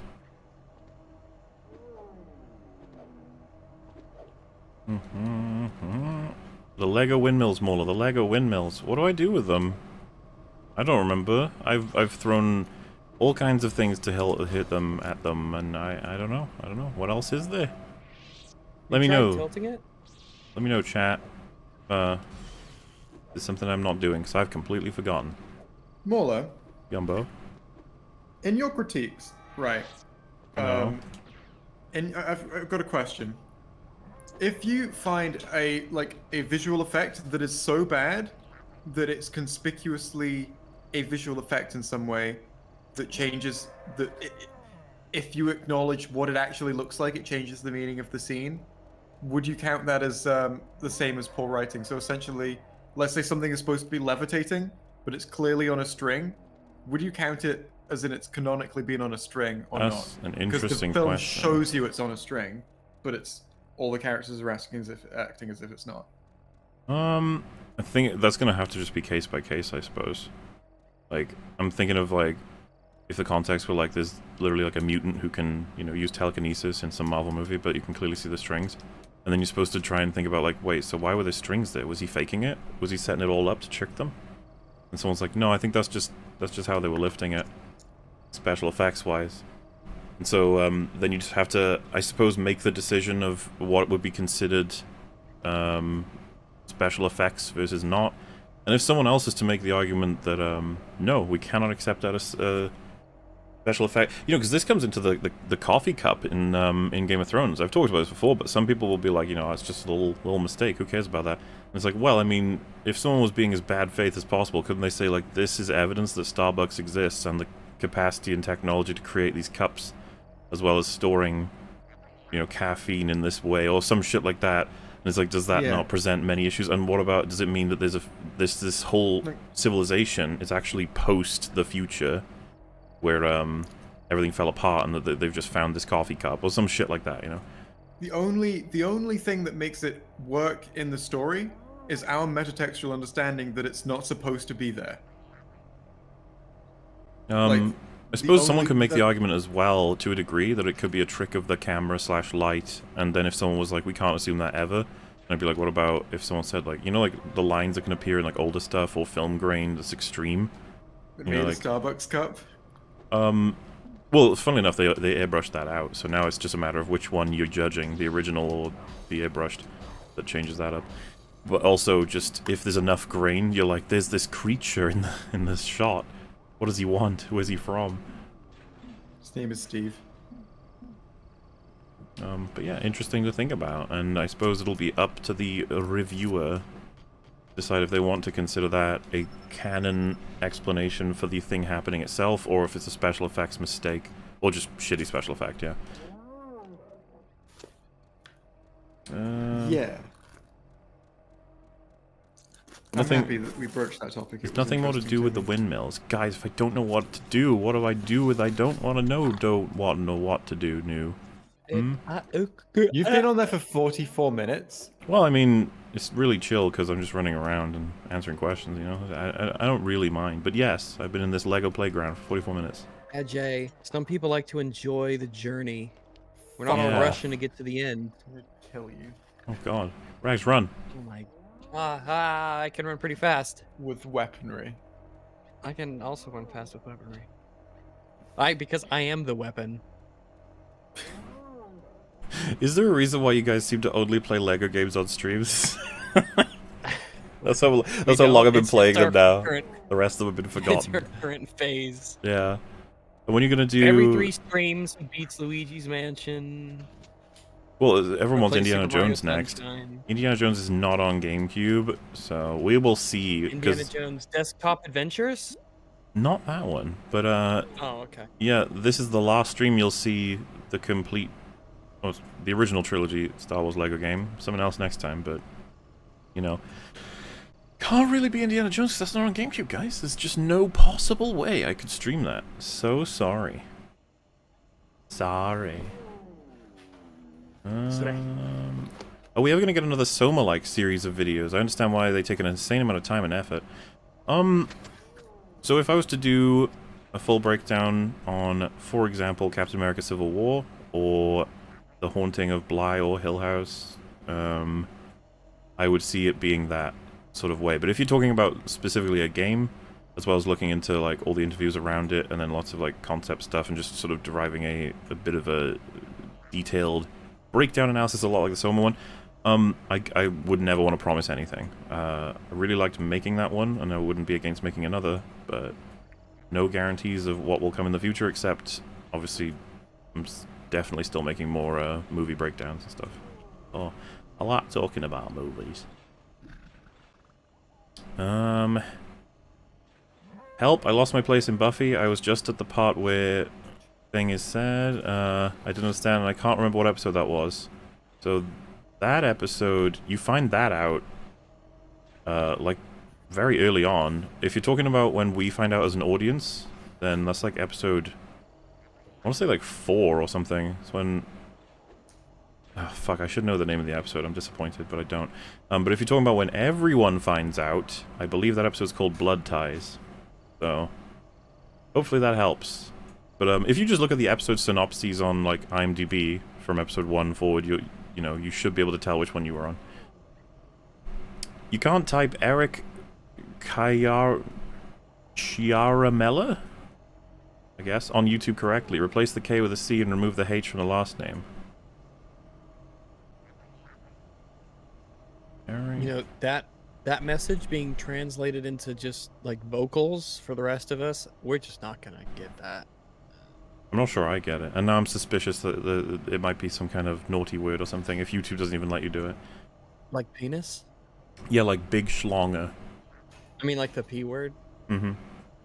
Alright, I shouldn't have said penis. Oh, fuck, I did it again. Oh, fuck, I said fuck. Oh, no. Oh, it's a rags cascade. It is a cascade, you're right. Wow, Fringy, just because polar bears have black skin? Hey, look, you connected those dots. I did no such thing. Yeah. You need to think about what you're saying.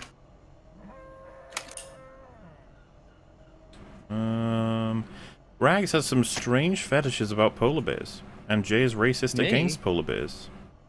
No. This time on EFAP 145. I don't want to fuck a polar bear. I'm saying that I think that in humanity's collective history, right, someone has fucked a polar bear. It only takes one. And I think it's happened. Humanity never ceases to, you know, surprise me. Amazed. Yeah, I would be amazed if someone fucked a polar bear. I would be more amazed if they had sex with it while it was alive. What a pretty Chad move, not gonna lie. But definitely amazing. I will say that. Incredible. Maybe it's uncredible. Like I don't even know if I could believe it. Mole, you described the entire premise pretty much of 40k with your comment on Starbucks Cup saying the society collapsed, etc.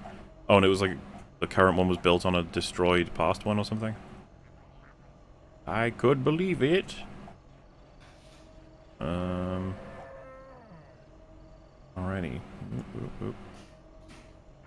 Also, Fringy, how long do we have you for? Because you said... Oh, right.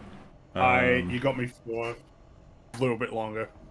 In which case, we will go for a half hour more. And, we've caught up with today's Super Chats, so that's a fucking... God? Excellent. We did it. Awesome. I will now read the Streamlabs to keep up with them. So, what about an EFAP on Karen, woke horror movie? I could see us covering that at some point. That movie looks hilarious. Karen? Yeah. The woke horror Have you seen the trailer, Rags? I'm assuming you haven't. No, I haven't. A little black family move into a neighborhood, and there's this Karen who's like excuse me, about like all the normal stuff, like putting the bins in the right place, or maybe parking your car correctly, or don't make any noise after a certain amount of time. But then it turns out she's a part of a cult, and she's gonna try and sacrifice them to a god or some shit. Oh my goodness, that's totally credible. So yeah, I mean, I think it would be hilarious. I think she calls them snowflakes at some point, so there you go. Worth the price of admission already.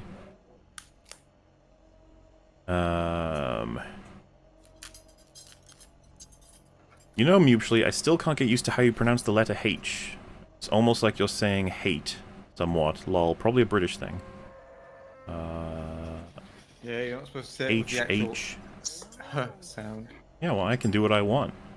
Fuck you. I'm in Yeah, Freedom Jay. Land. No, you're not. You're in Wales. Freedom Land. You're in the Honorary yeah, Freedom the old Land, because... Kingdom of the United. Yeah, and it's Freedom Land. Is that the Freedom Land? Yeah, it's nice and big. And I've got honorary freedoms from Nice being and friends big. with Rags. That's amusing. Nice and big. The United Kingdom. Is that... are you upset? I'm not upset, I just find that interesting, that's all.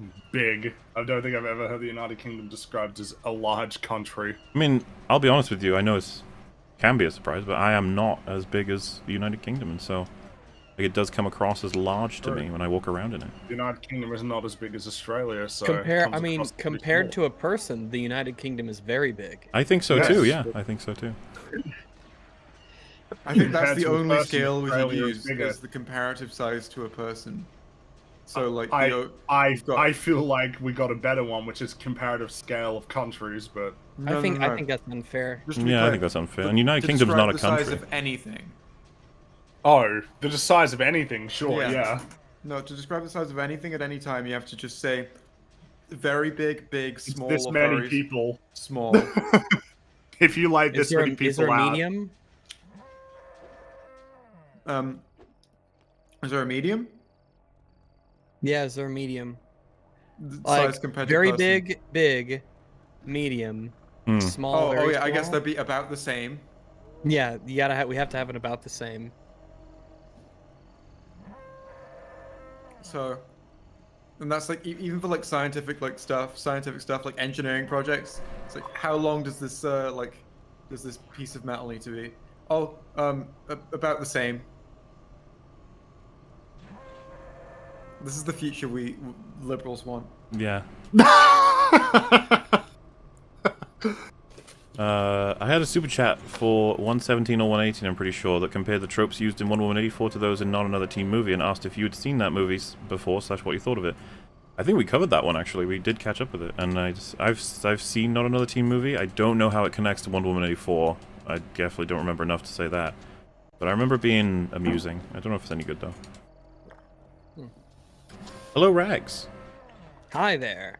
Given your opinion on anime in general, you mostly like stuff like Ghost in the Shell, but would say that 99% of popular stuff's kind of garbage. I can understand this, and in accordance with that view, I would strongly recommend Monster from 2004. Alrighty. That's Charlize Theron, right? Oh, Patty Jenkins directed that movie. I don't think they're talking about that for me.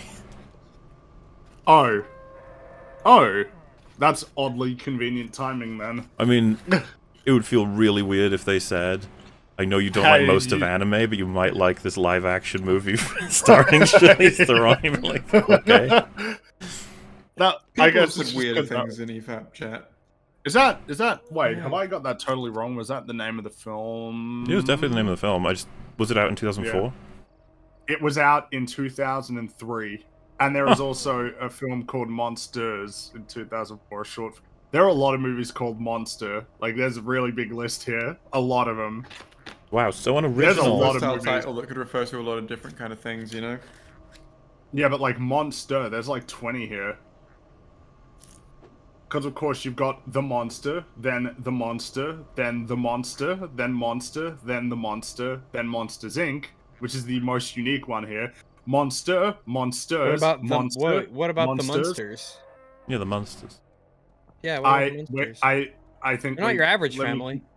Let me keep going down the list. So we're up to Monsters, Monster, Monsters, the Monster, again, Monster, Monster, Monsters. So there is no movie called The Monsters. There is only the monster and monsters and monster. Well, I heard you earlier say Monster Energy. Then the Monsters, and is that a movie or is that just another label? Because I'd like to see the film called Then Monsters. Oh god, look at this list, and apparently there's like 20 songs that are called Monster. Monster, monster, monster, monster. Yeah, there's like 20 of them. I love that you read out examples from the list. Yeah, just to make it clear, there's a lot of them called. I would like to read from you the list of the word monster. Here I go. And here you go. Monster, South Korean TV series. Monster Anime, a 2004 Japanese anime television series. Monsters, an American television series. Monsters, a Japanese television series. And The Monster, the TV series.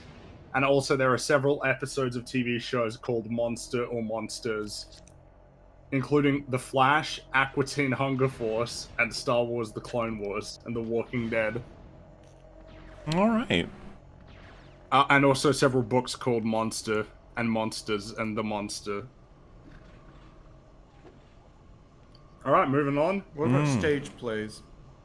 I don't see any stage plays called Monster. Disappointing. There are a lot of albums called Monster too, but again, we're getting stuck in the weeds here. Let's move on. Hi Rags. Jay, what would win with a Siberian tiger or grizzly bear? We actually asked this earlier. Jay said inconclusive, right? Yeah. Can you please qualify your statement regarding Lost? Give 5 specific things wrong with the show. All I hear from you is nothing but Smoke Monster bad. Okay, so Smoke Monster bad. That's one of the main ones, actually. Fucking hideously wrong and stupid. But, well, this is the kind of thing where, say for example, I said someone traveled across the universe via the power of love, and you said, oh, you just said that that's bad, you haven't explained it. It's the kind of thing where I'm like, I don't think you're ready to have these conversations. Yeah, I mean, I'd have to rewatch Lost. I haven't seen it since, I want to say the last time I watched season 1 and 2 was like 3 or 4 years ago or something. And it was only those two, because when I watched 3, I was like, oh no, the writing's dying, I'm out. How many seasons is it? 6? Maybe 7? Because I remember that finale coming out, and like that was the first uproar that I think I remember about a TV show's finale. Was that before or after Sopranos? Sopranos Lost was after Sopranos. Which means Sopranos is probably the first time people got pissed off with the finale, right? Well, it's I think the first one I remember. Oh, okay. I remember Sopranos Lost, is the first one that I remember. People were really upset, or some people were. Yeah. Enough that I remember people being upset about it. Is it actually bad, or is it just? I don't know. I never watched the show. That's the thing. Don't know. Did they cut to black mid-sentence? That's what I understand. Yeah. Well, it's not even mid-sentence. It's a bunch of characters may or may not have died. That's the ending. And you don't know whether they've died or not? Yeah. Which it's interesting because one of the best endings of something, kinda. Not sure what you're referring to there, but if it's going to be depending on execution, I'd imagine, because it could be related to the, whatever storylines that match whoever's involved with whatever. Feels like in isolation, I could never judge if that's any good.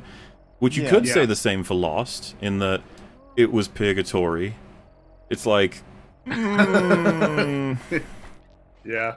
Spoilers. Which I'm sure someone's going to get pissed off in chat. It wasn't that, actually. You didn't understand it. It was blah, blah, and I'm just like, it's fine. Don't worry about it. It's totally fine. I'm out.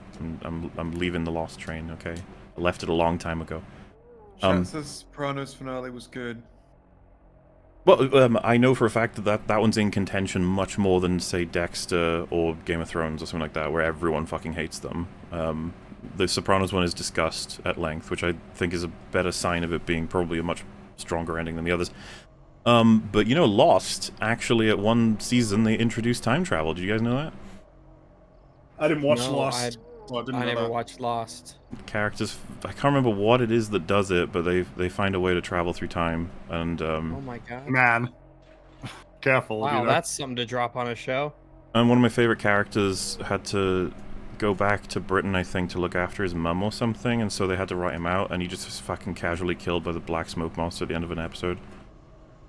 It's one of the most disappointing. That's how I remember the black smoke monster. It's like, fuck you, piece of shit.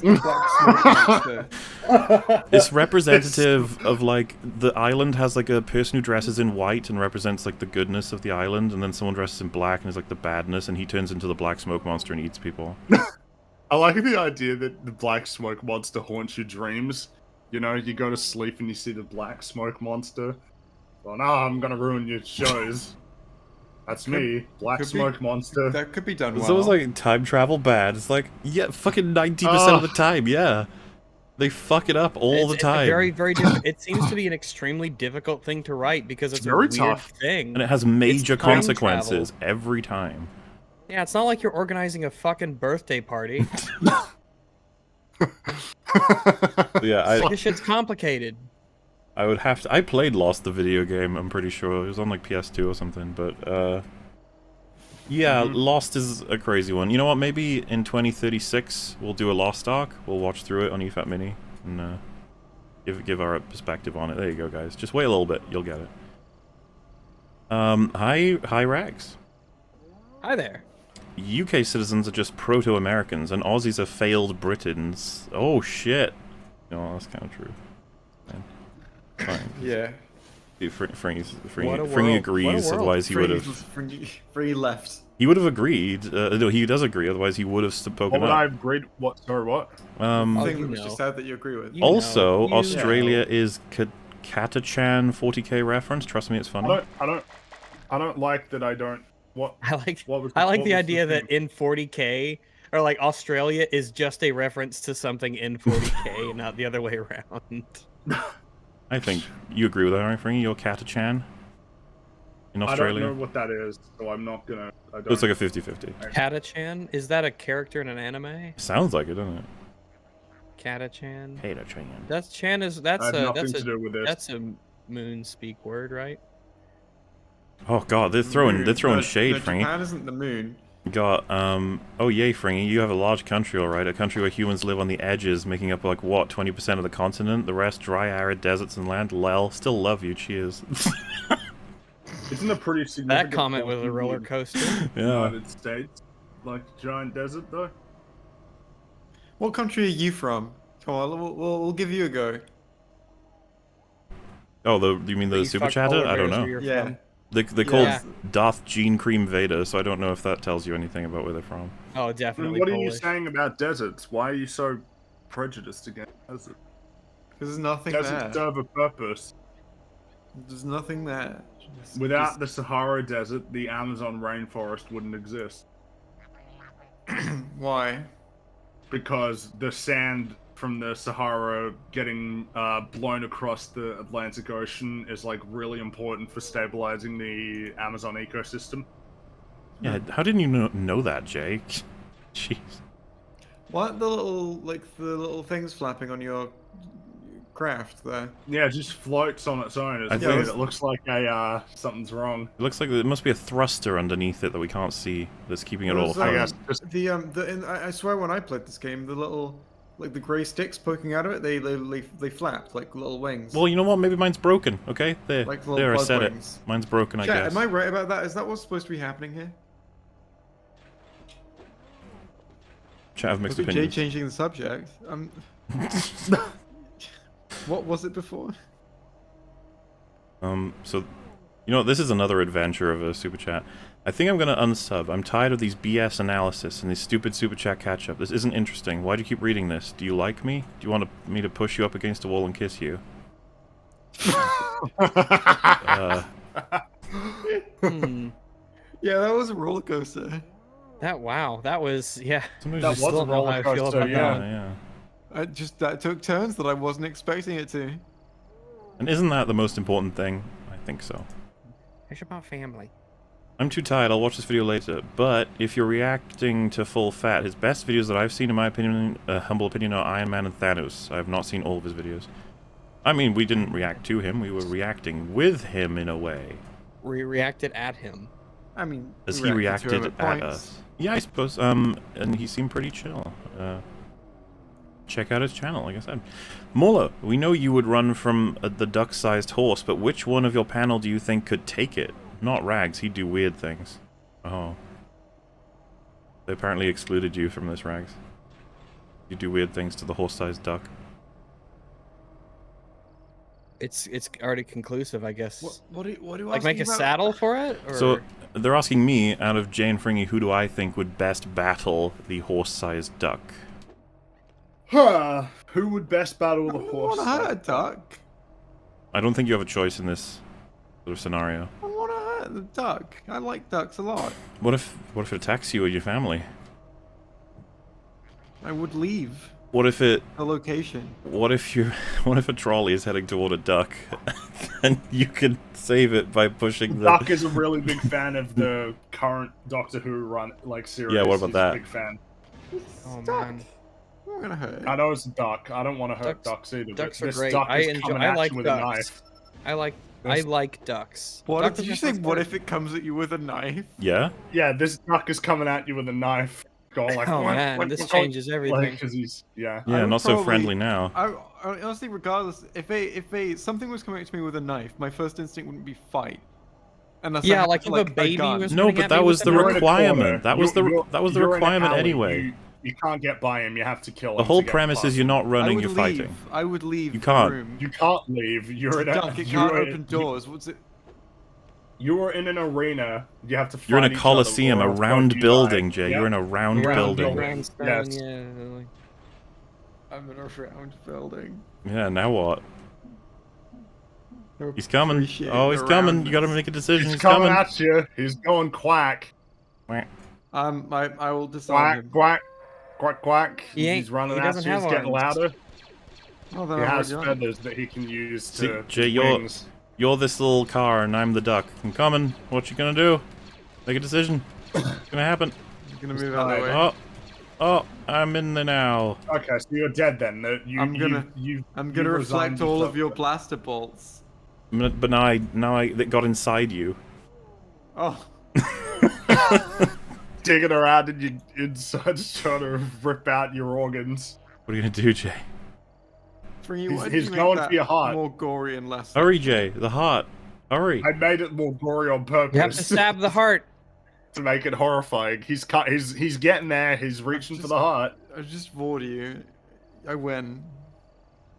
So you burst. That's how you kill it. You allow it to consume you, and then you burst out of its body. Yeah. Goodness. But that's not what's happened. It's just ripped your heart No, out. but Well, don't I was wanna gonna say hurt- it's I don't wanna inside hurt a you, duck. so. I don't want to hurt a duck. All right. Well, Don't you make die, me- and I guess So- Fringy's so gonna be the you- one yeah, that. This is a you die. situation- Well, the duck wants to hurt you. No, Yeah. but this isn't a plausible scenario. I Oh, don't have to- is it not I now? don't have to test This is it a within my quack or be principles. quacked world. This is a Quack will be universe. quacked. He's Where- gonna quack you. This scenario does not have to fit within my principles because it does I not like the exist. idea of a giant duck assassin who kills people and says you've just been quacked. Yeah.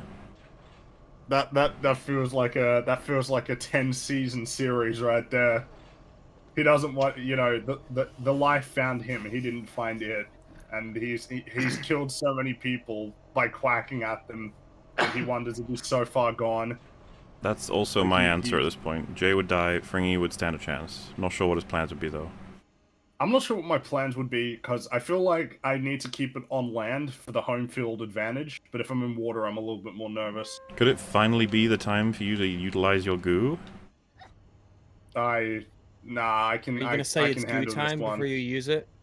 I can handle this one. Yeah, I'll save it for a rainy day. All right. Goo.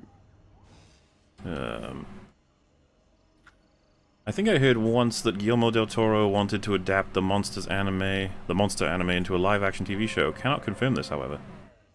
I could believe it. Muller, I believe you have to float along with the floating house, and the studs should be at the top. Hi, how are you, Frags J? You know what? I'm doing all right. Oh, Doing okay.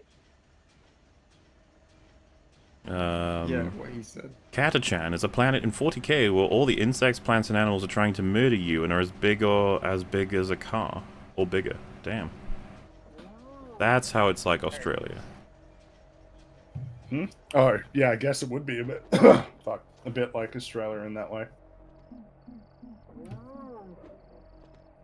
I'm from Canada, so I have an adverse reaction to desserts. Or deserts. And no, I don't live in northern Canada, lol. It should have said CAD, Mauler. What should have said CAD? I feel like living in northern Canada Canadian is dollars? that's a oh yeah, CAD would be Canadian. Oh yeah, that would have given it away. Well, see, I was too distracted by the Gene Cream Veda thing. I'm sorry. Aren't we all? Yeah.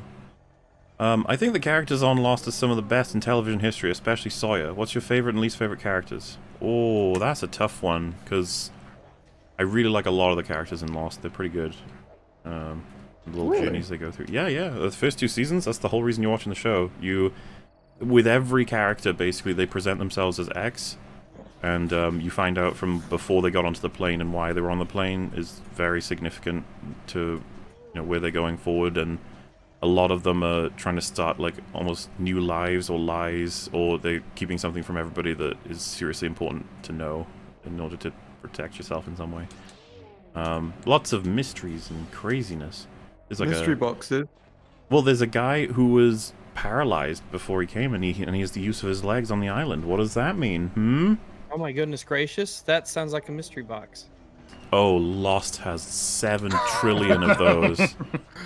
Well, it's JJ at his is finest, right? That is the show for that, yeah. It's like every episode tries to end with some kind of like, what was that? And you go, I don't know, next time, bye. Questions are exciting, but the answers, that part, you can figure that out later. Isn't that the finale was criticized for like not answering most of the mystery boxes in the show? Either that or just being a really dissatisfying answer. But probably both, actually. Jay, ducks are assholes. You don't have to feel bad about beating them up. I want to. Oh. You want to beat them up, or you want to feel bad about beating them up? Yeah. That's fair enough. Thanks for helping me make this Wednesday fun. Hope everyone has a good Thursday too. Hello, Jay, Dr. Fring, Rags, and Din here. Hello. It's already Thursday, so we'll see. It's Thursday for old Britain as well. Let's hope it goes good. I disagree. Liar. It's an adaptation. My dudes.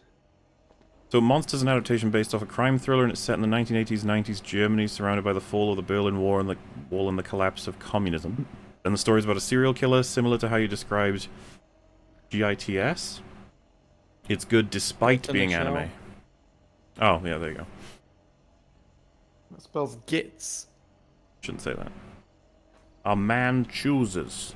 A space lizard melts. That's true. For Mueller, a guide to American politics. The right wing is Principal Snyder, the left wing is Spike, and libertarians just want everyone to enjoy the fucking prom.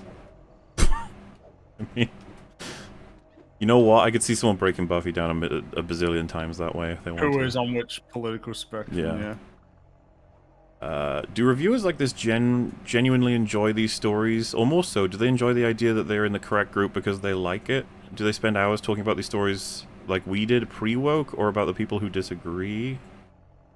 So, I was actually talking to Az and Gary about this. I don't believe... So, like, you know how there's lots of content we still reference and come back to a lot of the time? I feel like Loki, WandaVision, and Falcon and the Winter Soldier are just not going to be those shows ever. Nobody in 10 years from now will be like, oh man, I love this premise. They kind of... Even in a few years. It does have a fast food kind of quality to it. Yeah. Well, because by the time it's done, the next thing's out. It's like Loki's done. All right, what if? And then after that, oh, it's like Shang-Chi. And then after that, oh, like Hawkeye. Then after that, and it's always about the next thing. It's like hot potato. Black Widow's ending is, hey, watch Hawkeye. Shang-Chi's ending will be, oh, watch, like, I don't know, fucking She-Hulk or something. Eternals will be like, oh, watch, I don't know, Eternals 2. Spider-Man will be Doctor Strange. Age of Ultron again. Yeah. Yeah, but constant and in every fucking thing now. But all the time, yeah. Like, yeah, it just seems that they've cracked I blame the Mandalorian formula for this. I blame Marvel for this. Marvel started this. Yeah, because the Mandalorian's a symptom still, right? It's not like the cause. Yes, Mando is. Though I will say, the Luke Skywalker one cost us big time. Yes, that was like, hey, do this, and, hey, you're fine. All right. We at EFAP Emporium, including Jay as well for this one, blame all of you for that, okay? You listening out there who loved that scene. who I guarantee, by the way, That's most people who are in EFAP chat who love that scene, and they exist, they're in there. They right now probably like, yeah, I don't really care about that scene now, like that it's over. I don't really. At the time, you did. Oh, for sure, I'm sure they did. What I'm suggesting is that it wore off. That Yes. it's just, yeah, they probably still watched it a couple times on YouTube, and then they were like, man, this was kind of thin, huh? He just sort of turns up. And then that's it. Yeah. Anyway, what's next? Book of Boba Fett? Oh, sweet! Oh, Ahsoka Oh, show? boy. Yeah. Oh, Obi-Wan show? Ahsoka, Yeah. yeah. Oh, Cassian Andor show? Yeah. Nobody cares about bad. Cassian Who Andor. what? No, I don't care. It's got Star Wars on it. That's the thing, I worry That for makes me Cassian Star Wars. Andor. Who the fuck is gonna watch that? Like, normie people? I don't know. If you said, like, oh, you know Han fuck is Solo, they're just like, yeah, Cassian Cassian Andor? They're like, is that...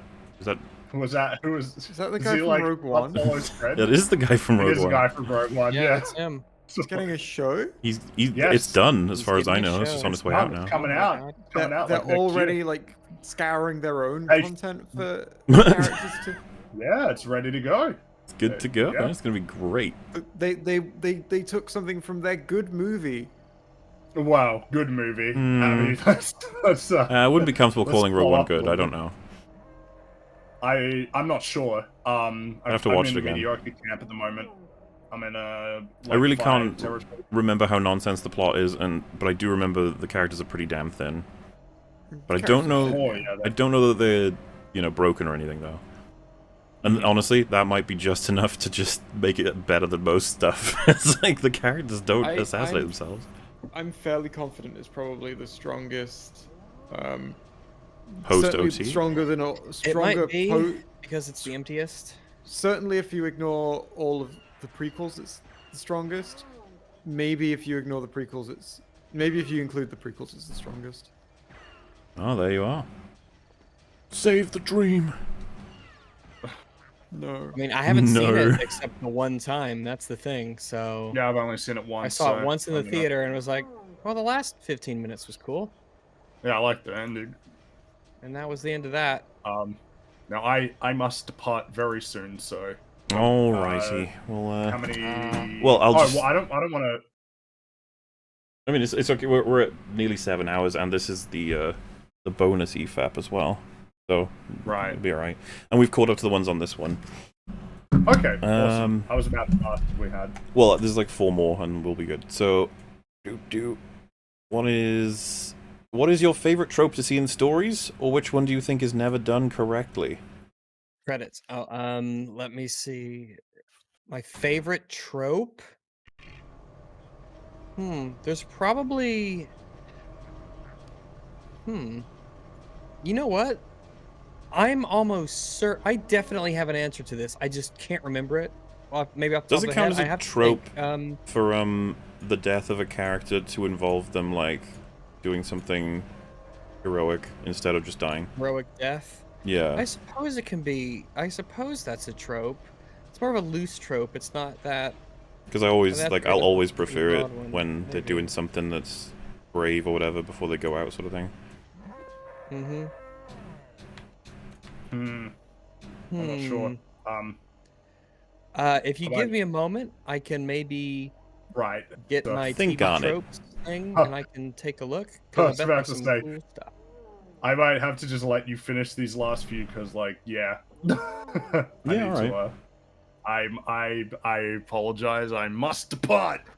Very well. Shenanigans to do. Yeah. All right. See everybody in chat for next episode when I'm there. On Saturday. Yeah. Bye. Bye bye.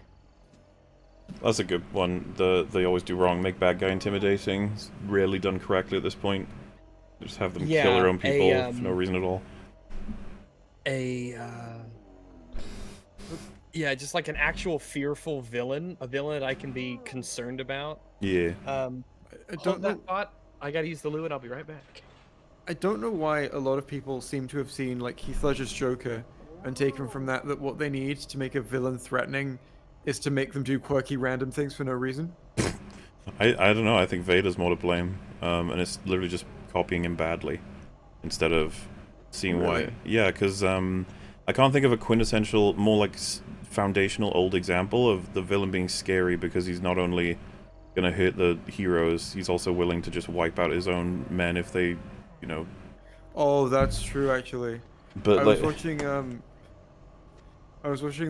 there's a Power Rangers fan film. I was just watching it because I needed like to reference a like a costume design in it. And there's a moment in it where there's like this guy's got a lot of henchmen, right? And they're armed with knives and they're attacking the Black Power Ranger. And the Black Power Ranger like racism. Gets all of them out except like one henchman and the boss, right? The boss walks up to the henchman, right? Grabs the henchman's knife from him because he wants to take on the Power Ranger himself. And then, can't stress this enough, no reason at all, he uses the knife and slits his henchman's throat. Okay. It's just like, as he's taking the knife, he kills his henchman. It's like... But why? Why did that happen? Did we ever find out why? Such an accepted trope. It's just such an accepted trope that, like, people don't question it now when villain kills henchman. Yeah. But, like, it's just, you know... It's not, oh, why did he do that? It's, yeah, you know, that's a villain thing to do. Like, having an evil plan or a deep voice that goes...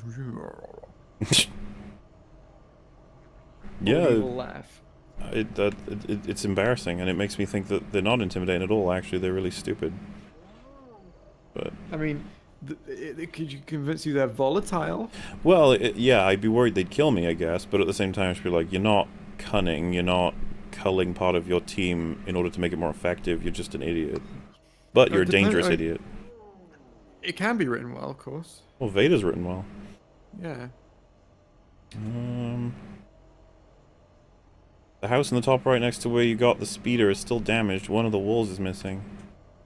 If you're talking about this house, I can't do anything to it for some reason. I've tried everything, I swear. Except maybe some things. Can't have, you've got 6,000 more studs to go. Wait, Rags, you there? No. Damn. JJ left after season 1 and never touched it afterwards. Calling Lost JJ's is like saying Nolan made Man of Steel. Why is Smoke Monster bad? I mean, I'm pretty sure he stayed on as producer for a long time. To say, like, his influence isn't in there would be ridiculous, but also, all of season 1, dude. That would be the mystery boxes. They've been planted. That's the foundation for, like, any show. How can you not call it his? And people do tend to say that Nolan had a finger in the pie of Man of Steel. So, yeah. As for why is Smoke Monster bad? I am back. It's I just, again, it's like the love thing where I'm just like, the only way I'm doing a breakdown of that for you is if I rewatched Lost, and I ain't doing that. But Smoke Monster is indeed horrifically bad. Why? I finished my lectures and you're still going. Wow. I know, right? Rags, what are your resources for firearms? My resources? YouTubers that I like and trust. I'll read articles here and there, but it's primarily YouTubers. If I can find a gun review from someone that I trust, Such or Nuttin' Fancy or someone like that, I will be much more keen to get it. But generally, pretty much, it's kind of that. You know, it's like a lot of things. If I want a good informed opinion about something, I go to a YouTuber. That's kind of where we are now. It's who I trust. I mean, games are kind of the same way a lot. I'll ask a friend or check out some gameplay but generally it's just YouTubers I like. Yeah. You didn't say why it's bad. I also said I wouldn't say why it's bad. Bye, Fringy. Australia is still a flismy country. I mean, if you had a choice to live in Canada or Australia, G to H, gun to head, I guess, which would you choose? I would go Canada. Canada. I've got a question. Go for it. I guess we're talking about endings. We're talking about The Sopranos, Soprano. I alternate between saying the two. It's not a word I say much. Lost, you know, all this stuff. Has there ever been a show that ended very cathartically, just like basically it was a happy ending with no conflict, like the hero, and Do you mean you know he did fine. He went on to live a happy life, and things worked out, and it was all good. And people didn't like it, and people hated it, and there was backlash against it. Oh, so you mean like a Return of the Jedi type ending, but people hated it? Kind of like an ending where it all works out in the end, and it's all good. And so the meme with people didn't like it. Dexter was that he went off and became a lumberjack. I don't know if that counts as living happily ever after or not. Chat would have to mention that. Oh, Mad Men is apparently possibly one that ends that way and people didn't like it. So wait, chat, it's not did they have a great ending, it's did they have a happy ending that people hated.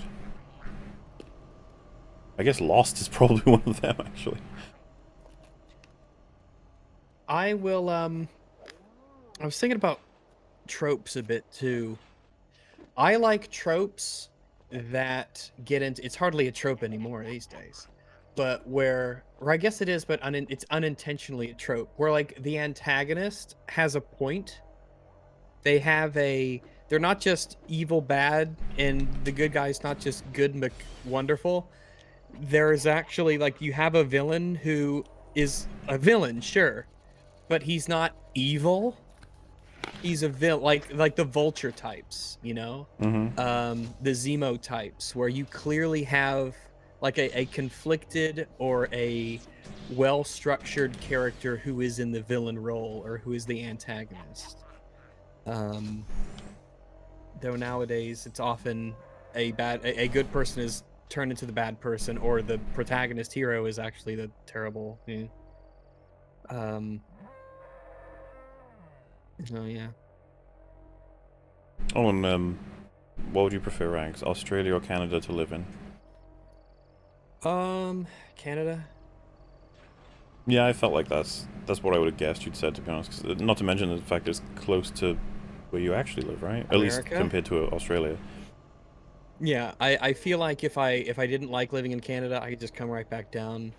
I feel it's like when it comes to shipping and stuff like that, it's very close to America in that sense. How about wait? What would you prefer? Move to if you had to move to Britain or Australia?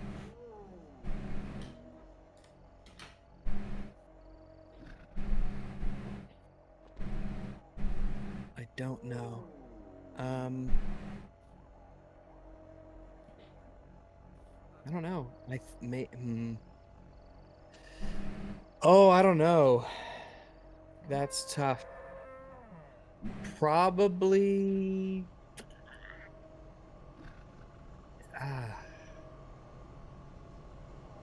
I feel like living in Britain would have less impact. Well, I don't know. I legit do not know.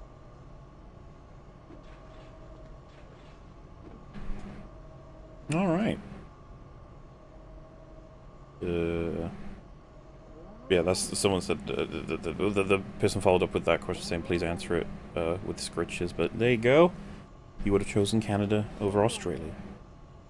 What did you guys like about The Lighthouse so much? I thought the acting was fine, but it was strange and I just couldn't get into it. I could totally see why someone would have that reaction. It's super unconventional. Lighthouse.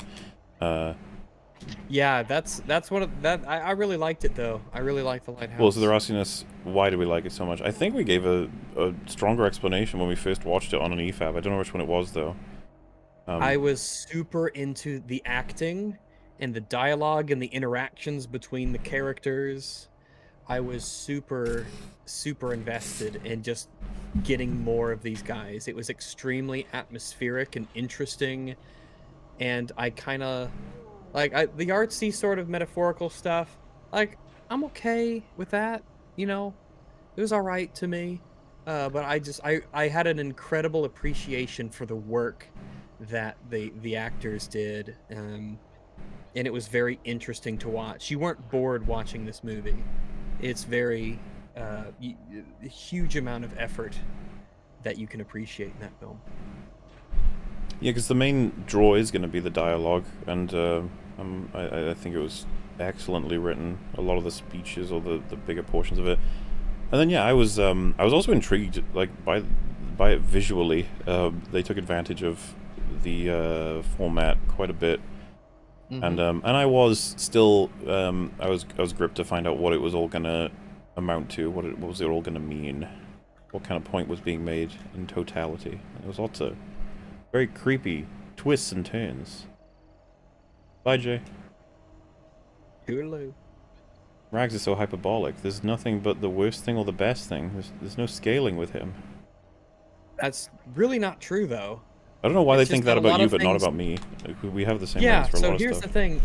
A lot of things are terrible. And I'm actually the one who says that we shouldn't, like, I'm the one who often says to, like, remind people that we don't want to come across as hyperbolic. A lot of stuff really is just really bad. But there's plenty of things that are middling. I mean, we talked about one on the stream. We talked about the Nevers, which has a lot of Extraction. good stuff, a lot of bad stuff. Extraction, yeah, it's got a lot of great stuff. There's a lot of things fall into that middle-ish category. But I think it just happens nowadays with so little care and attention that is paid to writing and narratives. Things just tend to sink way lower, and we don't get some really fun character stuff and witty dialogue. So you don't have that, uplift to balance out a bad narrative or a bad plot. Also, bye, Jay. Yeah. Rags is so hyperbolic, but he isn't joking. I mean,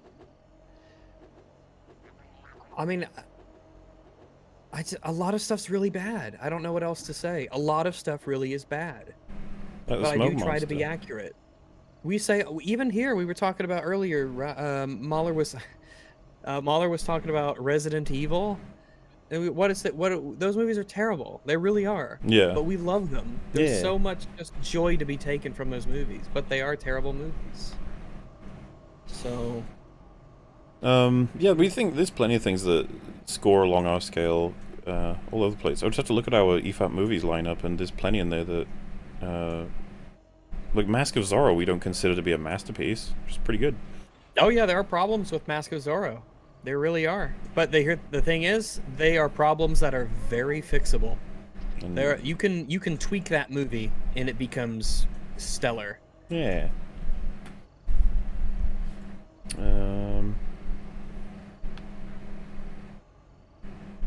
What is your favorite monster character? How would write beast characters like Grendel? I thought about what that would look like in Star Wars or Marvel. Beast characters. Like werewolves or Well, so they said like Grendel, which is a little bit confusing to me because isn't Grendel like a golem in terms of? So he's the monster offspring. characters. He's the offspring of the previous king and the woman, right? That's what Grendel Something is. like that. But we're talking about characters, like characters that are like monstrous, I guess. Well, Frankenstein. I was just about to say him from Van Helsing. It's kind of neat. Yeah. Monster characters. Gravemind from Halo. He's cool. Who else do we have? It is a tough question. Like favorite monster characters. I'm like, I don't think it's a very extensive list. Not from memory, no. Yeah, I don't know. That's a good question. I'm sure some will come to mind. Maybe we have... Oh, someone mentioned Underwater is another movie that we didn't say was great or terrible. Oh yeah, Underwater. You guys should see Underwater. Why did I See? say Underwater? I don't Underwater. Yeah, you But, guys like- should see Underwater. But like, surely all these references, like, does that now prove the Rags doesn't just say things are great or terrible? Are we done? Yeah, we Can just do it? don't. Yeah, it's just the stuff that's really terrible. It's big stuff that's been coming out. It's MCU shows. It's MCU movies. It's been blockbusters and Disney stuff. Those are all terrible, and so they often take up a lot of our discussion because they're very big, prominent films. Films like Underwater and Extraction. Those are totally all right, and I would recommend both of them, particularly Underwater. But those just don't get really talked about by a lot of people, and not as many people have seen them, so they just don't often get as much attention. Top left house has a piece missing. When you say top left house, I'm assuming you don't mean this house.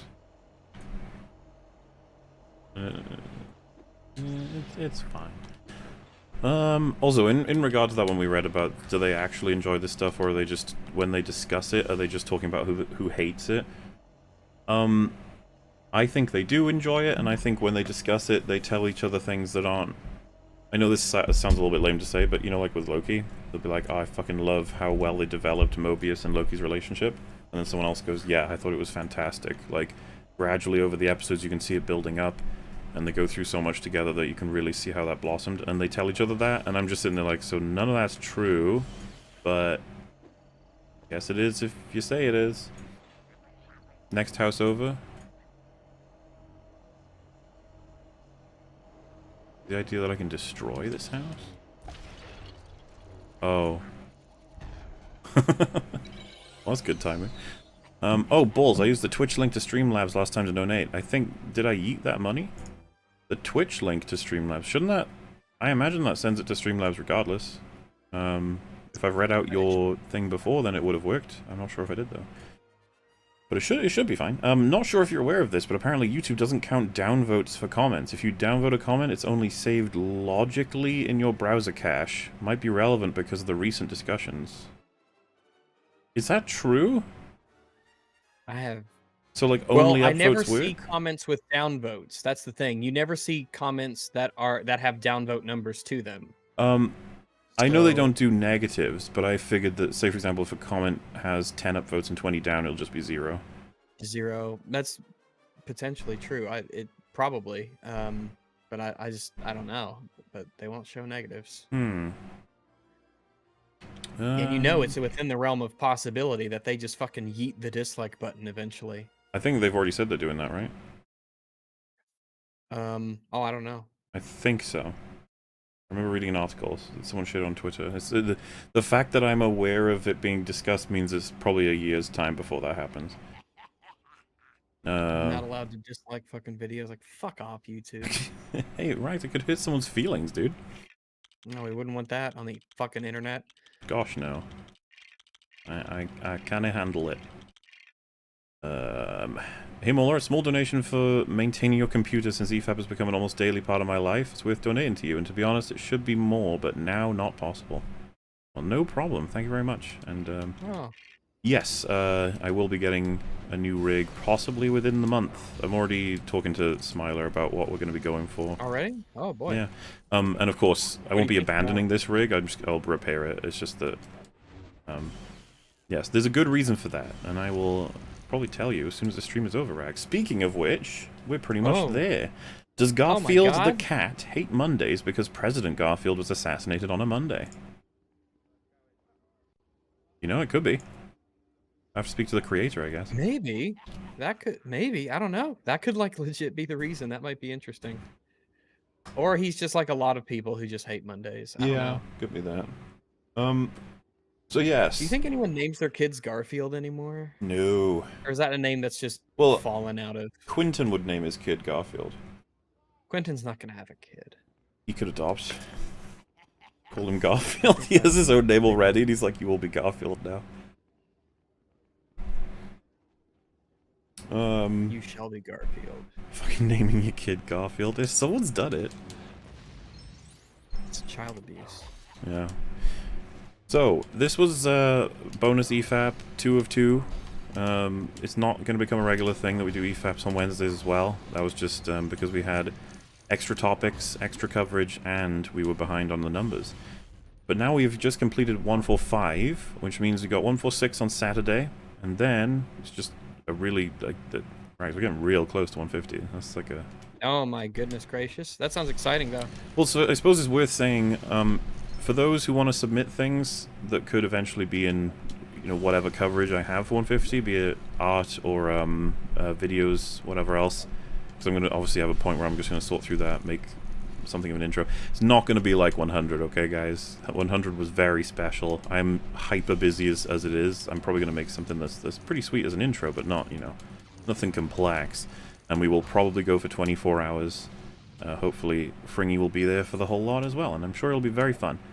But going forward, I think we'll try and maybe start making Wednesday our bonus stream day to catch up on Super Chats. I think we're just going to have to come to terms with the fact that we may never...